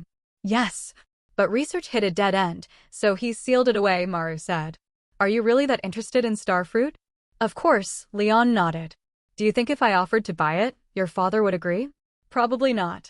Starfruit is far too rare, and he's a geologist and natural researcher. To him, it's an important specimen, not something to sell. Maru shook her head. I see. Leon didn't seem surprised, but he was already doing some mental calculations. Before he could finish, Maru asked Leon, if you actually got your hands on a starfruit, what would you do? Eat it, of course. No matter how mysterious it is, it's still a fruit. If you don't eat it, what else would you do with it? Leon said matter-of-factly. Really? But according to related studies, starfruit isn't exactly safe to eat. While it's rumored to be delicious, there have been cases where people died after eating it. The special genetic material it contains could alter the human genetic chain. If your body can handle it, you might gain special abilities, but if it can't, the collapse of the genetic chain would cause irreversible consequences. Maru's face was full of concern as she warned him. Relax. I know my limits. I'm the most cautious person you'll meet. I'm really timid, Leon said with a smile. I don't think so. Back when that giant slime appeared, you were the first to draw your weapon and fight. That's not something a timid person would do. Maru recalled the scene, her eyes drifting slightly at the memory. Exactly because I'm timid. I wanted to eliminate the slime before it caused trouble, Leon explained. Haha, your way of thinking is really interesting. You're not just trying to tease me, are you? Maru laughed. These days, even the truth sounds like a joke to people, Leon sighed, looking aggrieved. But Maru didn't buy it. She kept smiling and nodded perfunctorily. Sure, I believe you. Amid laughter and casual chatter, the two soon arrived at the open space in front of a large mountain villa at the foot of the northern slopes. Before Leon could escort Maru into the house, he noticed a dark figure standing at Robin's door. If it weren't for the moonlight glinting off the blue shirt the figure wore, Leon might never have noticed anyone was there. That figure was none other than Maru's father, Demetrius. The moment Leon saw him, Demetrius also saw Leon. But his gaze merely swept over Leon before locking onto his precious daughter. The sight of Maru's radiant smile instantly darkened his expression. Maru didn't seem to notice her father standing in the chilly mountain night, waiting for her. Her eyes were fixed entirely on Leon, and Demetrius could almost feel his teeth grinding. Maru, your father's here to take you home. It wasn't until Leon's reminder that Maru noticed Demetrius, watching her from the doorway. She hurriedly called out, Dad, what are you doing here? Of course I came to wait for you. It's late, and I can't relax knowing you're outside alone. Demetrius quickly swapped his grim look for a smile. I'm an adult now. Why do you still treat me like a kid? Maru muttered, a little embarrassed. She was used to this sort of overprotective care, but with Leon right there, she couldn't help wondering if he might think she was being a spoiled brat. I'm only worried about your safety. It was the first time Demetrius had heard Maru speak to him in that tone. His heart almost broke, but he still forced a smile. Yes, Demetrius is only concerned for you, Maru. You're lucky to have such a father. Leon chimed in, then reached into his system backpack and pulled out prepared copper and iron ingots. Here are the metal ingots you needed.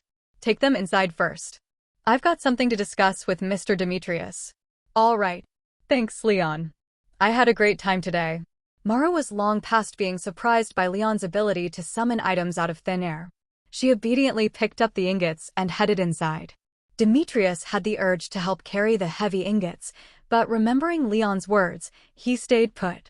Once Maru was inside, Demetrius stepped right up to Leon. Are you getting a little too close to Maru? We're friends. And I've got a few things I need her help with. So, what if we're close? Leon replied with a smile. Maru's a good girl and a genius. I don't want anyone or anything interfering with her bright future. Demetrius' tone was solemn. Am I interfering with her? Leon countered. What do you think? Demetrius sneered. Maybe. I've got too much free time after tending the farm every day. But if my farm had a bat and mushroom cave to manage, I wouldn't have much time for socializing. Leon shrugged meaningfully. If it's just attracting fruit bats or setting up mushroom bins, I can handle it any time. But combining both? That's tricky. I'll need time to design it. Demetrius got Leon's point and reluctantly explained. In that case, maybe I should invite Maru to the farm tomorrow. I heard she's off. She could help me check the soil nutrition. Leon smiled as if thinking aloud. Fine. Tomorrow I'll help you remodel the cave. Demetrius wasn't stupid. He knew Leon was threatening him. Though seething inside, he had no choice. He could tell Leon would follow through. Seeing Demetrius' forced expression, Leon's grin widened. Then I'll be counting on you, Mr. Demetrius. I hope you'll take care with the work. If the cave ends up shoddy, I might need Maru's help to find the problems. That might disrupt her bright future again. There won't be any problems. Demetrius practically roared, already rolling up his sleeves. Leon casually drew his galaxy watermelon knife, running a hand along its mirror-smooth blade. His voice stayed calm. Then I'll be waiting for your arrival at Red Star Farm tomorrow. One look at the violet blade was enough for Demetrius to remember. This young man wasn't just any farmer, but a fighter who could slay monsters. He lowered his sleeves. All right. Just make sure you're up early. Remodeling will take time. Of course. Ever since I came to Stardew Valley, I've been an early riser. No need to worry about that. Leon sheathed the galaxy watermelon knife and reassured him. Demetrius nodded, then turned and went inside without so much as a goodbye. Leon could only shake his head. Still, his goal was met, and he had no real reason to keep Demetrius talking. He wasn't some clingy drama queen. Watching Demetrius' face had been amusing, though. Leon now fully understood the satisfaction of commanding the lords in the name of the Emperor. With the promise of a new income project for Red Star Farm tomorrow, Leon cheerfully prepared to head back. But just as he was about to leave, a stone fell from the sky and landed beside him. He looked toward where it had come from and spotted Linus standing on the mountain behind Robin's house, waving. The gesture seemed to say, "Come here." Leon didn't hesitate. He skirted around the east side of Robin's house, following a gentler mountain path to reach Linus. When he arrived at Linus' tent, he found the man sitting by a burning campfire, a cleaned carp skewered on a stick, roasting over the flames. "Linus, are you inviting me to some grilled fish?" Linus didn't answer right away. Instead, he flipped the grilled fish over the flames, then pointed toward Robin's house with his free left hand. "I hope you can get along well with the townsfolk, not just treat relationships as a means to an end." Hearing that, Leon instantly understood why Linus had come to talk to him. Clearly, Linus had witnessed him using Maru to pressure Demetrius and was here to give him a lesson. When dealing with people, you naturally adapt to their personalities. If someone greets you with hostility right from the start, responding with warmth will only earn you a cold shoulder, Leon said, sitting on the other side of the campfire. "Who told you to get so close to his daughter?" Linus looked at him in exasperation. "I don't believe, with your observational skills, you couldn't tell how much Demetrius cares about that girl, Maru." "Of course I could. But don't you think he's being a little too controlling?" Leon countered. "She's his only biological daughter and has inherited his talent for science. A bit of doting is only natural," Linus explained. "Overprotectiveness isn't a good thing," Leon said. "It can put a lot of pressure on a child, making it hard for them to tell if it's care or a gilded cage. A lifelong bachelor with no girlfriend, talking parenting with me, another lifelong bachelor? Don't you find that strange? Linus gave him a look, surprised that Leon even had thoughts on child psychology, but still couldn't resist a jab. You brought up the topic, Leon shrugged. And why are you taking Demetrius aside? I'm not siding with him. I'm just reminding you not to go overboard. Linus shook his head. For example, pulling out a weapon in front of ordinary people, that's a bit much. He rolled up his sleeves first, Leon protested. I was going for tactical deterrence. Some people just need special means to make them behave. You couldn't beat a bookworm with your bare hands? Linus teased. I didn't want to fight. If I really laid a hand on him, no matter the reason, I'd have a hard time facing Robin afterward. She's Pelican Town's carpenter. My farm's planning and construction depend on her help.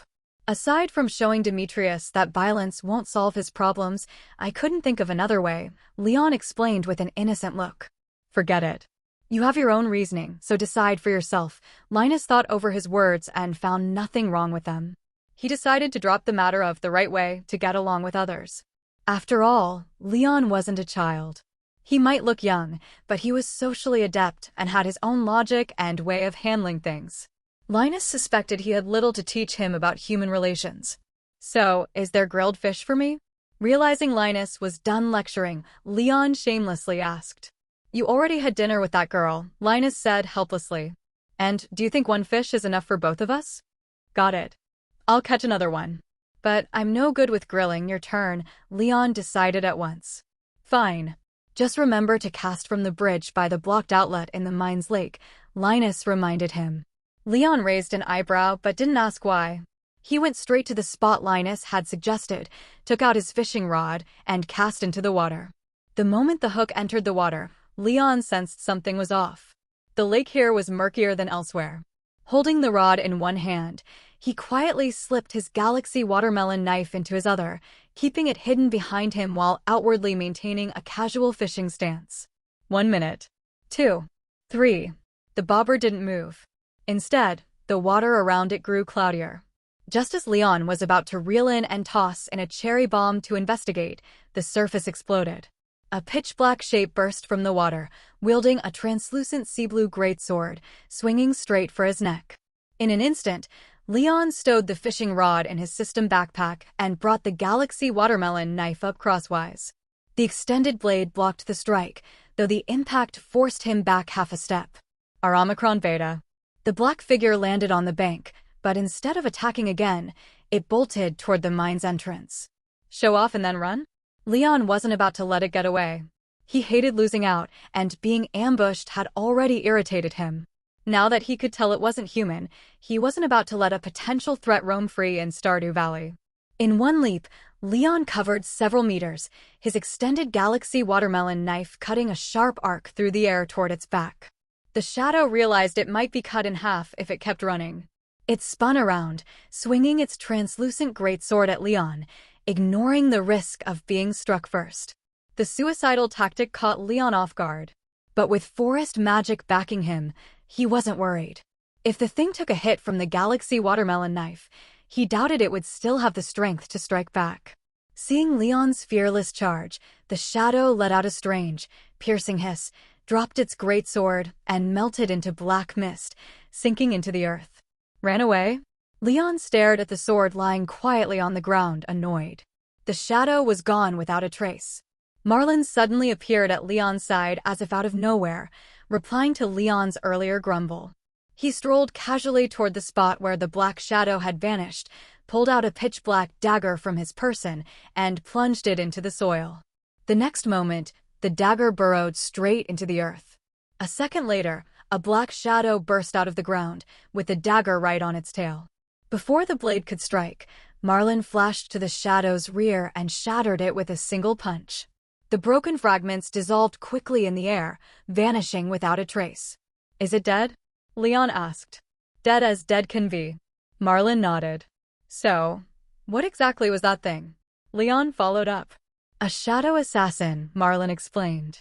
They're a special branch of the shadow people. They're not supposed to appear in Stardew Valley, yet here one was. If you hadn't driven it out of the water, I might never have noticed it. He picked up the pitch-black dagger that had fallen to the ground after losing its target. When he saw Leon eyeing it intently, Marlin's expression didn't change, but his hands moved fast. He slipped it away and instead pointed toward the half-transparent, sea-blue greatsword lying on the ground. "Aren't you going to pick up your loot? This counts as mine?" Leon sounded surprised, but he happily scooped it up. Neptune Greatsword, level 5 18 to 35 damage, speed -1, defense +2, weight +2. As soon as he gripped the weapon, the stats appeared before him. He froze. This Neptune Greatsword was the same one he'd heard about just yesterday. That made Leon suspect it might be the very sword that the sea merman he'd accidentally reeled and had been looking for. But what did that have to do with a shadow assassin, a monster that wasn't supposed to exist in Stardew Valley and definitely not in the game Leon remembered? "If you don't need it, you could sell it to me." "You've already got a galaxy weapon," Marlin suggested when he saw Leon deep in thought. "Can't do that, Guildmaster. This sword belongs to a friend, it's lost property. I need to return it." Leon shook his head. "No wonder you came all the way out here at night," Marlin said, now understanding. "But you were reckless. Shadow assassins aren't like the shadow marauders or shadow shamans in the mines. They're agile, stealthy, and deadly in open spaces. Without the right preparation, you could have gotten yourself killed." "Preparation? You mean like that dagger you were using just now?" Leon's eyes gleamed with interest. "Guildmaster Marlin, what is that dagger? I've never seen it listed for sale in the guild." "It's called the Shadow-Seeking Blackblade. It can lock onto and pursue a monster within a certain range. Perfect for sniffing out hidden threats in unknown terrain. It's a magical tool, rare and difficult to craft. The guild would never sell it openly." "RN. Then, could you sell me one privately?" Leon asked hopefully. "No," Marlin refused without hesitation. "I've only got this one, and I'm keeping it. This old partner has saved me from too many ambushes to give up." "All right." Leon sighed in disappointment. "Guildmaster, do you know why a shadow assassin showed up here?" "No idea." Marlin shook his head. "Then what will you do next?" "Report it to the main guild and have them investigate." "No need. It's just a stray monster, not a large-scale invasion. Not worth the paperwork to recruit an investigator." Marlin waved him off. "Besides, it's already dead, and there's probably not a second one nearby. Case closed." Leon stayed silent, but inwardly scoffed at the laziness of the Pelican Town Adventurers Guild branch leader. His thoughts drifted to Linus, the one who'd told him to fish here in the first place. Linus must have known about the shadow assassin long ago. Maybe the reason it stayed in the water was because Linus kept it there. Why would Linus send him after something the old man could easily handle? Was it to hone his combat skills? Let him see the world a bit more? With that curiosity burning, Leon didn't feel like making small talk anymore. "I'll be going then, Guildmaster. You should head home and get some rest." MHM. Marlin left without another word. Leon didn't waste time either. He took the Neptune Greatsword straight to Linus's camp. When he arrived, he saw that Linus now had 2 sticks instead of 1 and 2 grilled fish to match. Clearly, the man had prepared for this. "I knew you wouldn't catch anything, so I brought some from my stash," Linus chuckled, eyeing the great sword in Leon's hand. "Old man, tell me honestly, were you trying to use that monster in the water to get rid of me so you could inherit Red Star Farm?" Leon flopped down opposite him with a teasing look. Linus was stunned. He knew Leon was joking, but the remark still made his beard tremble with indignation. "You brat. If a shadow assassin that I left drowning in the water for a whole day could kill you, then you should start questioning your own abilities. And I have no interest in your farm. Not everyone wants to live a life where you're running around every single day. So it really was you who dumped it in the water, huh?" Leon, hearing Linus's growl, confirmed his guess. "Then why didn't you just deal with it yourself?" "It couldn't have been a threat to you. Because I wanted to help you build some connections." By now Linus had calmed down, though he was annoyed that years of self-restraint had been undone so easily by Leon's needling. Still, he answered the question. Leon was reminded of the original owner of the Neptune Greatsword. He frowned and asked, "I'm just a farmer living on land. What's the point of making friends with mermaids and sea mermen? Are you sure you'll never set foot on the ocean in this lifetime?" Linus countered. "Not sure." Leon shook his head. If there was ever a chance to visit Ginger Island, he'd definitely go. "Exactly. The ocean is home to many races, but mermaids hold an unquestionably high position among them. If you have ties with them, you won't need to worry about running into danger when you sail. Linus explained patiently. But I doubt this Neptune greatsword is enough to earn that kind of favor. After all, it's just a weapon. Rare, sure, but it's not one of a kind. Leon drove the sword's blade into the soil and made a dry remark. It's not about the sword. It's about the shadow assassin who was killed. Linus reached out and tapped the Neptune greatsword from a distance. The blade began to tremble. Along with the vibration came an ethereal, sorrow-filled melody. An ownerless Neptune greatsword almost always means its wielder has passed away. Every mermaid warrior who carries one lives by the creed, as long as the sword remains, so do I, never letting it out of reach. So, if a shadow assassin got their hands on this blade, what do you think happened to its original mermaid wielder? Leon froze, listening to Linus's words. After a pause, he said, "So this sword is a relic? You've heard the song yourself. This is a magic sound tied to bloodline. When its wielder was alive, the sword song would be a declaration to protect the merfolk race. But when the wielder dies, losing the Song of Oath, the Neptune greatsword can only play the lament of the sea, mourning its former master." As Linus withdrew his hand, the sword's trembling ceased, and the mournful tune fell silent. By reclaiming the Neptune greatsword, you've essentially helped the wielder take revenge. That favor is far more valuable than the sword itself. I see. But I don't feel worthy of such a favor. Marlin struck the final blow, and you were the one who discovered the shadow assassin and trapped it in the lake. I had little to do with it. Leon understood Linus's point, but was unwilling to claim credit for someone else's vengeance. After all, a real life had been lost. Taking advantage of the dead's gratitude didn't sit right with his conscience. I understand. Just tell the truth when you return the sword. Think of yourself as an agent of the deed. For the merfolk, knowing that the grudge has been settled is enough. Linus gave him an approving look, clearly pleased with Leon's values. I have another question. Why would a shadow assassin risk going into the ocean to find a Neptune greatsword? Their kind fears sunlight, right? Why take such a risk for a mass-produced weapon with no uniqueness? Linus didn't hide the answer. While flipping a fish over the fire, he explained slowly. That ties into the elemental war. While the main conflict was between the dwarves and the shadow people, other races were involved too. The mermaids, representing water, weren't combatants but supporters. Like the dwarves, the mermaids are part of Yoba's faithful, good, and orderly by nature. One lives deep in the earth, the other beneath the sea, but the land is connected, and the City of Elements serves as a hub linking all races. In that city, the mermaids supplied the dwarves with resources, food, weapons, oars, providing huge logistical support. The shadow people's hatred toward mermaids is almost equal to what they feel toward the dwarves. So this was a planned act of revenge? Leon asked. You could say that. But according to Rasmodius's investigation, the real reason was simply that a high-ranking shadow priest wanted to own a Neptune greatsword stained with mermaid blood. The slain mermaid warrior was just an innocent sacrifice for one person's whim. And it gave the shadow people an excuse to show the mermaids they could infiltrate the ocean and kill their warriors. Linus sighed. Although the elemental war recently ended and the shadow people and dwarves signed a treaty, the mermaids weren't part of it.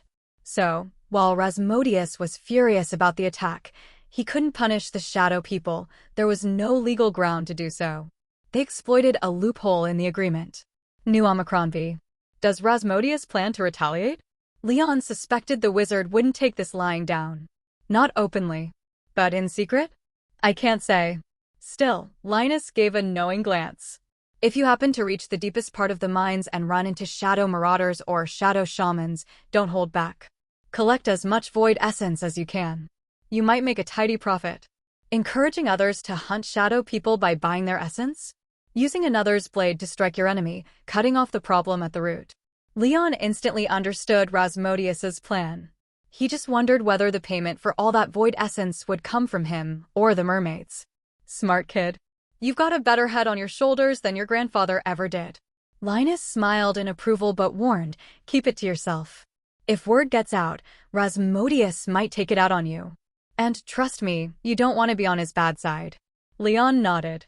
He still remembered that the last time he gave Rasmodius the middle finger, he'd nearly been struck by lightning. Best not to tempt fate. Keep the sword with you. Rasmodius will probably arrange for you to hand the relic back to the mermaids. When that happens, listen more, speak less. With him backing you, just explain how you got the sword. And remember this, when the mermaids give you a gift of thanks, accept it without hesitation. They control the entire ocean and are famously wealthy. After giving that last bit of advice, Linus saw that the fish was ready and handed it to Leon. Taking the grilled fish, Leon asked, "Then should I share the reward with you and Marlin?" "I don't need money." As for Marlin, forget him. He didn't even realize a shadow assassin was near the mines. He has no right to take a share. Linus's disdain was plain on his face. Leon nodded, then picked up the grilled fish and took a big bite. There was no trace of fishiness, only the crispy, aromatic skin that stunned his taste buds. The flavor seemed simple, just salt and a hint of wasabi's sharp spice, yet the overall taste was incredibly rich and layered. Still, Leon couldn't figure out what other ingredients had been used beyond those two. It was a special flavor, one that couldn't be described with words, and unlike any seasoning Leon had ever known. "Old man, aside from salt and wasabi, what else did you use?" Following his principle of asking whenever he had a question, Leon looked to Linus. "A friend once gave me a seasoning. Add just a little, and it can elevate any dish to another level." "It's pretty handy," Linus replied. "Can I take a look at it?" Leon pressed. Curiosity really is your biggest problem." Linus chuckled, but still went into his tent. When he came back, he handed Leon a small flask filled with a multicolored powder. Cheese seasoning, just a pinch can turn any dish into a gourmet feast. The moment it was in his hands, Leon saw the system prompt and instantly recognized where it came from. He knew this stuff, it was sold at Mr. Cheese Walnut Room. Just one jar could take a dish from ordinary quality straight to gold star quality. That meant Linus's friend was none other than Mr. Chi. "Sounds like you have a pretty good relationship with this friend," Leon commented as he returned the seasoning. Not bad. He's always looking for fun, and I rather appreciate his outlook. Aside from having a lot of odd hobbies, he's a decent guy," Linus said. "What does he do?" "He must be pretty strong, right? People like him, without strength, they'd be dead already." Well, his business covers a lot. As for strength, I've never seen him fight, but I doubt he's weak. Half the City of Elements belongs to him, and that place is notoriously chaotic. To hold so many assets in a place like that, you can't be someone easy to mess with." Linus thought for a moment before answering. "I keep hearing about the City of Elements. Must be an interesting place. When can I go see it for myself?" Leon wasn't certain how strong Mr. Chi was, but he suspected he was no weaker than Rasmodius, and probably stronger. As for the City of Elements, which had come up several times already, Leon's interest was piqued. "You want to go there?"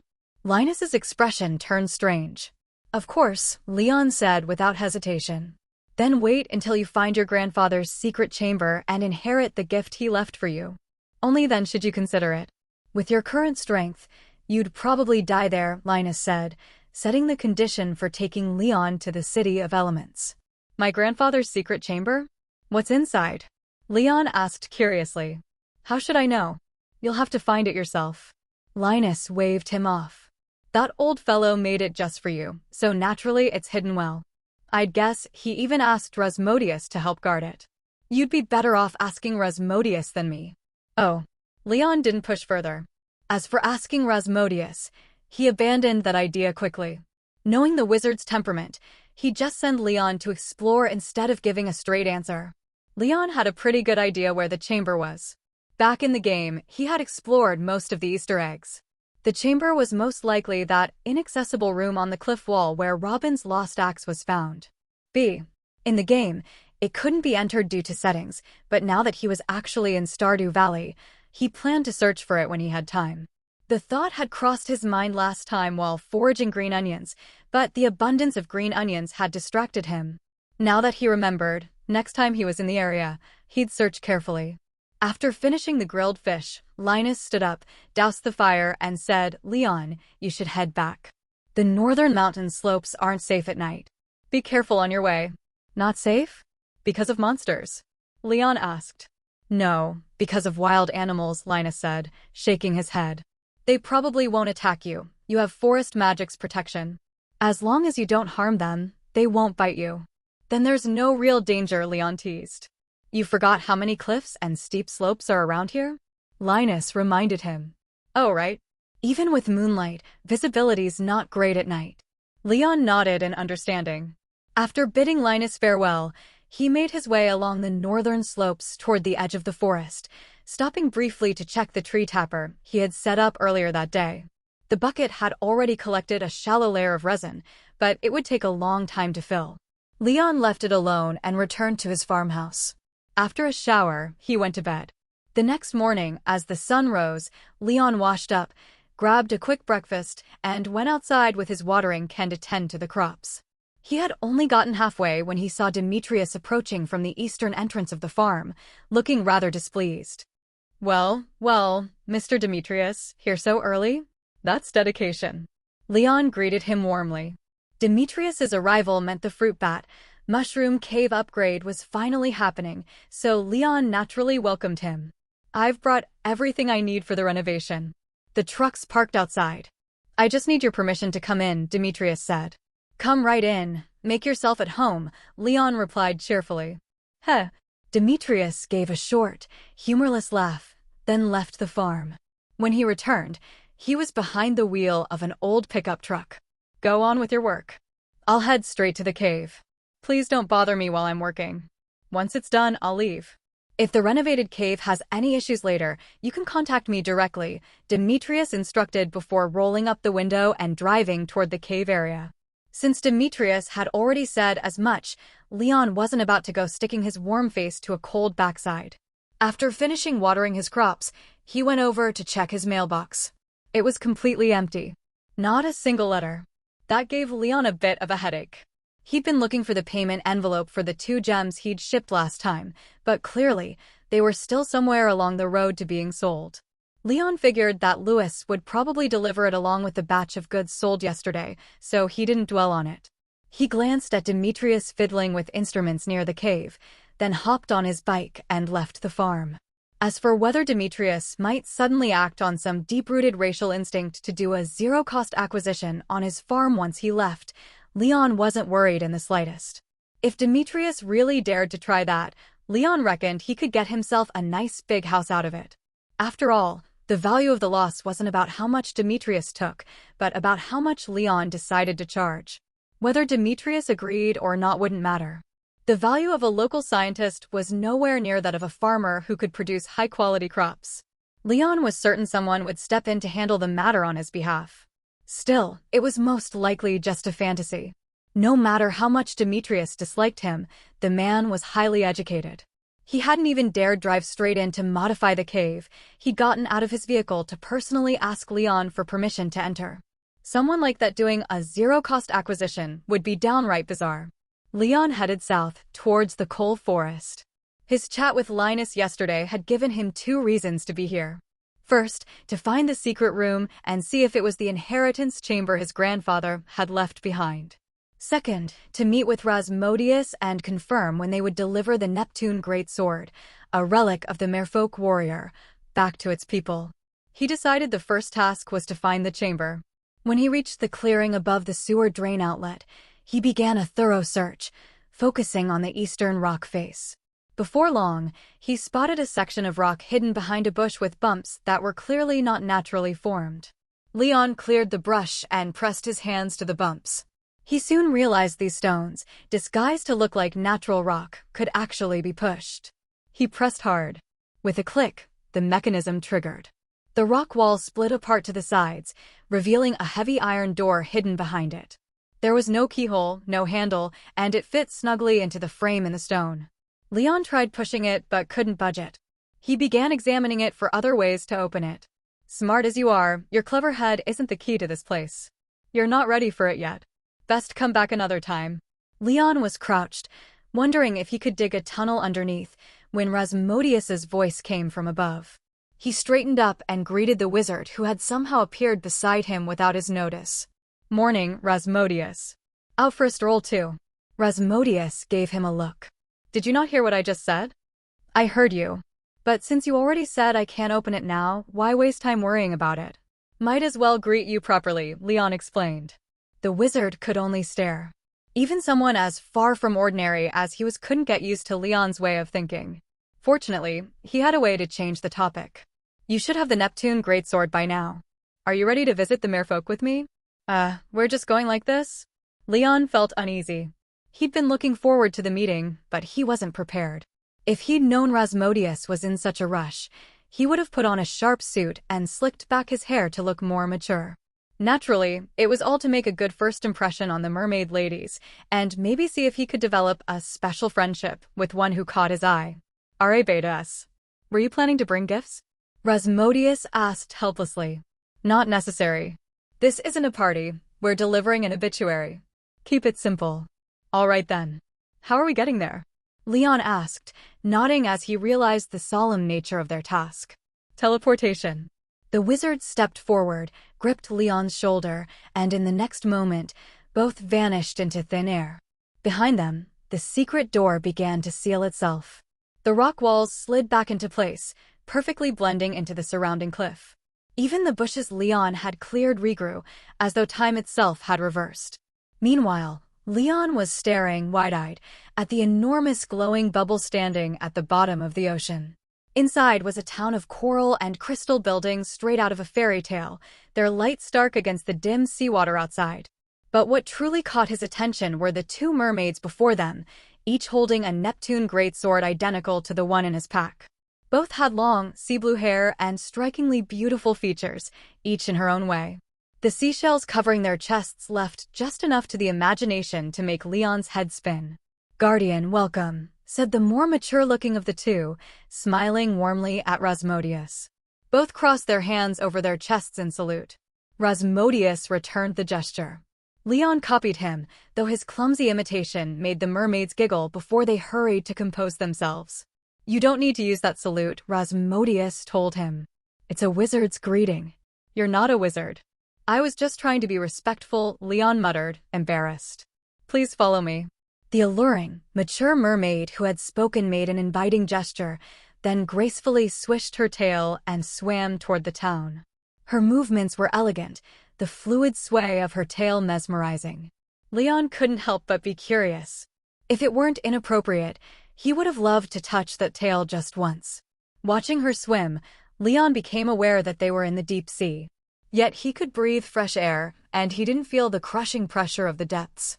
This didn't surprise him. After all, he had come here with Rasmodius. It was obvious that this was the wizard's doing. Leon was about to try swimming to follow the mermaid when Rasmodius grabbed his shoulder. "Don't move. I'll take you there." With that, the two of them began to float through the water, keeping pace with the mermaid ahead at a speed no slower than hers, as if propelled by hidden thrusters. Feeling the current glide past his skin was an oddly wondrous sensation. His clothes weren't wet at all, yet his skin could clearly feel the water slipping by as they moved forward. Truly strange. As they followed their guide, Leon noticed more and more mermaids nearby, each with the same long blue hair. They were all beautiful, yet their features varied enough that it was easy to tell them apart. After seeing hundreds of them along the way, Leon was struck by the fact that not a single face was repetitive. Each mermaid was uniquely beautiful. No wonder their kind was called mermaids, it was well-deserved. If this world had live streams or short video platforms, these mermaids would all be top-tier celebrities, pure natural beauty, no filters or makeup required. Without any of the hextech enhancements people back on Earth used, their unadulterated beauty would be absolutely devastating. Strange. "You've been so quiet this whole time." "Not a single question," Rasmodius remarked. He had been ready to explain things along the way, but Leon hadn't played along. "Huh? Oh, Linus told me that on this trip, I should watch more and do less. Last time, I embarrassed myself for not knowing the proper wizard's etiquette. I can't keep losing face for being ignorant. I do have my pride, you know," Leon said in explanation. "Fair enough. But it's best to ask your questions while you have the chance." "Once we enter the palace, I won't have time to answer," Rasmodius reminded him. Leon glanced at the mermaid leading the way. "Can she hear us talking?" "No," Rasmodius confirmed. "Good. Then my first question is, why are there no male merfolk?" Leon had been holding this one back for a while. He hadn't seen a single male since arriving. "It's a trait of their race. They can only give birth to females, Rasmodius explained simply. The exact reason, I'm not sure. But it likely ties back to the evolutionary history of the mermaids and Yoba's blessing. There's too much connected lore to explain here. It would take a whole day. So, how do they reproduce? Leon pressed. That's a mermaid's secret. But I can tell you, just keep it to yourself, Rasmodius warned before continuing. It's actually quite simple. Once a mermaid reaches adulthood, she will naturally form an embryo, like a fish egg. She places it into a special hatching pool unique to her kind. When that embryo matures, it will be the moment the mother's body is old and close to death. She then pours all her strength into the embryo, passing down the knowledge and magic of her entire era, completing the cycle of life and death. If that's the case, the merfolk should have gone extinct by now. Not all mothers live to old age. Like that mermaid warrior who died in the recent incident, wouldn't her death affect her embryo? Leon asked, puzzled. That's where their second method comes in, natural conception. This allows them to produce an embryo without sacrificing the mother. Depending on the father's race, the gestation process may differ. But whether egg-laying or live birth, the offspring is always a mermaid, never of the father's species, Rasmodius elaborated. Natural conception, huh? Leon raised an eyebrow. His chances with a mermaid suddenly seemed higher. Yes, but the conditions are strict. Most mermaids dislike this method, believing it taints their pure bloodline. Even though naturally conceived mermaids are almost identical to those born through inheritance, apart from needing cultural education to become proper members of their race, the difference is negligible compared to their 4 to 500-year lifespans, Rasmodius said. Then he added pointedly, and don't go thinking about having relations with a mermaid. Their tastes are very different from humans, and whether one would even find you appealing is questionable. More importantly, men who couple with mermaids often become infected by their special physiology, developing gills and fins, and eventually losing the ability to live on land. Hiss. Leon instantly abandoned the thought. As much as he desired them, spending the rest of his life as a fish was not worth it. Seeing Leon's clearly frightened expression, Rasmodius' lips curled slightly. He didn't mention one last thing. If Leon truly fell in love with a mermaid, and they bonded, Rasmodius did have a way to block that genetic infection. No, Leon had already lost interest in anything involving the mermaid lady. After learning that being with her would eventually turn him into a fish, his resolve had already turned to steel. Then treat this experience as a journey to broaden your horizons. Rasmodius said no more and simply followed the guiding mermaid, watching the vast royal palace complex grow ever larger as they waited to arrive at their destination. Even if Leon no longer had the desire to interact more deeply with the mermaid lady, he was still quite curious about merfolk culture and architecture. This mysterious civilization beneath the waves reminded him of the stories of Atlantis he had heard as a child. If that legend were real, perhaps it would look like this. Guardian, we've arrived at the palace. From here on, I can't guide you further. The guiding mermaid stopped swimming before the towering, splendid castle complex and spoke apologetically to Rasmodius. I can take it from here. Return to your post. Rasmodius nodded, then led Leon forward without restraint toward the grand castle gates. When we meet the mermaid queen later, we don't have to kneel, right? Leon asked, remembering the title and the lecture Rasmodius had once given him on merfolk slavery. If Rasmodius said kneeling was required, Leon would immediately refuse to meet her. Aside from heaven, earth, and his parents and teachers, his knees wouldn't bend for anyone. As for rulers, the Qing dynasty was long gone, and so was the Empress Dowager. What kings and emperors were left to bow to? Of course not, Rasmodius said firmly. We're guests, not merfolk. We don't have to follow their customs. That's good. Leon breathed a sigh of relief and followed Rasmodius inside. The first thing Leon noticed was how empty it was inside. Apart from a massive bed shaped like a giant oyster shell in the very center, there was hardly any decoration. There were almost no mermaids in sight either, which left Leon puzzled. Where's the queen? She's not here yet. But she'll be here soon. As Rasmodius spoke, a plump, stately mermaid emerged from behind the oyster-shaped bed. She was over 3 meters tall, with such a generous layer of fat that Leon's scalp prickled. A living heavy tank. That was what he thought, though he kept it to himself and instead cast Rasmodius a questioning look. She's not the queen, Rasmodius explained without surprise. She's an elder-level merfolk leader. Once a mermaid reaches 200 years of age, they go through a second transformation and end up like this. Then he couldn't resist teasing Leon. If you really plan to take a mermaid as your partner, you'd better find one who's just come of age and don't live too long. Otherwise, this is what you'll be facing in the future. She won't get angry if she hears us talking like this, right? Leon glanced nervously at the giant mermaid matron, who looked like she could be a cousin of Charlotte Linlin from One Piece's Big Mom Pirates. She can't hear us right now. But once I drop the soundproofing spell, don't run your mouth. With that, Rasmodius performed a mage's salute and said, "Elder, the queen should have told you the reason for my visit." "Of course, guardian." The mermaid matron returned the salute, then added, "The queen is on her way." "I'm sorry to keep you waiting.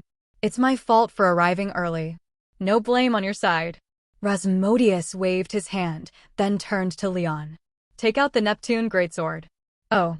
Leon immediately pulled the Neptune greatsword from his system backpack. Rasmodius took it from him and tossed it to the mermaid matron. Her expression turned sorrowful as her thick fingers, like stalks of marram grass, caressed the blade. Once again, it emitted the same mournful, ethereal melody Leon had heard last night. "Oh, Thailand body, yes. The shadow people will pay for this." She carefully put the Neptune greatsword away, her voice filled with resolve. "The elemental war is over," Rasmodius reminded her. "I know, guardian. We mermaids won't start another war. But our purchase order in the City of Elements doesn't violate the truce, does it?" "Of course not. That's your free trade," Rasmodius said with a nod. "But I should warn you, Void Essence isn't exclusive to the Shadow People. It doesn't matter. Even if only 1 out of 10 pieces we collect comes from the Shadow People, it's still worth it. We mermaids can afford the extra cost." She spoke with bold confidence. "As long as you know what you're doing." Rasmodius didn't try to talk her out of it. He clearly knew the mermaids had the means to back up such words. This must be the human adventurer who killed the shadow assassin. Such a handsome young man. If I were 100 years younger, we might be having a very different kind of conversation. The mermaid matron now turned her gaze to Leon, her tone a mix of teasing and sincerity. I was just one of the participants. 2 others fought alongside me," Leon quickly clarified. "But you were chosen as the representative, weren't you? And you took part in the battle. That's enough for us. You helped us take the first step toward vengeance. The queen will promise you a reward. The mermaids never shortchange those who've aided us." With that, the mermaid matron swam to stand beside the oyster shell bed. "She's here. Be careful what you say." Rasmodius gave Leon a final warning. Leon immediately straightened up and fixed his eyes on the bed ahead. When the queen appeared, he froze completely. Leon had already prepared his mental defenses and come up with 2 possible scenarios. One was that the mermaid queen would be breathtakingly beautiful, even more stunning than the young mermaid maidens. The other was that she might resemble the elder mermaid matron he'd met before. But when he actually saw the mermaid queen, all of those defenses instantly collapsed. Her upper body was like that of a human, with milk-white skin that gleamed with a supple sheen. Her figure was slender yet brimming with a sense of strength, the perfect mermaid lines complemented by an aura of power that could make even the top supermodels pale in comparison. Her lower half was a long, elegant fishtail clad in golden scales. Draped over it was a chain skirt made from alternating black and white pearls, radiating nobility. But from the neck up, where a face of world-stunning beauty should have been, was instead the visage of an anglerfish. This absurd combination suddenly made Leon understand the true meaning of Lubu riding a dog. Right now, Leon only wanted to ask if this mermaid queen happened to be a fellow Earthling and perhaps once lived near a certain island nation. Otherwise, how could she look so fierce? With a head like that, Leon simply couldn't believe she hadn't drunk nuclear wastewater. "Guardian, it's been a long time." The mermaid queen's voice was like celestial music. Each word was like a shimmering note, lilting and melodious. This time, Leon couldn't help but sigh. There was no helping it. Her top-tier figure and siren-like voice would be irresistible qualities for any normally faced woman. But paired with the head of an anglerfish, it was just a tragedy. Rasmodius gave Leon a puzzled look, not understanding what nonsense he was thinking. Still, he maintained proper decorum before the queen. "It's been a long time, Your Majesty. It's truly wonderful to see you still so full of life." "Haha, thank you. I don't know why, but the older I get, the younger I feel." Her laughter was enough to make Leon's ears tingle. If this kind of laugh were broadcast in public, it would probably need a censor bar. After chatting with Rasmodius, the mermaid queen turned her gaze to Leon. "This must be the adventurer you told me about, correct? If I remember right, his name is Leon." "That's right." Leon nodded, keeping his composure as he looked into that anglerfish face. "It's an honor to meet you, Your Majesty. There's no need for such formality. You helped the merfolk reclaim their relics. That makes you an honored guest of our people." The mermaid queen offered him a reassuring smile. "AOES." Then she beckoned to the elder mermaid matron and whispered a few words in her ear. The matron swam quickly to the area behind the oyster shell bed and returned with a small chest, placing it in front of Leon. "This is a token of our gratitude. Please don't refuse."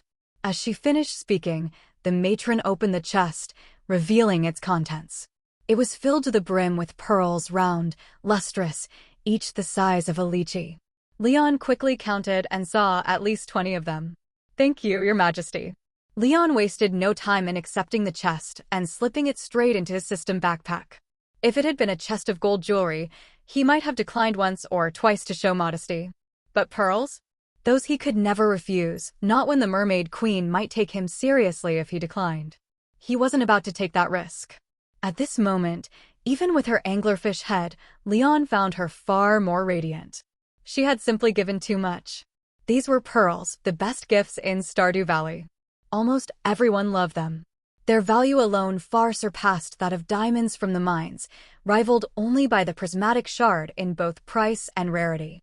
Though Leon wasn't sure of the exact real-world price of pearls, he was certain they wouldn't be cheap. His decisiveness even took Rasmodius by surprise. He had expected Leon to at least feign reluctance, but before he could say anything, Leon had already stashed them away. The mermaid queen seemed pleased. "It looks like you're satisfied with this gift." "That's good. The ocean has so much to offer, but I didn't know your preferences. I just chose one of the most popular treasures among others, and it seems I chose well. As long as it's from Your Majesty, I'll like it." Leon's attitude was excellent. After all, she was the benefactor. Flattery was a small price to pay for wealth. "You're a sweet-tongued young man. Handsome, too. I think I might rather like you." The queen's praise was direct. Leon instantly sobered. Money might make the queen seem charming for a moment, but her anglerfish face was still well beyond his limits. So he replied quickly, "It's my honor, Your Majesty. But I'm just an ordinary human farmer, unworthy of a noble queen." "You needn't be so humble. You are an honored guest of the merfolk, now a friend. We can speak as equals." She smiled, attempting to set him at ease. "Your servant is humbled." Leon gave a bow with clasped hands, not daring to meet her gaze. "All right, Your Majesty, please stop teasing the boy," Rasmodius finally interjected. "We've met, and the Neptune greatsword has already been delivered to the elder. We are not sea creatures. If there's nothing else, I should take him back to land. I had prepared a banquet for you both." "Will the guardian and young Leon not stay?" the mermaid queen asked, sounding a bit disappointed. "No. I imagine the affairs of the City of Elements matter far more than entertaining us," Rasmodius reminded her. "Indeed. The shadow people must pay the price." At this, her tone grew cold and serious. Then she seemed to recall something, producing a palm-sized spiral conch from somewhere and tossing it to Leon. "Leon, take this. If you ever encounter trouble at sea, blow it. Any mermaid who hears the call will come to your aid. Consider this another part of your reward. Mermaid's horn. When blown, it can summon the aid of mermaids." Once the horn was in his hands, the system automatically provided its description. Leon only glanced at it before slipping it into his pouch. "Of course, if you just want to visit the sea, you can blow the horn too. Mermaid warriors will come to escort you," the mermaid queen added, watching Leon tuck away the horn. "I will," Leon replied perfunctorily. Then, together with Rasmodius, he bid the mermaid queen farewell and returned to Stardew Valley via Rasmodius's teleportation magic. After Leon left, the The mermaid queen reached up and removed her head, or rather, the headpiece she had been wearing, revealing the same shimmering ocean blue hair as other mermaids. "Hill, go to the city of elements and see to it." "Yes, my queen." The older sea woman nodded and set off immediately. When she was gone, the mermaid queen reclined on the oyster shell bed in the hall. Remembering Leon's expression just now, a radiant smile spread across her flawless face. "So the little one has grown so much. Looks like he's moved into Stardew Valley already. Perhaps I could visit Red Star Farm during this year's winter night market." Meanwhile, Leon and Rasmodius stood outside the wizard's tower, staring at each other. "Not planning to head back?" Rasmodius asked, puzzled by Leon's lack of movement. I thought you'd send me back," Leon explained. "Your farm isn't far from here. But my legs feel a little weak right now." "Why?" "Because I was stunned by the mermaid queen's breathtaking beauty." Forget it. You'll understand later." Rasmodius paused, deciding not to reveal the truth. Instead, he changed the subject. "I think you should walk back. A traveling merchant has arrived in the coal forest. He might have something to tell you." "The traveling merchant? He's here." Leon perked up instantly. After saying goodbye to Rasmodius, he hurried out of the wizard's tower grounds. Sure enough, by the largest ancient tree in the coal forest, Leon spotted the familiar pig-drawn cart. "Hey, sir, we meet again." "I thought you hadn't seen my notice," the traveling merchant greeted warmly from inside the wagon, waving his arm. "I was away from the farm. I left the price list you gave me back at the house, sorry," Leon said with a smile. "Want to take a look at my goods? This time I've traveled all over the Fengel Republic, picking up plenty of interesting items." The traveling merchant handed him a new list. "NES. Before buying, I have a question," Leon said, taking the list but not looking at it yet. "You sell things, but you also buy, right?" "That depends on what you've got," the traveling merchant replied. "I don't take just anything. I want goods with character." "What about this?" Leon pulled a pearl from the box gifted by the mermaid queen and placed it in front of the merchant. The system prompt appeared at once. "Pearl, a treasure from the ocean." "Oh, a pearl. That's rare." "It's beautiful, sir. Are you really willing to sell it? I can offer you a price you can't refuse." The moment the pearl appeared, the traveling merchant's eyes locked onto it. "What's the exact price?" Leon asked. 3,500 gold, the merchant replied without hesitation. 3,500 gold? Not bad. Leon was tempted. After all, Clint had only offered 2,500 gold for a prismatic shard last time, and now the pearl's price had surpassed that. Seeing Leon's hesitation, the traveling merchant added, "That's the best price I can give. Even in the Gotro Empire, only nobles could afford it, and the price wouldn't go over 4,500 gold. I'm not saying it's low. I'm just wondering, how many can you take?" Leon said, opening the box to reveal it was filled with pearls. "Phew." The merchant's breathing grew heavier. The gleaming pearls, catching the sunlight, were dazzling. If not for his reason and professional ethics, he might have been tempted to rob Leon on the spot. "As a traveler, I advise you not to show your wealth so openly. It might attract greedy eyes and bring unnecessary trouble," he said sincerely. "I know, but I trust you completely," Leon replied. In truth, Leon was hoping the traveling merchant would get greedy. This was his turf, Stardew Valley, with the wizard's tower nearby and the secret woods at his back.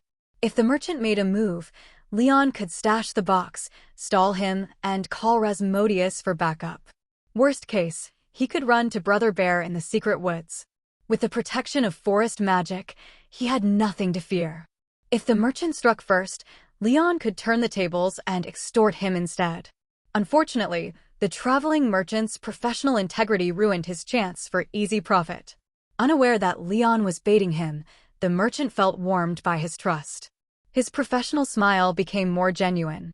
"Thank you, sir. But you have too many pearls for me to handle. At 3,500 gold each, I can only take 6 at most. Any more and I couldn't sell them." "All right, 20,000 gold flat," Leon said at once, selecting 6 pearls and placing them before the merchant. "It should be 21,000 gold," the merchant corrected, thinking Leon had miscalculated. "No, 20,000. Bulk discount," Leon said firmly. If he couldn't do such simple math after 9 years of compulsory education, he'd be ashamed. He shaved off the extra 1,000 on purpose, hoping to earn the merchant's goodwill. For a cutthroat trader, that discount might make Leon look like an easy mark. But for a principled merchant, it meant recognition and friendship. Sure enough, the traveling merchant's smile widened. "It's a pleasure doing business with you, sir. Looks like we'll be long-term partners." "Likewise. I admire your business philosophy and methods," Leon replied. "Compliments cost nothing, after all." The traveling merchant chuckled as he replied to Leon, "That's because only by doing so can a business keep running for the long haul." "That's why I say you've got vision," Leon said with genuine admiration. The merchant smiled, turned around, and rummaged inside his carriage. After a while, he pulled out 2 neat stacks of 100-denomination universal currency bills and handed them to Leon. "Sir, please count it. The full 20,000 G is here." Leon stuffed the money straight into his system backpack. A quick glance at the inventory marker confirmed that it was exactly 20,000 G, not a coin more or less, so he said, "No need to count it." "I trust you." "It's better to count it anyway," the merchant advised. "Really, there's no need." Leon waved him off. He couldn't exactly tell the merchant that the system backpack had already confirmed the amount for him. Seeing this, the merchant didn't push further. Once Leon had accepted the money, the merchant began collecting the 6 pearls that had been sitting in front of him for some time, each placed in a delicate silk-lined box. "A most delightful transaction," the merchant said happily as he packed them away. He knew that once he left the Fangia Republic and returned to the Gautreau Empire, this deal would bring him enormous benefits. The cash profit might not be great, but these rare pearls were the perfect gifts to maintain ties with noble ladies and wealthy merchants. Next time, he might be able to carry more contraband without being harassed by border guards. Their potential value was far greater than the currency itself. And just as Leon had guessed, the merchant took note of this favor, though he didn't mention it aloud. Instead, he planned to bring Leon a surprise gift on his next trip to Stardew Valley. Perhaps he could even call him a friend. "Now I need to see what good stuff you brought this time," Leon said, no longer stingy now that he had money in hand. He picked up the product list the merchant offered and began to read. A quick scan told him most of the items were things he could get elsewhere, nothing he was interested in. The only thing that caught his eye was the rare seed. But rare seeds could only be planted in autumn. Buying now would mean letting it gather dust in a chest. So Leon put the list down and returned it to the merchant. "What's wrong?" "Nothing you like?" the merchant asked, looking a little disappointed. "Too ordinary." "These aren't what I'm looking for," Leon answered truthfully, shaking his head. "Oh, I see. In that case, perhaps you should take a look at this list." The merchant suddenly realized his mistake. He had handed Leon the list meant for regular customers. Remembering Leon's special status, he immediately retrieved the earlier list and altered its contents before handing it back. This time, Leon's interest was piqued. Compared to the ordinary goods from before, this list was far more enticing.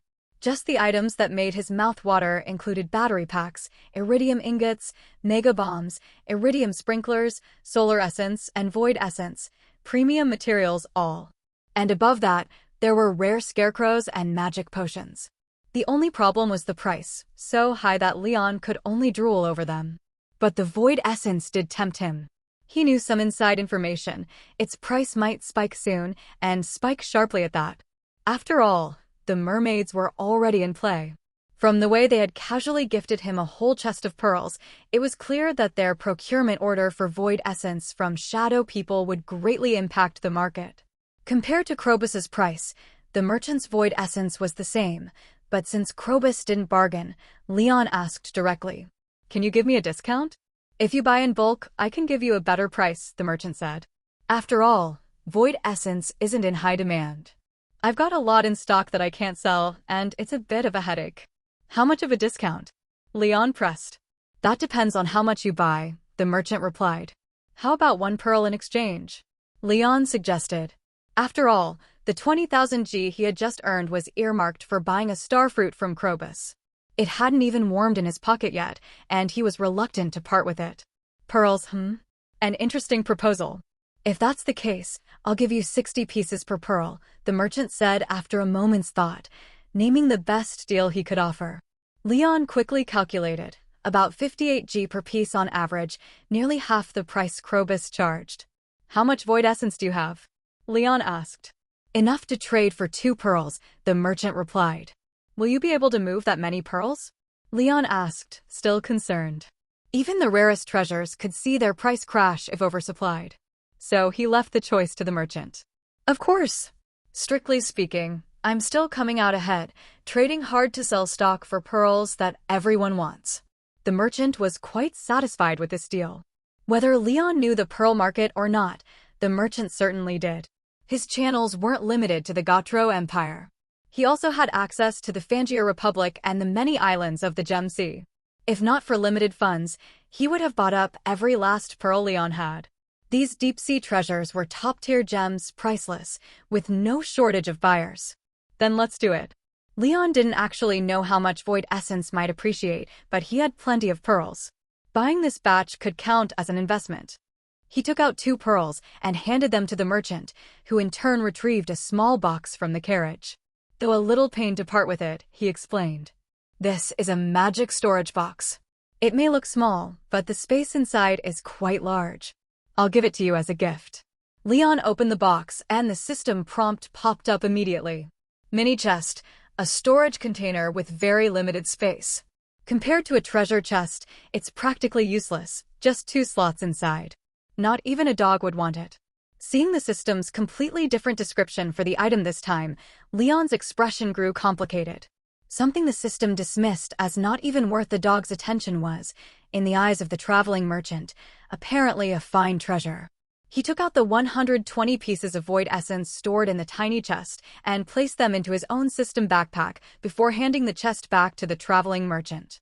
A gentleman doesn't rob others of what they like. You can keep the chest.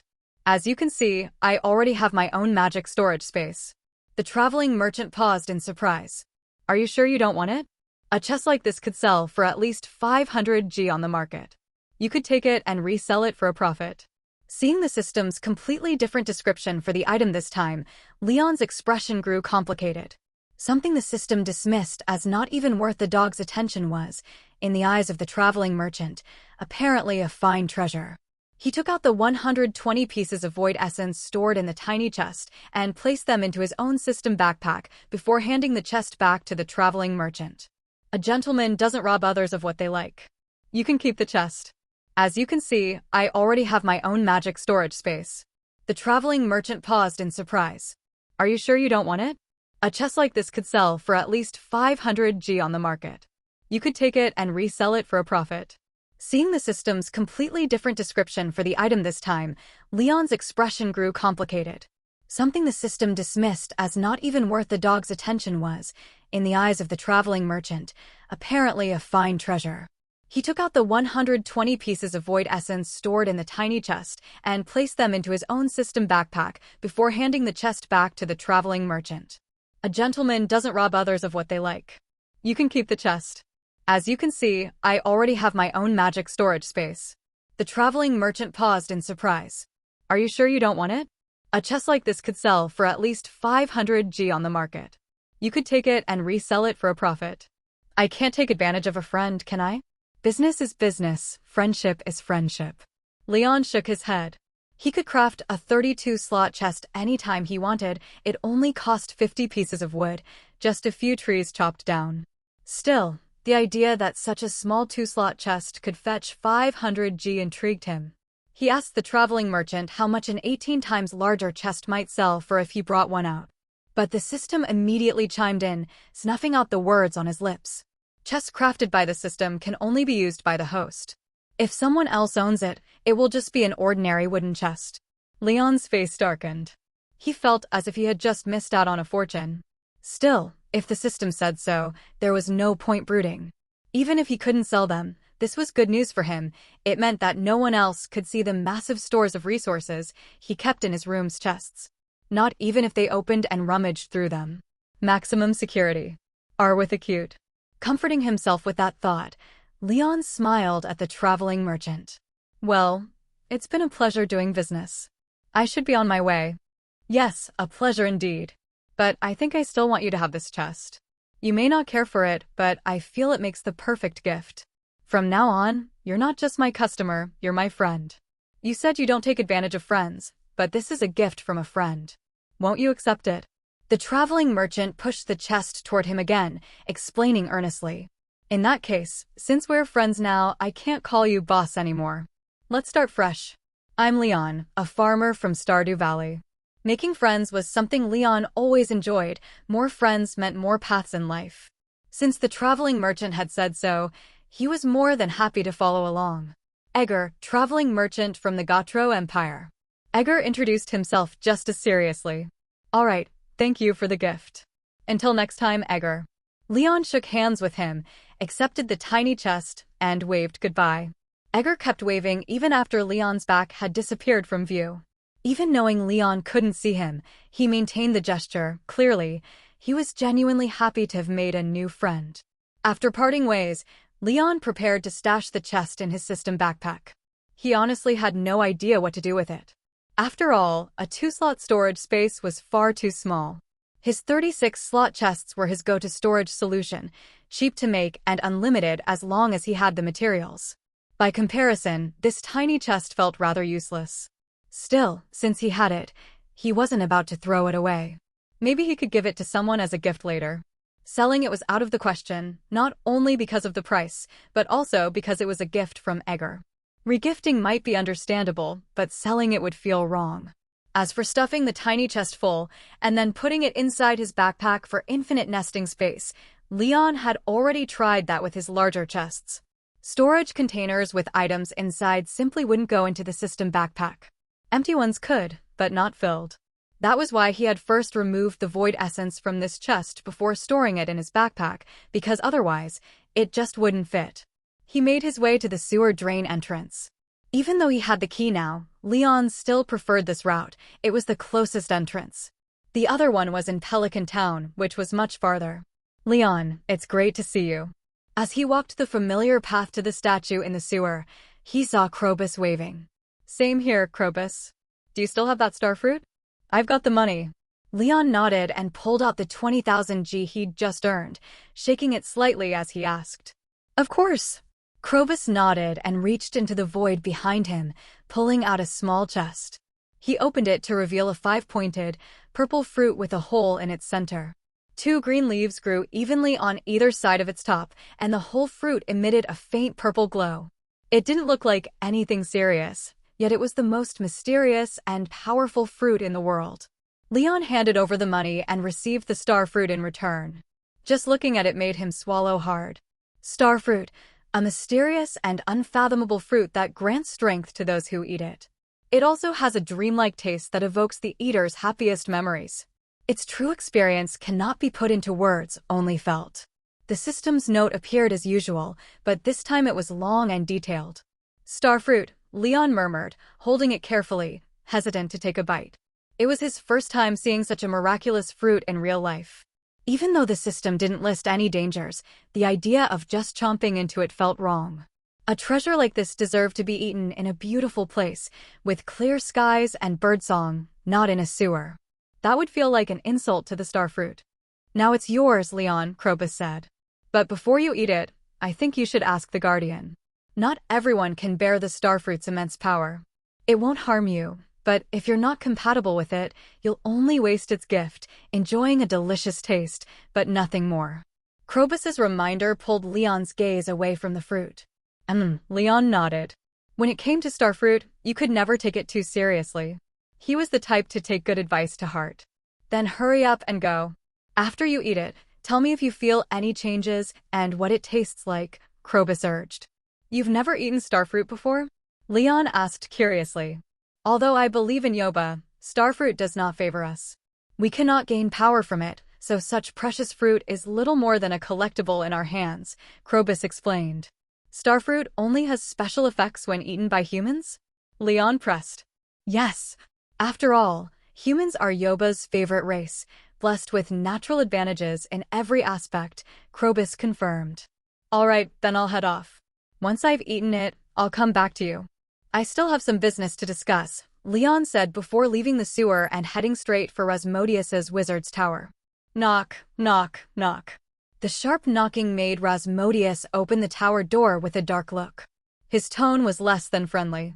If you can't give me a good reason for disturbing my experiments, I'll make you my next test subject. I bought a starfruit from Crobus and wanted to ask if it's safe to eat. Leon quickly explained. Starfruit, huh? I see. That's a good enough reason. Come in, Rasmodius said, eyes lighting up before stepping aside and gesturing Leon inside. Once Leon entered, Rasmodius pulled a stool toward him with a wave, sat in his own chair, and asked, This is your first time trying starfruit, so there are a few things you should know. I'm listening, Master Wizard. Leon sat obediently, ready to receive the lecture. First, once you eat your first starfruit, you will no longer be considered an ordinary human, Rasmodius said, glancing at Leon and clearly expecting him to ask. Sure enough, Leon asked, What do you mean? It means you'll move beyond the level of ordinary humans, evolving into a higher form. Your lifespan and physical strength will undergo a transformation, Rasmodius explained. In that case, can I still get married and have children? Leon asked after a pause, his tone serious. A long silence. Rasmodius's expression shifted through several stages. He had anticipated many possible questions and prepared answers for them, but Leon's unique thought process caught him completely off guard. After a while, Rasmodius convinced himself, out of respect for Leon as an old acquaintance, not to crack open his skull to check for mutations. Yes, you're still human in essence, just stronger and longer lived. Leon let out a sigh of relief, then followed up with, So does that mean I can marry more wives? Get out. No. This time Rasmodius couldn't contain his anger. With a flick of his wrist, he hurled Leon out the door, and in the same motion, used teleportation magic to send him to someone else who could answer his questions. Obs. That someone was Linus, reading outside his tent. Leon? How did you end up being thrown here by Rasmodius? Linus asked, looking at Leon, who had landed on his backside. What did you do to make him lose his temper like that? Nothing much. Just asked a few questions about starfruit, Leon said, rubbing his sore rear before brushing the dirt off and continuing, Old man, I think Rasmodius can't really answer my doubts. You're my last hope. Linus smiled. So you've got your hands on starfruit? That's good. I knew you'd walk this path eventually, though I didn't think it would be so soon. He fetched a small stool for Leon and gestured for him to sit. What questions do you have about starfruit? I'll do my best to answer. Have you eaten starfruit yourself? This time Leon avoided the kind of question that might irritate his listener. Of course. A fruit that represents miracles. Missing the chance to taste it would be one of life's greatest regrets, Linus said with a smile. How many have you eaten? Leon asked. That's a good question. I've eaten 5, Linus said approvingly, then added a reminder. That's my limit. Any more and the strengthening effect would be negligible. Everyone's tolerance for starfruit's power is different. That peculiar force is both a blessing and a burden. Depending on your talent, there's a limit to how much you can accept. If you ignore your body's warnings and force yourself to eat beyond your limit, the result could be tragic. Will it kill you? Leon asked. Yes. Even with the protection of forest magic, you would die. Power that can't be absorbed will consume you, turning you to nothing, perhaps even erasing your soul, Linus said gravely. How many do you think I can eat? Leon asked again. I don't know. Only you can find that out. When you eat the last starfruit your body can absorb, you'll know where your limit lies, Linus replied with a shake of his head. How many can an average person eat? Those with ordinary talent can only handle 1. Those with exceptional talent can take 2 or 3. Better ones can manage 4 or 5. More than that. I haven't seen it often, Linus said.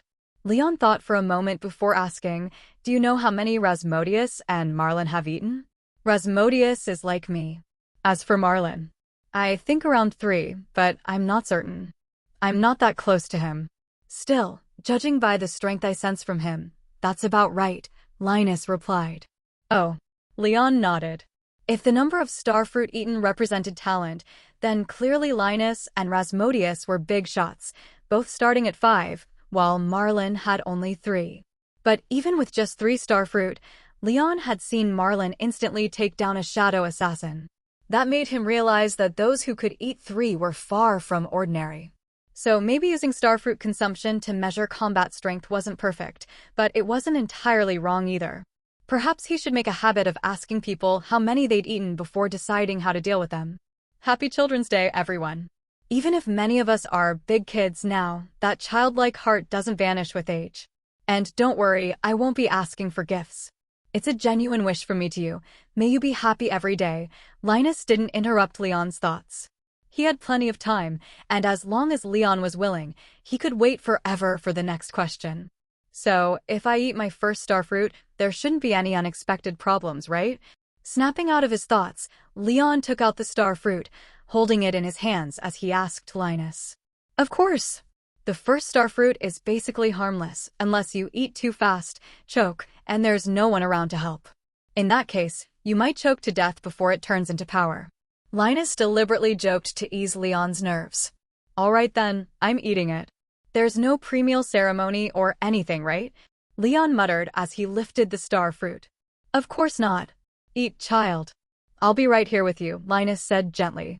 Leon nodded, then bit into one side of the starfruit. With the first bite, rich juice and smooth, jelly-like flesh burst on his tongue. But instead of tasting fruit, his mouth was filled with a flavor he had almost forgotten, the taste of the fried rice his father once cooked for him. He wasn't surprised. Starfruit always evoked the most profound taste from one's memories, the so-called taste of home. Each person's experience was different. It had been so long since Leon had tasted this flavor. Greedily, he devoured the starfruit until every last bite was gone, licking his lips when finished. As the chewed starfruit traveled down his throat and into his stomach, a warm current began to spread outward from his navel. It flowed through his entire body before rushing straight to his mind. For a moment, Leon's vision blurred. Countless scenes from his past flickered before him, some joyful, some sorrowful, others simple and mundane. Finally, the images settled on an old man. Behind him stood towering rice stalks with massive golden grains, so heavy they bent low, forming a canopy. Beneath their shade, the old man slept peacefully. The old man suddenly opened his eyes, smiling kindly. "Child, have you eaten?" "I have," Leon answered immediately. The old man's smile widened with joy. The scene faded, Leon's vision returning to normal. Facing Linus's concerned gaze, he opened his mouth but felt a dampness in his eyes. "Who did you see?" Linus handed him a clean handkerchief, curious. "An old grandpa I'll never forget in this life," Leon replied seriously. "An old grandpa, Linus thought Leon might be speaking of an old friend of his. His expression softened with warmth and envy. "It's fine. The starfruit simply brings back your most important memories." "What ability did you gain?" "I don't know." Leon shook his head and stood up. He could clearly feel his body had grown stronger, more power, quicker reflexes, but no special ability. Just as he thought he'd only gained physical enhancement, the system prompt finally arrived. "You have received the protection and blessing of an otherworldly heroic spirit. Special ability Cool Shade Beneath the Rice unlocked. Cool Shade Beneath the Rice doubles the chance of giant crops appearing on the farm. Doubles yield for certain crops. Harvesting specific crops may grant a chance of obtaining high-quality seeds, Alpha Nu." Leon stared at the familiar phrase. It was what the old man had always spoken of, his dream of prosperous agriculture.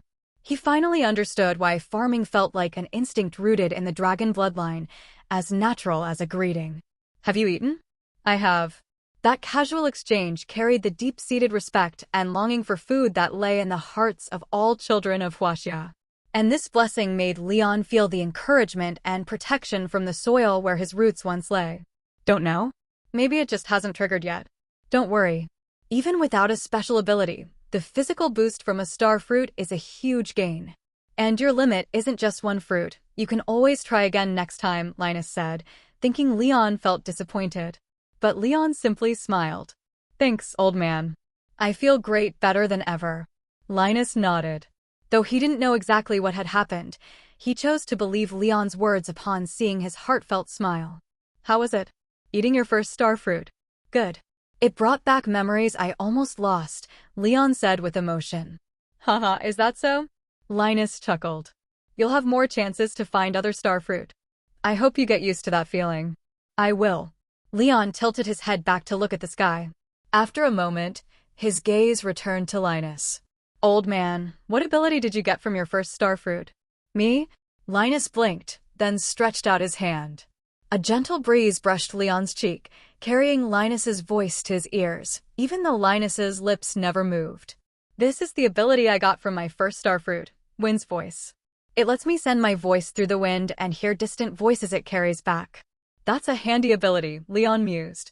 It wasn't a combat skill, but used well, it could be the perfect tool for an information broker. Yes, it lets me chat with friends far away. Linus smiled, then offered more comfort. The ability granted by a starfruit usually matches your needs or hidden desires. I think yours is the same, you just haven't realized it yet. Leon gave a light cough before speaking. Actually, I've already figured out my new ability. It's related to crop growth, it'll help me manage the farm even better. Facing Linus, Leon chose not to hide his new ability, shade beneath the rice.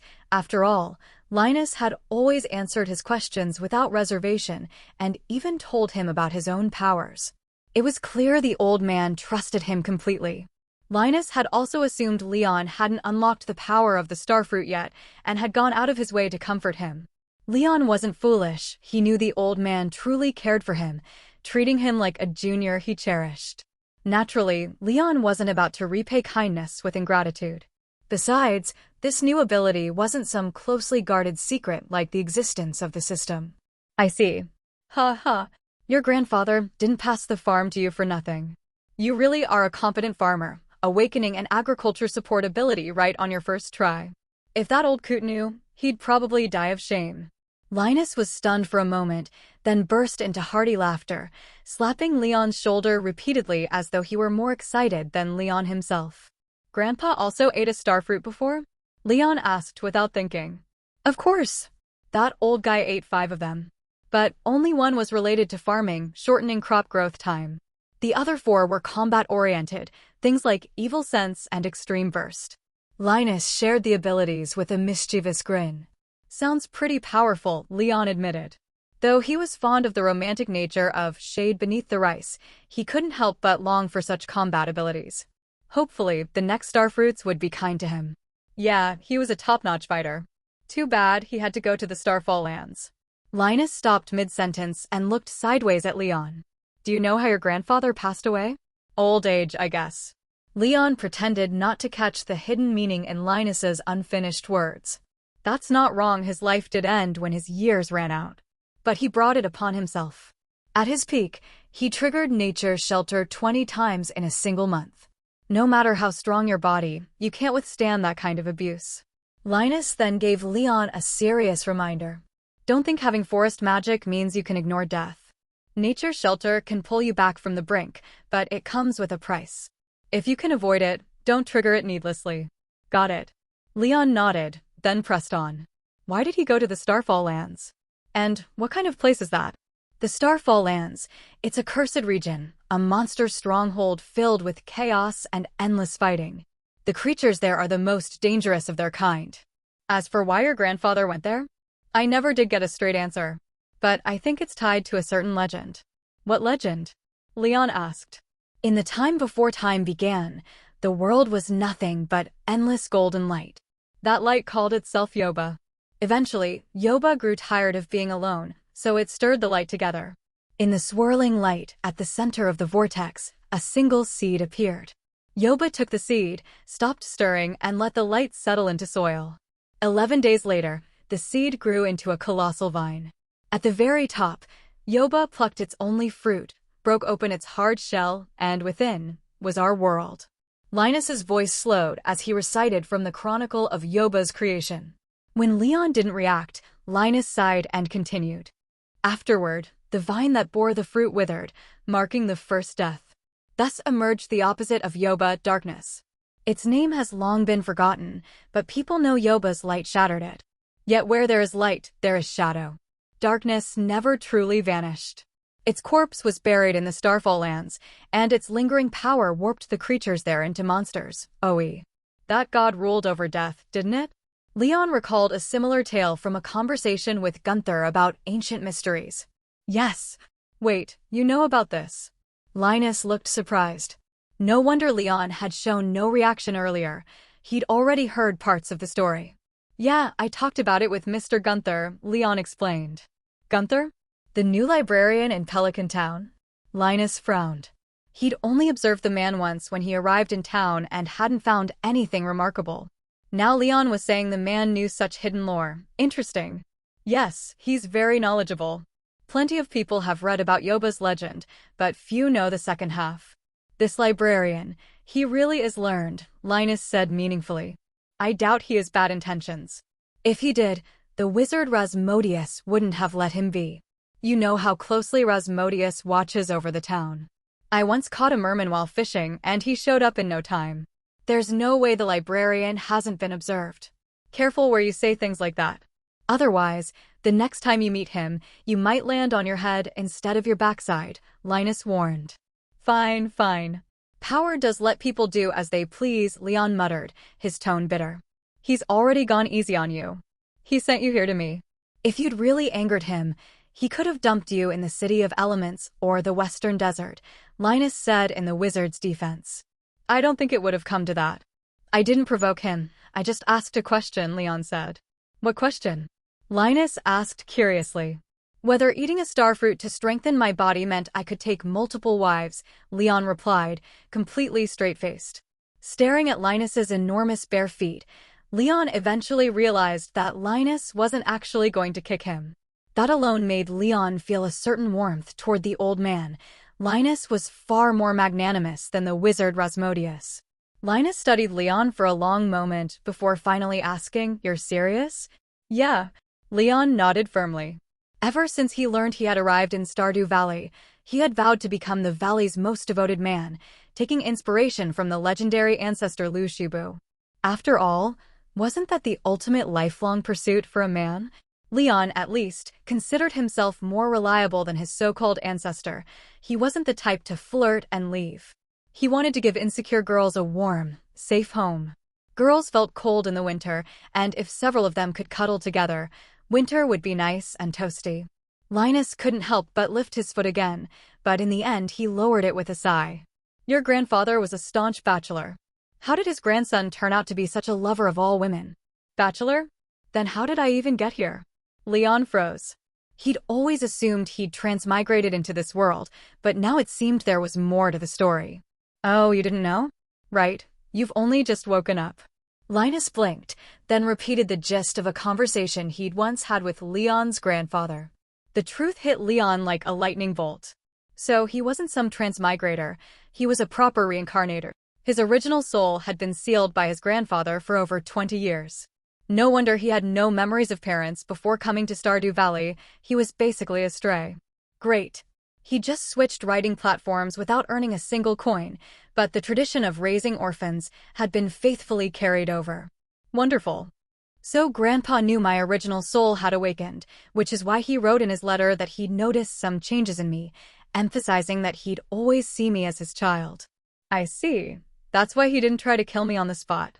Leon grumbled inwardly. But another detail in Linus's account caught his attention, his supposed ability to communicate with his grandfather's soul in the spirit realm. Old man, can you show me that crossworld, life and death video call thing again? I want to talk to Grandpa. No, he probably doesn't want to see you. If he did, he would have come to you himself. Linus refused without hesitation. So I have to wait until the 3rd year? Leon muttered. He had so many questions for his grandfather. Like whether Grandpa had found any jade pendants or necklaces on him when he was a child. What if he wasn't abandoned, but lost? If he had proof, maybe he could track down his parents and collect years of unpaid child support. That would help cover his not-so-prosperous finances and finally let him build a coop and a barn. Of course, this was just idle fantasy. Deep down, he knew he was a stray from birth. It fit the script too well. And he doubted a certain lazy author would bother writing some long-lost family reunion melodrama. Oh, 3 years will pass quickly. And it's best if the dead don't meddle in the world of the living.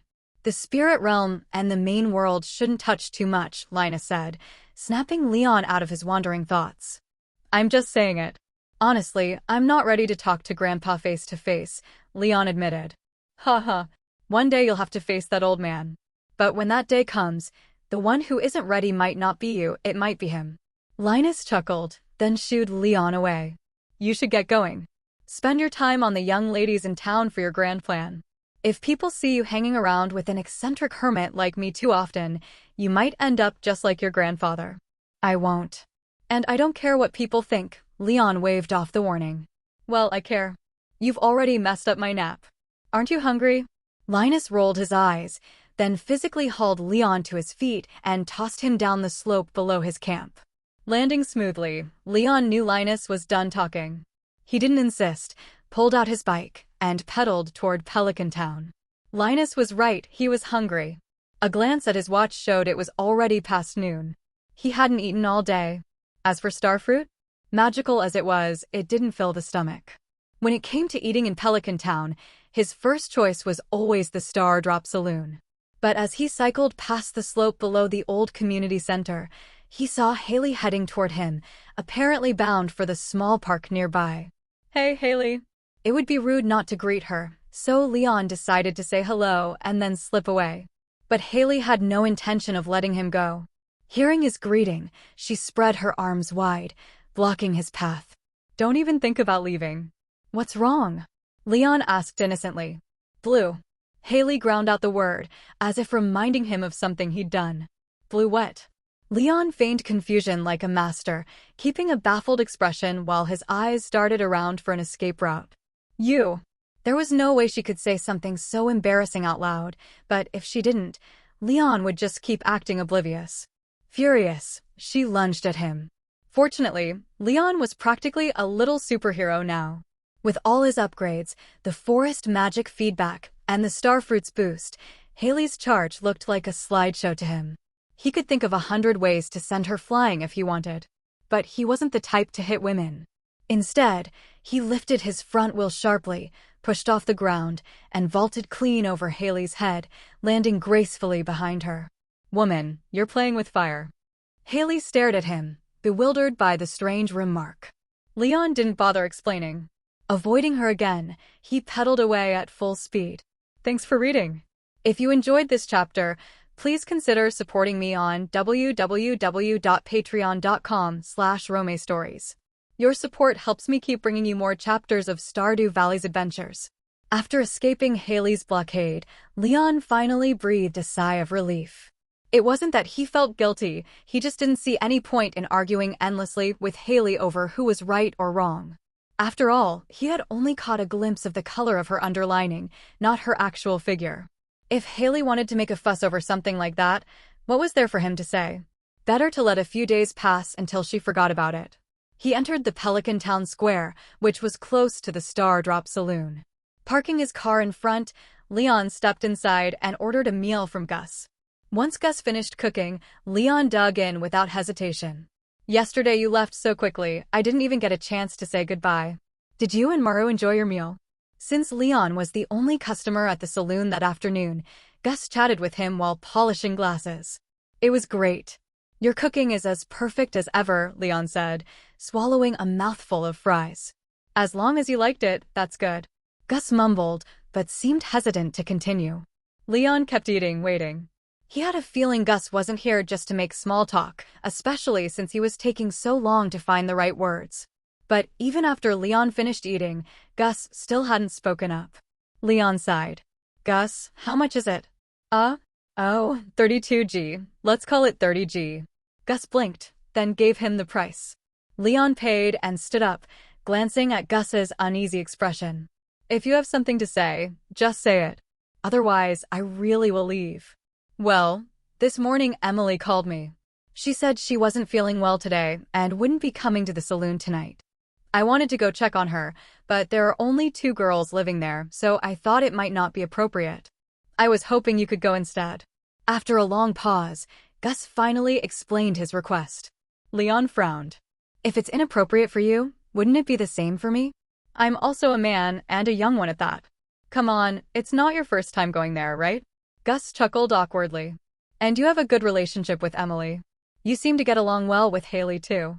Emily told me herself, if you go, Haley won't feel awkward about it. Leon sighed.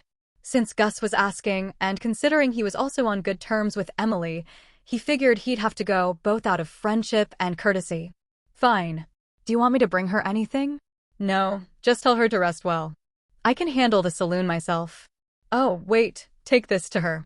Gus went into his private room behind the bar. Moments later, he returned holding a rectangular package. This is fabric she asked me to buy for her. All right.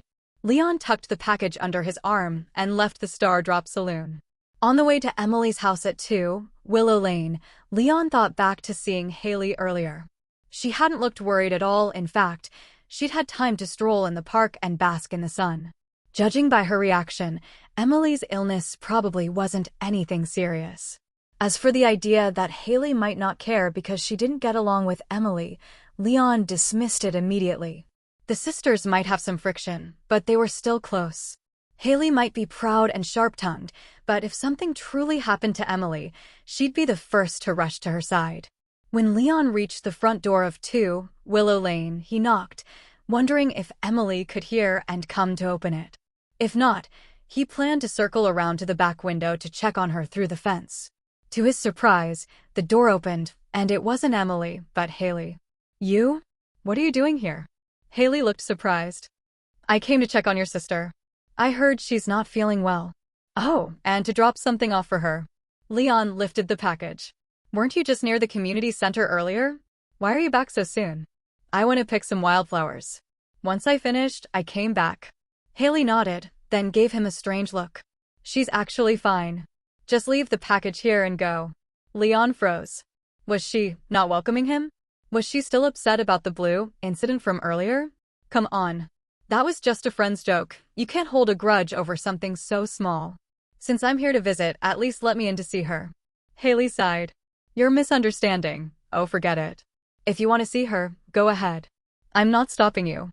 She stepped aside and even handed him a brand new pair of slippers. Our Nigerian Naira. Change into these.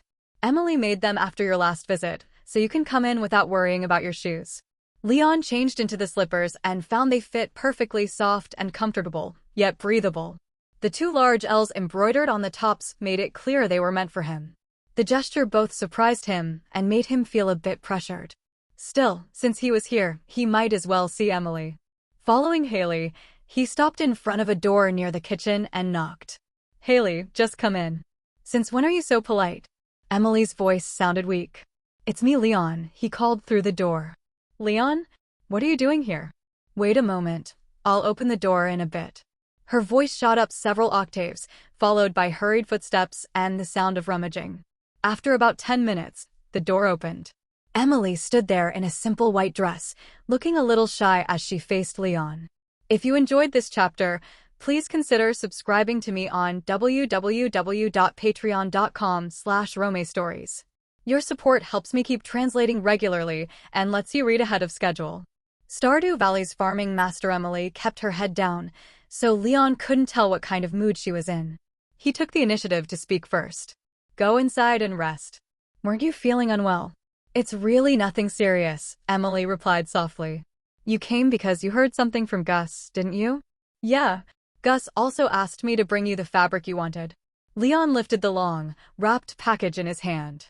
Just give it to me. I'm fine, you can head back. Emily quickly took the package from him, then urged him to leave.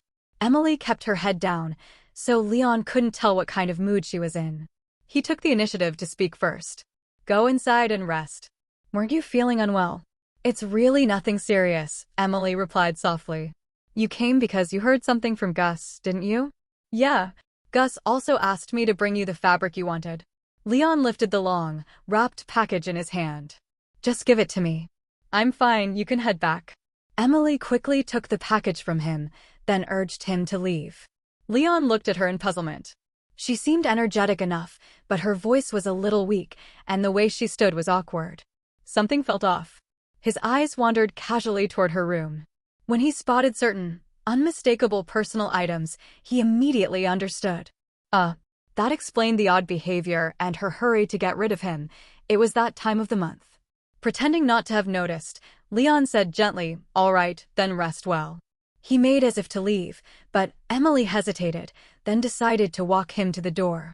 However, Leon, seeing her intention, stopped her and nudged her back into the room, even closing the door behind her with care. With no choice, Emily stayed put, while Leon found Haley yawning in the living room. "See? I told you there was nothing wrong, but you insisted on going in. Got chased out, didn't you?" Haley teased with a grin. "Yeah. By the way, do you have any roses at home?" Leon asked, ignoring her joke. "We do. Why? Want tea?" Haley looked at him curiously. "Brew a cup of hot rose tea for Emily. It'll help with her current situation. If you ever run into the same problem, rose tea can help you too," Leon explained. With diuresis. Given that Stardew Valley's culture leaned western, Leon had seen white sugar here but no brown sugar. The only remedy that came to mind was rose tea. It could promote circulation, ease tension, calm the nerves, and help with fatigue, perfect for this kind of discomfort. Haley's mouth fell open. She stared at Leon for a long moment before stammering, You know what's going on with Emily?" "Yeah," Leon nodded. After all, he wasn't some clueless bachelor, he'd had girlfriends before. Telling a girl to drink more hot water during this time usually ended badly. Offering brown sugar water and a hot water bottle was a far safer bet. You, Haley kept repeating the word, utterly baffled as to how Leon had figured it out. Leon explained matter-of-factly, "We had health classes, you know. It's nothing to be shocked about." Oh. Haley understood then and wasn't quite as surprised. "But does rose tea really work?" she asked. "Better than nothing. The best is still brown sugar water." "Brown sugar, it's a type of cane sugar, reddish in color." "Oh, and a hot water bottle works too. Great for relieving symptoms." Leon began explaining. Haley just looked confused. She'd never even heard of brown sugar or hot water bottles. "Just make the rose tea," Leon said. One glance at her face told him he'd wandered into her knowledge blind spots. There was no point in overwhelming this poor Western girl with ancient Eastern remedies. "Oh." Haley nodded obediently.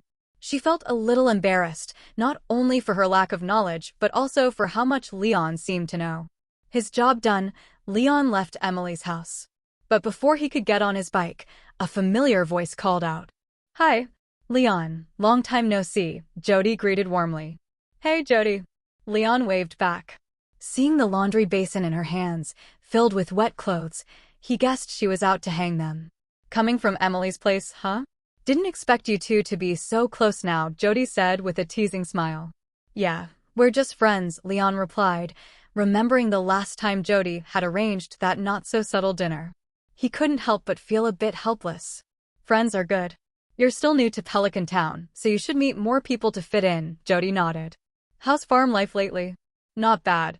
Things are starting to settle into a routine, plenty to keep me busy," Leon said, casually looking for a chance to slip away. "All right, I won't keep you. Oh, and when your cauliflower is ready, I'd like to reserve one." "I'll pay, of course, but make sure it's a big, beautiful one," Jody added quickly. "Absolutely. When it's ready, I'll deliver it to you myself," Leon promised. After saying goodbye, he hopped on his bike and headed for the farm. He'd been out for a while, and he wanted to check how Demetrius's cave renovation was going. But on the ride back, he couldn't shake the feeling he'd forgotten something, though what exactly, he couldn't recall. When Leon arrived, he found Demetrius sitting on the pickup truck Leon had driven earlier, eating from a lunchbox packed with fruit, vegetables, and fried chicken. Judging by the pink lunchbox, Leon figured Robin had made it for him. "Mr. Demetrius, having lunch? How's the cave renovation going?" Leon asked, mainly to check on the progress. "Halfway done. Should be finished before dark," Demetrius replied, his expression a little sour, but still giving an update. Good. Thanks for your hard work," Leon said cheerfully. In his mind, however, he pictured far darker scenarios, like cracking a whip and shouting, "Go work." Maybe that would boost Demetrius's efficiency. Thanks for reading. If you're enjoying the story, please consider subscribing to me on www.patreon.com/romestories. Your support helps me release chapters faster and keep the farm running smoothly. Leon didn't bother asking if they needed his help. After all, when he'd politely offered this morning, Demetrius hadn't exactly been friendly. No point in offering warmth only to have it met with a cold shoulder. After greeting Demetrius, Leon returned to his cabin and stored all the items on him into the chest, especially the remaining pearls. Even after trading 8 of them to the traveling merchant Egger, he still had 16 left. Rich indeed, he muttered. Tucking the pearls away, Leon couldn't help but marvel again. 24 pearls in total, based on Egger's price. That was 84,000 G. Not a small sum. A shame Egger couldn't take them all. Otherwise, Leon would have gladly donated the lot to the treasury to repair the bus to Calico Desert. If he was lucky, he might even make it in time for the desert festival in mid-month. Leon had never heard of this festival before, but when he'd gotten a calendar from Abigail last time, it had been marked clearly 3 days long, no less. Naturally, he was curious. Since Egger couldn't take them all, Leon still had 2 other outlets, the shipping box and Clint. He took 1 pearl out and tossed it into the shipping box, planning to see the price there. If the price was good, he'd sell them all that way. As for the void essence he'd exchanged with Egger, Leon wasn't sure if he should ship it out the same way. The shipping box was mysterious. He had no idea whether it could reach the City of Elements. If the buyer on the other end didn't have a market there, he might end up taking a loss on the investment. To get the best value for the void essence, he needed a merchant with access to the City of Elements. It wasn't as if Leon didn't know such people, Rasmodius and Linus, for example, but neither were real merchants. They could help, but Leon felt embarrassed to ask. The only true merchant with access was Crobus. But considering the merfolk were targeting his kind, Leon worried the shadow person might be killed. That thought reminded Leon of something he'd forgotten, his promise to Crobus. He'd said he'd tell him what the starfruit tasted like after eating it. And he'd completely forgotten. Well, here we go again, Leon sighed, patting his forehead. He stepped out of his cabin and headed toward Pelican Town, aiming for the sewer entrance via the manhole cover near the cemetery. Riding back into town, Leon went straight for the cemetery. He'd passed by enough times to remember its location. On the left side of the cemetery stood an iron fence enclosing a large manhole cover. Using the rusty key, Leon unlocked the heavy padlock, lifted the manhole cover, which looked heavy but wasn't, and found a ladder set into the wall. Climbing down, Leon found Crobus right there by the ladder, gazing up at him. So, you got the key to the sewers. Looks like I won't have to worry about anyone else barging in here with it, Crobus said, clearly pleased. Even if they had the key, most wouldn't come down without a reason, Leon replied. Yes, but I've always worried the dwarves might get their hands on it, Crobus explained. I doubt the dwarves would expect you to live here, Leon reassured him. Crobus nodded, then studied Leon. You're back. And I can sense your life force is stronger. You've eaten the starfruit, haven't you? Yeah. The taste was strange, not fruity at all. More like a recreation of the flavor I miss most from my memories, Leon said, sharing his impression. Is that so? How fascinating. Then you must have awakened a new ability. Crobus asked eagerly. I did. Something to do with crop cultivation, Leon admitted. It wasn't exactly a life-saving trump card, so he didn't mind telling him. Seems you're a born farmer, Crobus said with the same tone Linus had once used. Then he added, you can eat more than 1 starfruit, you know. If you want, I can check the free market for any up for sale and help you buy them. Areo. Thanks. But for now, you'd better not go out, Leon said seriously. Why? Crobus looked puzzled. A few days ago, a shadow assassin entered the sea, killed a merfolk, and stole the Neptune greatsword. He fled to Pelican Town but was taken down by me, the Adventurers Guild, and an elder. Today, I went to the merfolk's underwater city and learned they're planning revenge by buying up a lot of void essence in the City of Elements. You understand what that means, right? I do. Void essence mostly comes from shadow-aligned creatures like us shadow people. Crobus curled up, troubled. I don't get it. Why would my people provoke the merfolk? The elemental war is over. Wars end, but hatred doesn't, Leon said quietly. Especially blood debts. Only when one side is gone will it truly end. He spoke from experience. Even though he'd left Earth, he still resented a certain despicable island nation and regretted that he might never witness its downfall. Do you think I should hide somewhere for a while? Crobus asked, trusting Leon's judgment. No. You live in the sewers, and the merfolk don't know that. This is Stardew Valley, under the protection of the Guardian. He won't let them run wild. And you're my friend. I have ties with the merfolk too, I won't let them harm you. Just don't go to the City of Elements. I see. That's good. Crobus visibly relaxed. He believed Leon. It's good to have a friend like you, Leon. Thank you. Haha, we're all friends here. Leon patted Crobus on the head. He couldn't reach Crobus's shoulder, so the head would have to do. To his surprise, the black little fellow felt soft and springy to the touch, almost like cotton. Still, I'm planning to keep a low profile for a while. Don't want to cause you any trouble, Crobus said, clearly enjoying Leon's touch, his mouth stretched into a wide grin. Keep a low profile? Leon looked at Crobus, puzzled. He couldn't see what difference it made for Crobus to stay quietly in the sewers. It's one of my special abilities. If I remain in complete silence, I can blend into the darkness, like an animal hibernating.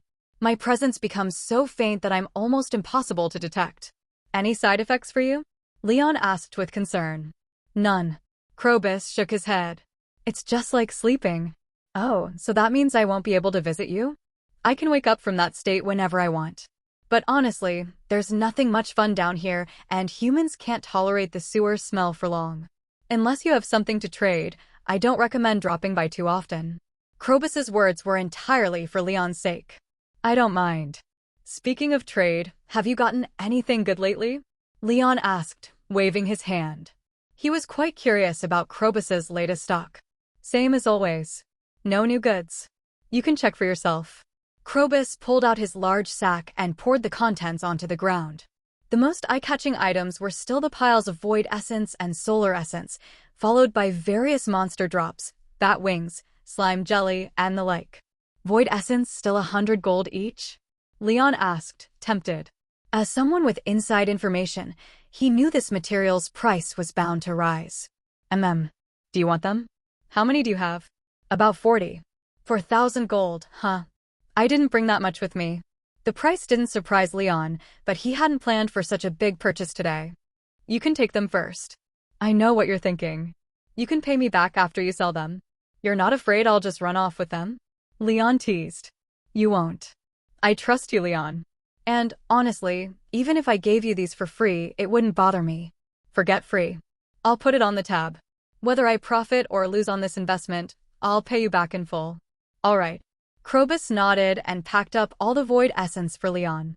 Now you owe me 4,000 gold. Got it. Leon opened his bag and stored all the void essence in his system backpack, only to notice there were actually 45 pieces, not 40. That's too many. He started to pull out the extra 5, but Crobus vanished along with the remaining goods. His voice still echoed in Leon's ears. I don't do discounts, but I like adding freebies for my customers. Don't refuse, Leon. We're friends, right? And 4,000 gold is final. with Tilda. Leon sighed helplessly. It was exactly because he saw Crobus as a friend that he didn't want to take advantage. But Crobus clearly had no intention of letting him refuse, like relatives sneaking a red envelope into your pocket and disappearing before you can protest. Since Crobus had fled, Leon could only accept it. He'd just add a little extra when he repaid him. Leaving the sewer drain, Leon tidied his clothes, sniffed at the lingering sewer smell on himself, then rode back to the farm to change into something fresh. After that, he headed for the remote northern forest. The caves were right near the farm's north exit, so he casually peeked inside, only to see complete darkness. The only light came from Demetrius's helmet-mounted lamp. Leon caught a glimpse of him crouched low, shoving something into the rock layers. The sight was so bizarre Leon lost all interest in sticking around. He passed through the northern forest, climbed the foothills to the north, walked past the mountain lake outside the mines, and finally stopped in front of the Pelican Town Adventurers Guild. A quick glance at his watch confirmed it was after 2 o'clock, so he pushed open the door. Gil was, as always, wrapped in a thick blanket by the fireplace, eyes closed. Marlin was busy polishing an iron sword with a clean cloth. "Leon, here to buy something or take on a commission?" Marlin asked, pausing in his work. "I heard the City of Elements is buying void essence in bulk for high prices. Do you know about that, Guildmaster?" Leon didn't want to trouble Linus or Rasmodius, and sending Crobus would be too risky, so he thought of Marlin, who was both shrewd and influential. "Oh, you're well informed," Marlin said with a faint smile. "So, planning to head to the City of Elements to make a fortune? I'd rather not go." "Understandable. With your current strength, going there wouldn't be making money for yourself. you'd just be lining someone else's pockets. With your looks, you'd fetch a high price on the black market. Marlin's tone was teasing. That's why I came to you, Guildmaster. Leon grinned and leaned closer. I figure you could walk sideways through the City of Elements without issue. So, I wanted to ask if the guild might be interested in making a little profit. You want me to sell on your behalf? Marlin narrowed his eyes. I imagine you've got a stockpile of void essence yourself, Leon hinted. Indeed, Marlin admitted. But void essence is a key material for many magic tools. We keep it as a strategic reserve. The surplus isn't enough to justify a special trip to the City of Elements. We're both smart men. Just name your price, Leon said, exasperated. With someone like Marlin, directness worked best. I want 30%. Marlin understood Leon's meaning and immediately stated his share. Too high. Leon shook his head. After all, I have to cover the costs. I should at least make a bit more. Do you know the current price of void essence in the City of Elements? Marlin asked him in return. I don't know, but it can't be low, Leon replied.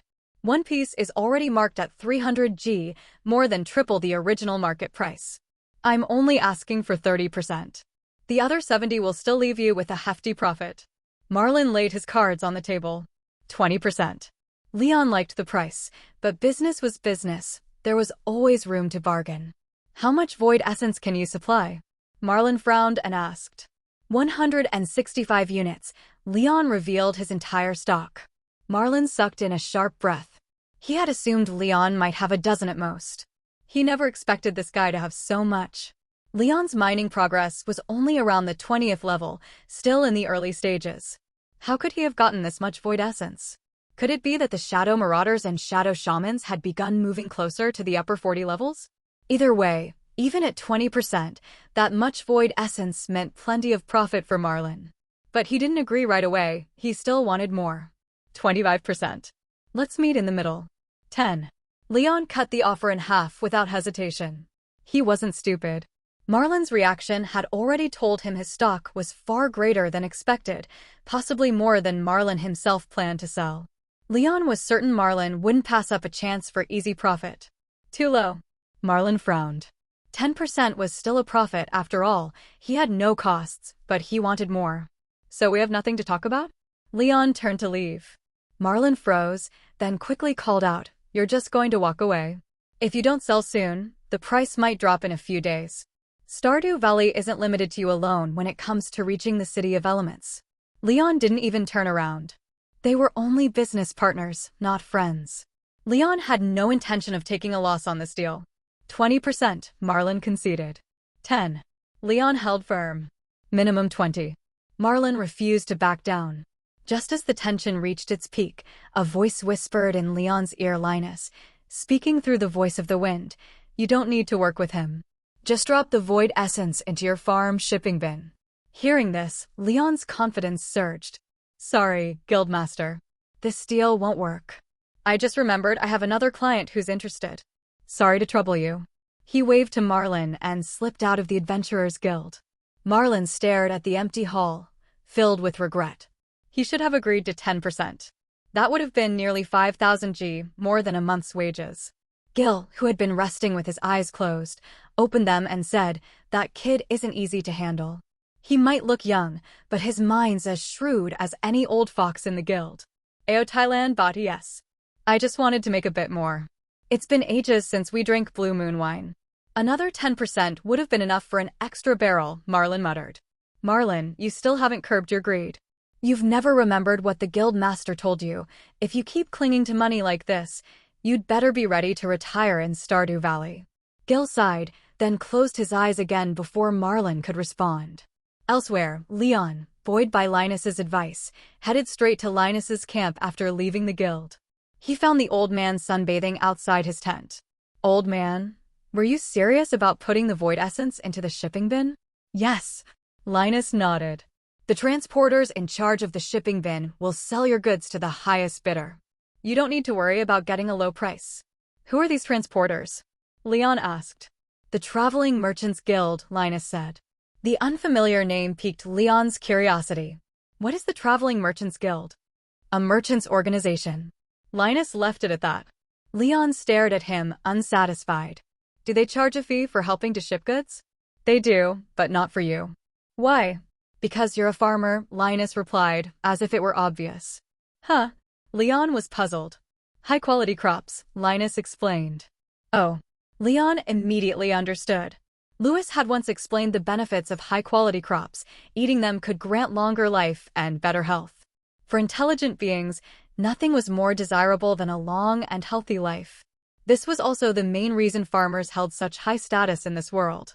Leon guessed the guild waived farmers' fees to encourage them to use the shipping bin, ensuring they got first pick of the high-quality produce. The guild got what it wanted. The farmer made money without the hassle of finding buyers. Win-win. Still, Leon wondered why a merchant organization that owns such a magical tool would care so much about high-quality crops. Linus surely knew, so Leon asked directly. All the shipping bins were made by one person. Most members of the Traveling Merchants Guild are just ordinary traders. Linus didn't withhold this information. Oh? Then who made the shipping bins? Leon pressed. You'll find out someday. Linus waved him off impatiently. Go on, don't keep disturbing an old man's quiet time. Leon still had questions, but he obediently said goodbye and left. Inwardly, he grumbled that all the big shots seemed to share the same bad habit of only telling half the story. Back at the farm, Leon tossed all the void essence into the shipping bin, then flopped down in the cabin. There was nothing left for him to do. It was getting close to evening, so he didn't bother checking the TV for his luck forecast or heading into the mines. Fishing didn't sound appealing either, and after watering the crops, there was nothing else on the farm that needed attention. Leon was in full idle mode. Not that idleness was bad. For the past while, Leon had been running around nonstop, his life nothing like the tranquil, pastoral days he once imagined. Now that things had quieted down, he found he actually enjoyed lying around and letting his mind drift. Still, staying cooped up indoors felt a bit like being in prison. So he headed outside and wandered to the nearby cave to see how far Demetrius had gotten with his renovation project. Leon's arrival made Demetrius feel as though he were sitting on pins and needles. After all, no one likes being stared at while working, especially by someone looming behind them with wide, curious eyes. Demetrius had just finished installing the 6th mycelium culture slot. Under Leon's silent gaze for a full 10 minutes, he finally couldn't take it anymore. Turning around, he snapped, "Don't you have anything better to do?" "Nope." Leon spread his hands. If only he had a watermelon, he'd have offered Demetrius a slice, just for the fun of it. Demetrius was left speechless. He wanted to tell Leon to help out if he was so free, but after telling him that morning not to interfere, he could only grit his teeth and keep working. Not that Leon could tell he was flustered. The cave was dim, and with Demetrius's darker complexion, any blush went completely unnoticed. Leon didn't stick around for long, he was too bored. And watching Demetrius's rather clumsy carpentry only made him wonder if Robin had ever let him help with her own projects. Judging by his trouble fitting a simple partition, probably not. But the brief observation gave Leon an idea. Maybe he could use his free time to make some improvements to his own farm. Like building a temporary kitchen. Rainy days made cooking a headache, and the open-air fire pit was far from ideal. Of course, that meant he'd need some tools. So Leon hopped on his bike and rode into Pelican Town, where he bought a set of carpentry tools at Joja Mart. Back at the farm, he picked the open space behind his cabin and got to work. The materials were already on hand. Wood chopped with his systems axe was conveniently uniform in size. While narrower than planks, the standardized dimensions made building frames and walls much easier. Shorter pieces could be joined with mortise and tenon joints, and narrower ones could be nailed together. Since it was only a temporary kitchen, Leon kept it small, using a sloped shelter design with 3 open sides. In the center, he cleared a patch of dirt, digging out a pit and lining its walls and bottom with stones to create a fire pit. Above it, he built a frame from wood and packed it with a mixture of clay, mud, and fiber, shaping it into a traditional earthen stove. Leon lit kindling in the pit, letting the flames dry out the moisture in the clay. He stayed nearby, ready to patch any cracks or collapses with leftover clay mixture. With grave epsilon. To his surprise, the stove held up well. Even as the damp clay hardened in the heat, no major cracks appeared. The only real issue was the poor ventilation, Smoke filled the area around the stove. So he put out the fire and made some adjustments. The fix was simple. He cut a smoke vent into the stove and attached a wooden frame, extending it upward into a sloped roof to keep rain out. He plastered the frame with clay, creating a makeshift chimney. It wasn't pretty, but it worked. When he lit the stove again, most of the smoke rose cleanly through the chimney, with only a little escaping from imperfect seals. But with 3 walls open to the wind, that small amount of smoke dispersed easily. Admiring his handiwork, Leon decided to test it out. He grabbed a frying pan and some ingredients from his cabin and made himself dinner right there. The earthen stove's heat was far more reliable than the old fire pit. If the frying pan had been a proper round-bottom wok, Leon might have even tried a flashy stir-fry toss. Dinner was simple: stir-fried seasonal vegetables with white rice. Cooking for one meant no need for a bowl. He dumped the rice straight into the pan with the vegetables and ate it together. Halfway through, he remembered Demetrius was still somewhere on his farm, working without a break. Regretting not inviting the man for a meal, Leon finished quickly, washed both his frying and cooking pans, and wiped the oil from his mouth and face. If Demetrius didn't know he had already eaten, he couldn't complain about being forgotten. Right on cue, as Leon finished cleaning up, Demetrius came knocking. Opening the door, Leon saw him covered in dust and looking utterly drained. "Mr. Demetrius, are you done for the day?" Leon asked. Demetrius's mouth twitched. After insisting earlier that Leon didn't need to worry about him, this felt a bit ironic, but he still replied, "Yes. I should head back and rest." "Is there anything I should be aware of?" Leon asked quickly. He didn't know much about the renovations, and it was better to ask in person. "I'll send you a letter," Demetrius said, wanting nothing more than a hot meal, a bath, and a long sleep. "I think it'd be better to just tell me now. That way you save the time writing a letter, and one less sheet of paper means one less tree harmed. As a geologist and botanist, surely you care about protecting nature, right?" Leon said, determined not to let him escape without answers. Demetrius took several deep breaths before finally suppressing the resentment swelling in his chest and the almost blurted, not so polite greetings that would have needed censoring. He slowly said, 6 mushroom grow beds can be harvested once every 3 days. When picking, you just need to cut off the parts that poke above the soil, leave the roots in the ground. You won't need to water or fertilize them. I've installed humidifiers in the cave, and the fruit bats' droppings make the best fertilizer. As for the fruit bats, it might take a few days before they're attracted by the bioelectric currents here. When you come to harvest the mushrooms, take a little stroll around the cave. You'll probably find fruit they've brought back. Since fruit rots quickly, I recommend checking the cave twice a day, morning and evening." When he finished, Demetrius looked at Leon expressionlessly, as if waiting for him to ask more questions. He was also fully prepared to seize the opportunity to lecture Leon on cave modification and show off the technical brilliance behind it. After all, he had spent an entire day, plus a wealth of professional knowledge and equipment, to make this modified cave. He was eager to explain every ingenious feature and clever design. But Leon only gave a slight nod, then warmly began to say his farewells. "I see. Got it. Thank you, Mr. Demetrius, for your work on renovating the Red Star Farm Cave. I'll keep a close eye on the mushrooms and fruit bats to make sure your effort isn't wasted. It's getting late, so I won't take up any more of your time. Goodbye." Before Demetrius could react, Leon quickly ushered him out of the cabin, helped him onto the pickup truck, and sent him off from Red Star Farm without a clue of what had just happened. When Demetrius finally came to his senses, he stared wide-eyed at the farm's entrance. Leon was nowhere in sight. His heart was a jumble of emotions, part relief, part regret, part anger, part helplessness. Relieved that he could finally go home and rest.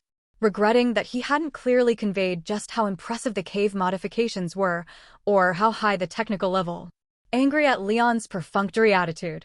And helpless because he had no effective way to counter such perfunctoriness. In the end, these emotions dissipated with a long sigh, carried away by the roar of the pickup's engine. After sending Demetrius off, Leon went straight to check out the cave. It was already dark outside, but there was a faint glow inside. Upon closer inspection, he noticed that Demetrius had hung some low-wattage electric lamps on the cave walls. Leon had no idea where the electricity came from.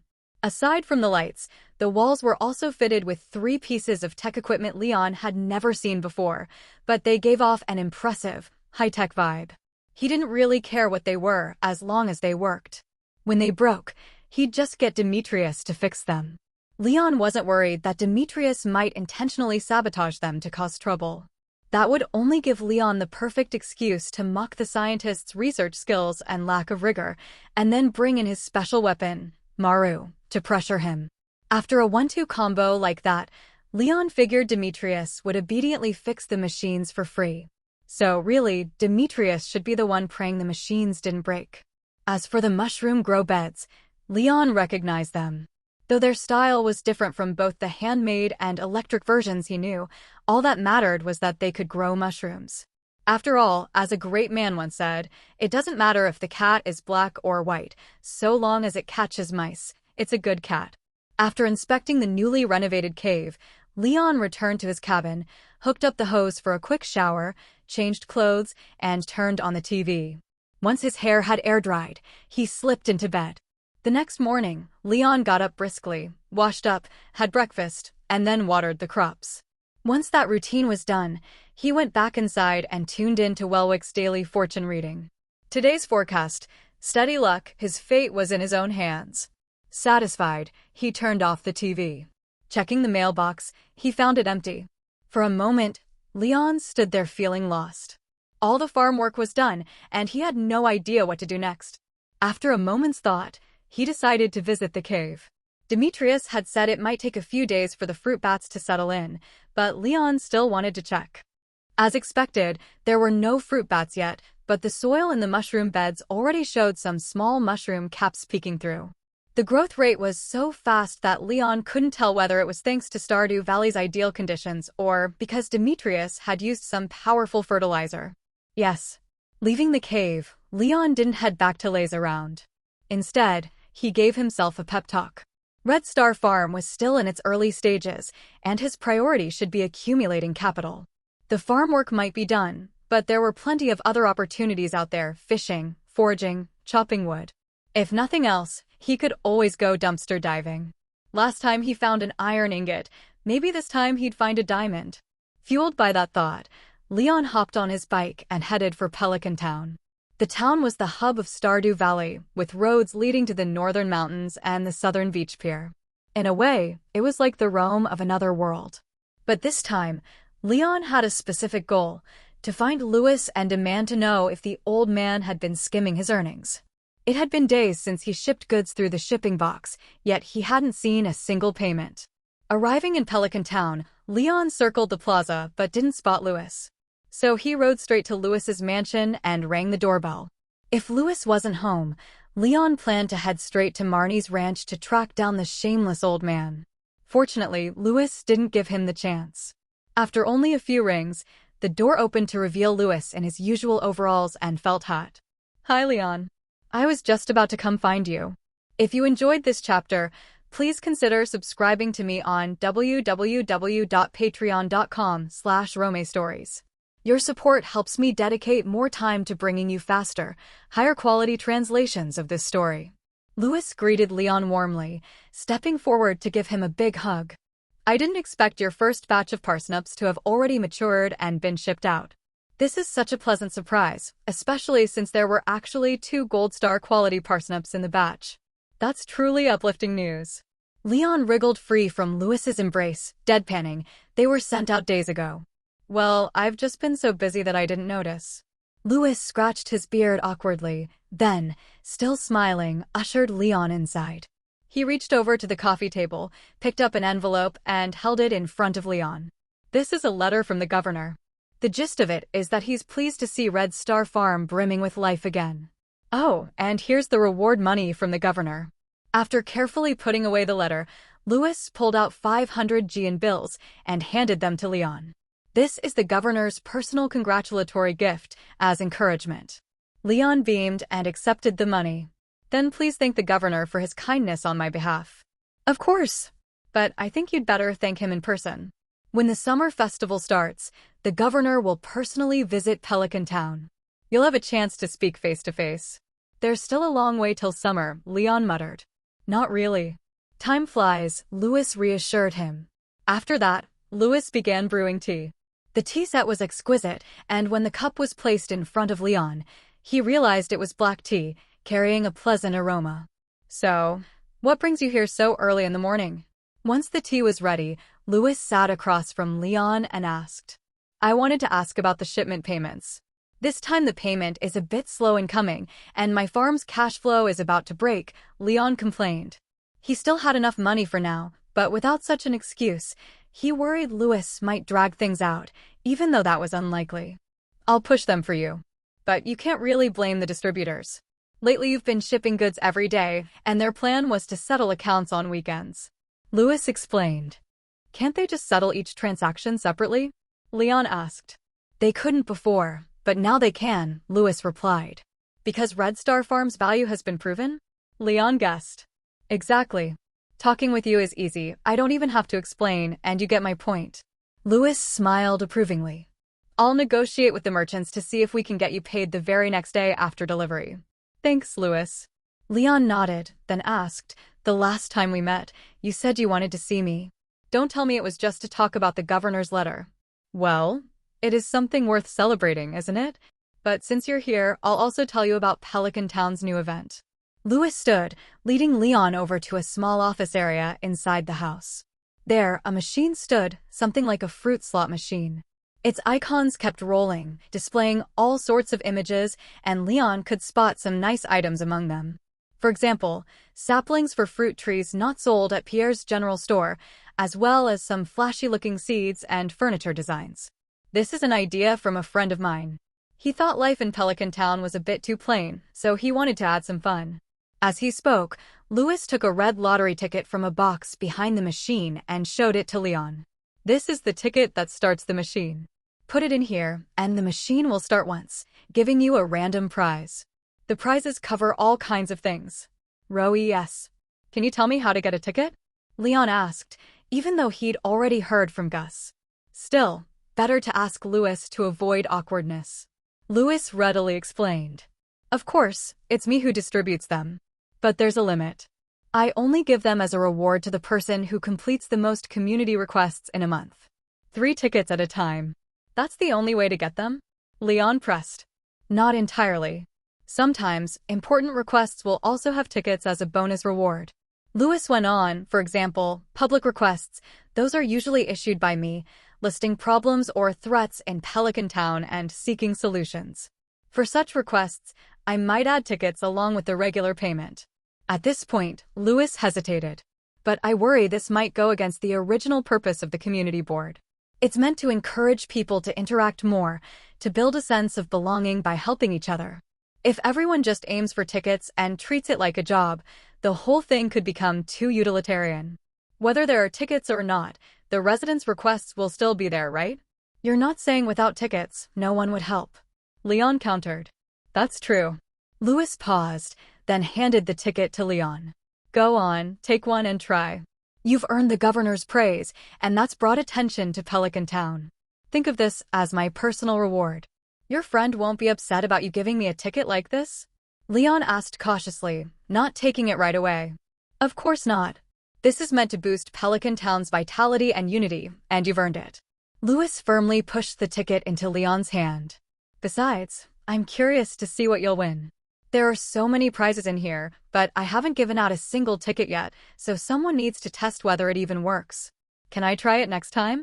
Leon suggested. Today his luck felt average, and he wanted to wait for a better day. Oh, come on, just use it now. Keeping it won't do any good, and I really want to see if this thing works, Lewis urged. Fine. Leon sighed, and despite himself, his curiosity won out.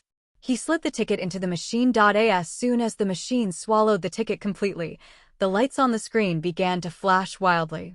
They were gaudy, a swirl of clashing colors, just like the mirror balls in a disco hall from the late 80s or early 90s. Pure light pollution. Press this button. Lewis, standing beside Leon, saw him covering his eyes and thought he didn't know how to work the machine. He quickly offered the reminder. Leon tapped it without hesitation. Of course, he could tell at a glance how the thing worked. He'd only covered his eyes because the glare from the lights was blinding. The moment he pressed the button, the icons on the screen spun rapidly. A golden frame locked into the center, and countless images flew past inside it. Finally, it stopped. Right in the middle was a green packet of seeds. That meant Leon had won the seeds. A small basket popped out from the bottom of the machine, containing a packet identical to the icon on the screen. Carrot seeds times 40, seeds plant in spring. 9 days to mature. Carrot seeds. Leon was a little surprised. In all his knowledge of Stardew Valley, carrots didn't exist in the game. Yet here they were, an entirely new crop. Seeds, huh? Not bad, not bad. Looks like you've got more work ahead of you. Lewis grinned and teased. Having watched the entire process, he was satisfied the machine was working as intended. Yeah, I guess I'm naturally blessed for farming. Leon recalled the flashing icons as the reel spun. There hadn't been many seed types, yet somehow he'd still drawn seeds. Unfortunately, Lewis didn't get the joke. Not wanting to seem clueless, he simply asked, "What kind of seeds?" "Carrot." "Carrots, huh? That's rare. You won't find carrot seeds in the Fangia Republic, but across the Gem Sea, the Gautro Empire produces them in abundance," Lewis said with some admiration. "Are they worth much?" Leon asked. "Not really. Carrots are basically the Gautro Empire's parsnips. Same growth time, similar yield. The price isn't much different. But since they're uncommon in the Fangia Republic, they might fetch a little more," Lewis explained. Oh. Leon's shoulders slumped. He hadn't expected them to sell for much, but he'd hoped for something special.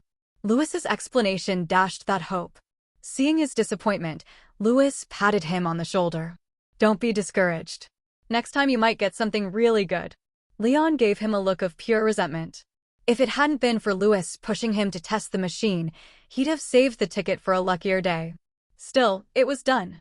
He said nothing more, picked up the seeds, and told Lewis, "I'll head back and plant these." Right. Farm work comes first." Lewis didn't keep him, sending him off warmly. Once outside, Leon hopped on his bike, tucked the seeds into his system backpack, and headed toward the farm. Passing Pierre's general store, he glanced at the notice board to check for requests. Sure enough, there was one. Robin needed 200 pieces of wood to restock her supply. Leon took the slip and stuffed it into his pocket. Back at the farm, he plowed, planted, and watered all 40 carrot seeds in one go, then went inside to fetch the wood before riding to Robin's place. Knock, knock, knock. The door swung open almost instantly, and Robin's face lit up. "Hey, Leon. Finally. I thought you'd forgotten your very first friend in Pelican Town." "My first friend was Lewis," Leon quipped. "Haha, is that so? Then what brings you to your second friend's place?" "Planning to build something on the farm?" she asked, playing along with his banter. "If so, I can get started right away. I've been looking forward to an order from Red Star Farm for ages. I'm here about your request." Leon pulled the slip from his pocket. "First time taking a request, huh? You just need to remember what's on the paper. You don't have to take it down," Robin explained. "If I don't take it down, someone else might see it and steal the job," Leon said with mock seriousness. "Haha, fair point." She grinned, then added, "Didn't know you had a competitive streak. But I do need that wood soon, planning to repair the miners' dorm in the eastern mines. If you can't get it to me within 2 days, I won't wait." "It's ready. Question is, do you have the payment ready?" Leon teased back. "What? Already? Oh, right, you've got your own farm. You must have plenty of logs."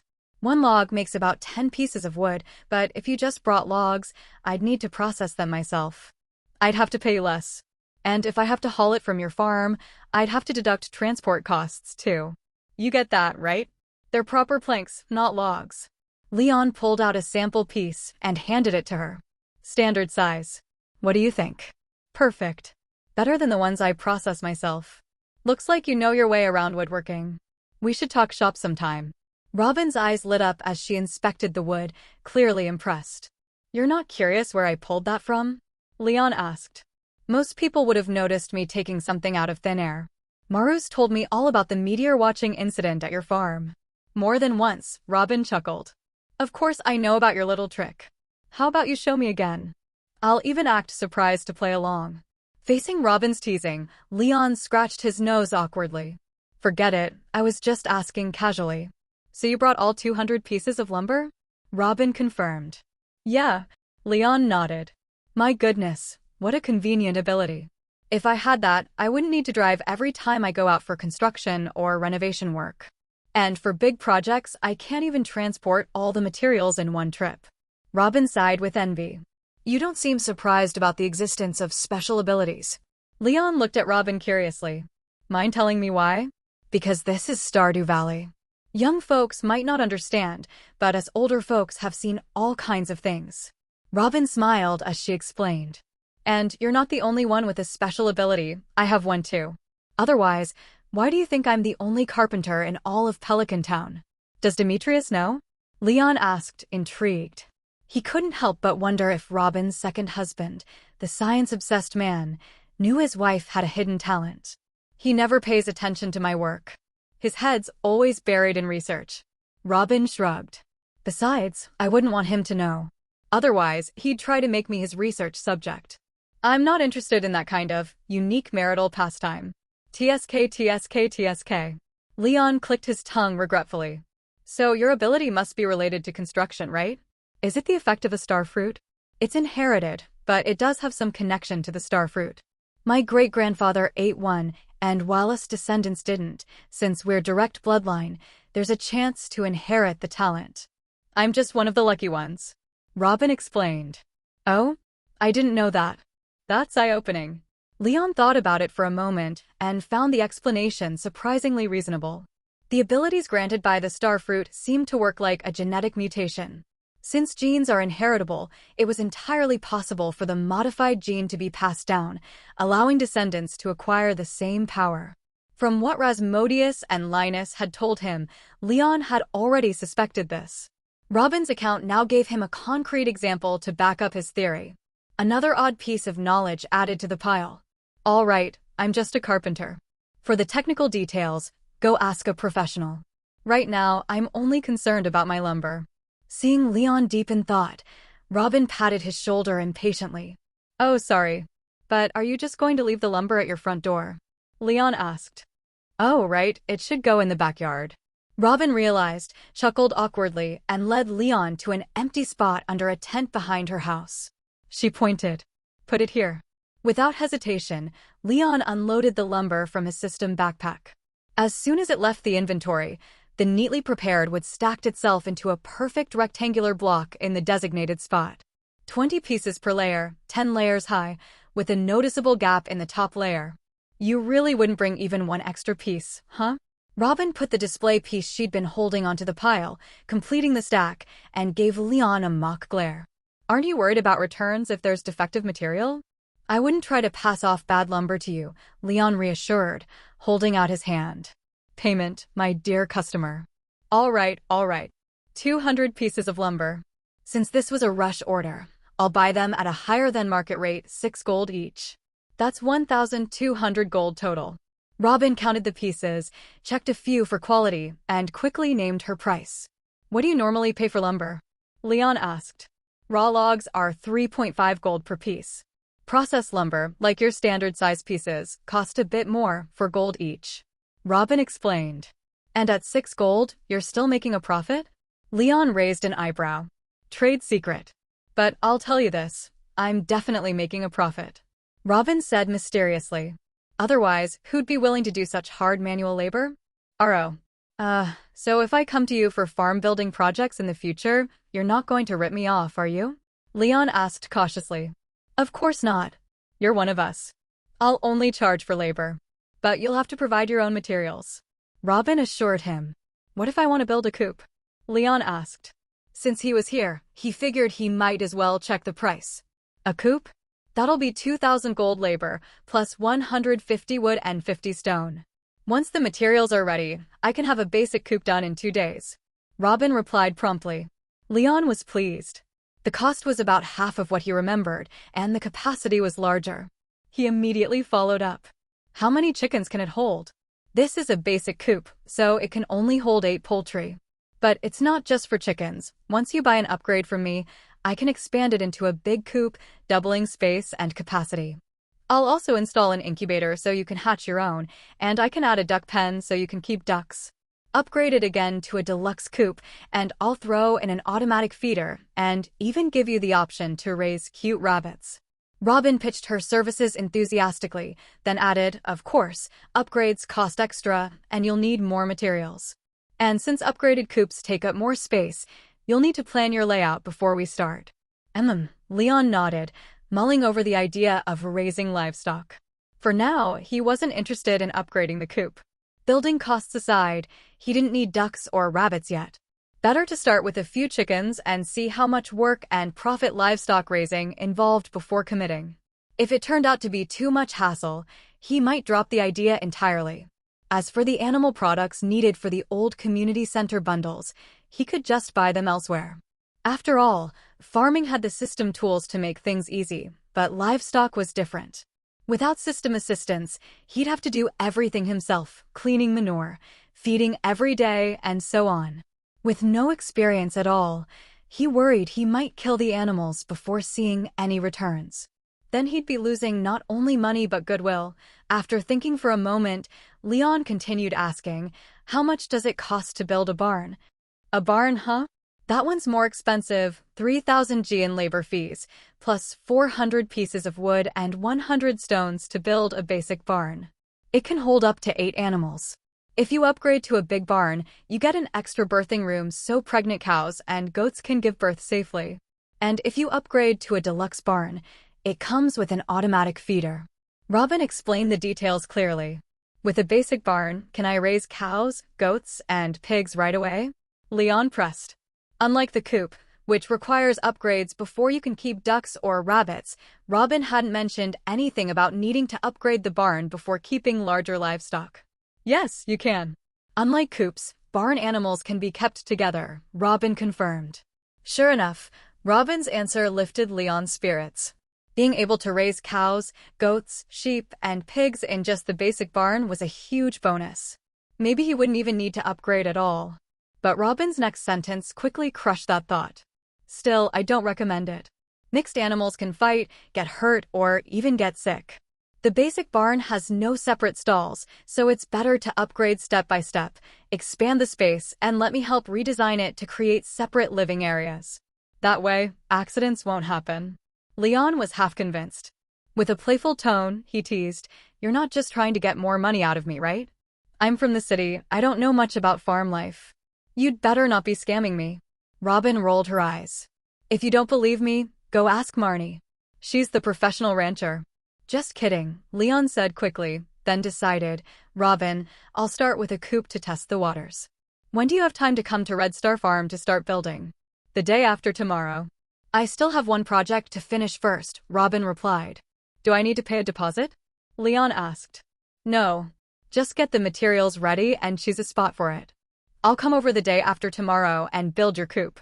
Once it's done and you're happy, you can pay me then," Robin said, shaking her head. "All right, I'll wait for you then." Leon nodded and turned to leave. "Hold on, you're not paying me yet?" Robin stopped him. "I haven't paid for this batch of wood. Put it on my tab. When the coop's done, I'll add 800 G to your payment. That way, we're even," Leon reminded her. "Fine. Since you trust me so much, I can't let you down. I'll make a few personal improvements to the coop's interior, make it easier for you to care for your chickens," Robin offered. "Yes. How exactly will you improve it?" Leon asked curiously. You'll see when it's done. Think of it as a surprise." Robin waved it off. Leon didn't push further. He'd find out soon enough once the coop was built. "It's already lunchtime. Why don't you stay and eat? You helped me a lot today and even left me with an order."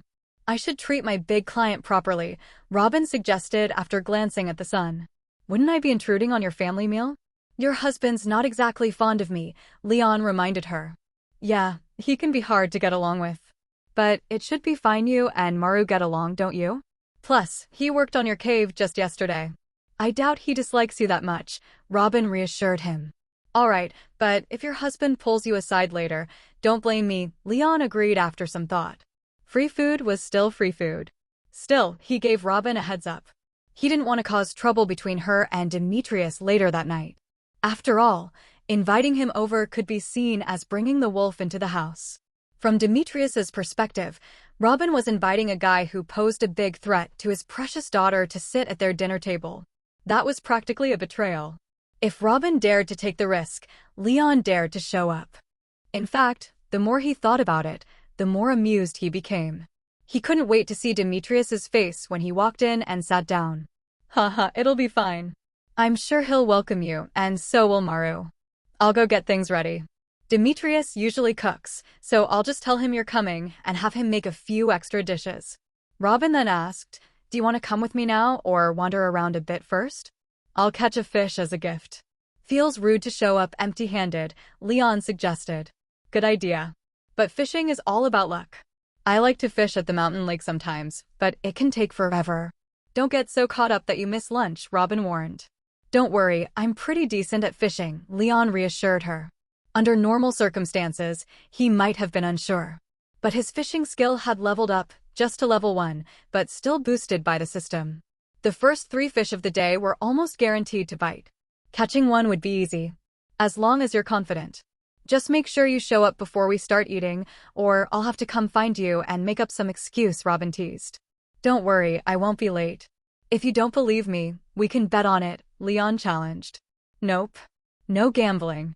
And I believe you, Leon, Robin said, then added with a smirk, besides, I'm pretty sure you have a backup plan. Even if you don't catch one in the mines, you'd find another way to get a fish. No way I'm taking a bet I know I'll lose. Leon shrugged. She wasn't wrong. If he didn't catch anything, he could always get a fish by less conventional means. In a pinch, he'd blow one up. Haha, of course. See you soon. Hello, everyone. As we wrap up this video, I want to share a quick note. I have a Patreon account. If you'd like to support me and enjoy on-demand audiobooks, you can become a Patreon member. Alternatively, you can check out my Google Drive link, which has 500+ novel audiobooks available through my Ko-fi or Patreon shop. I appreciate your support.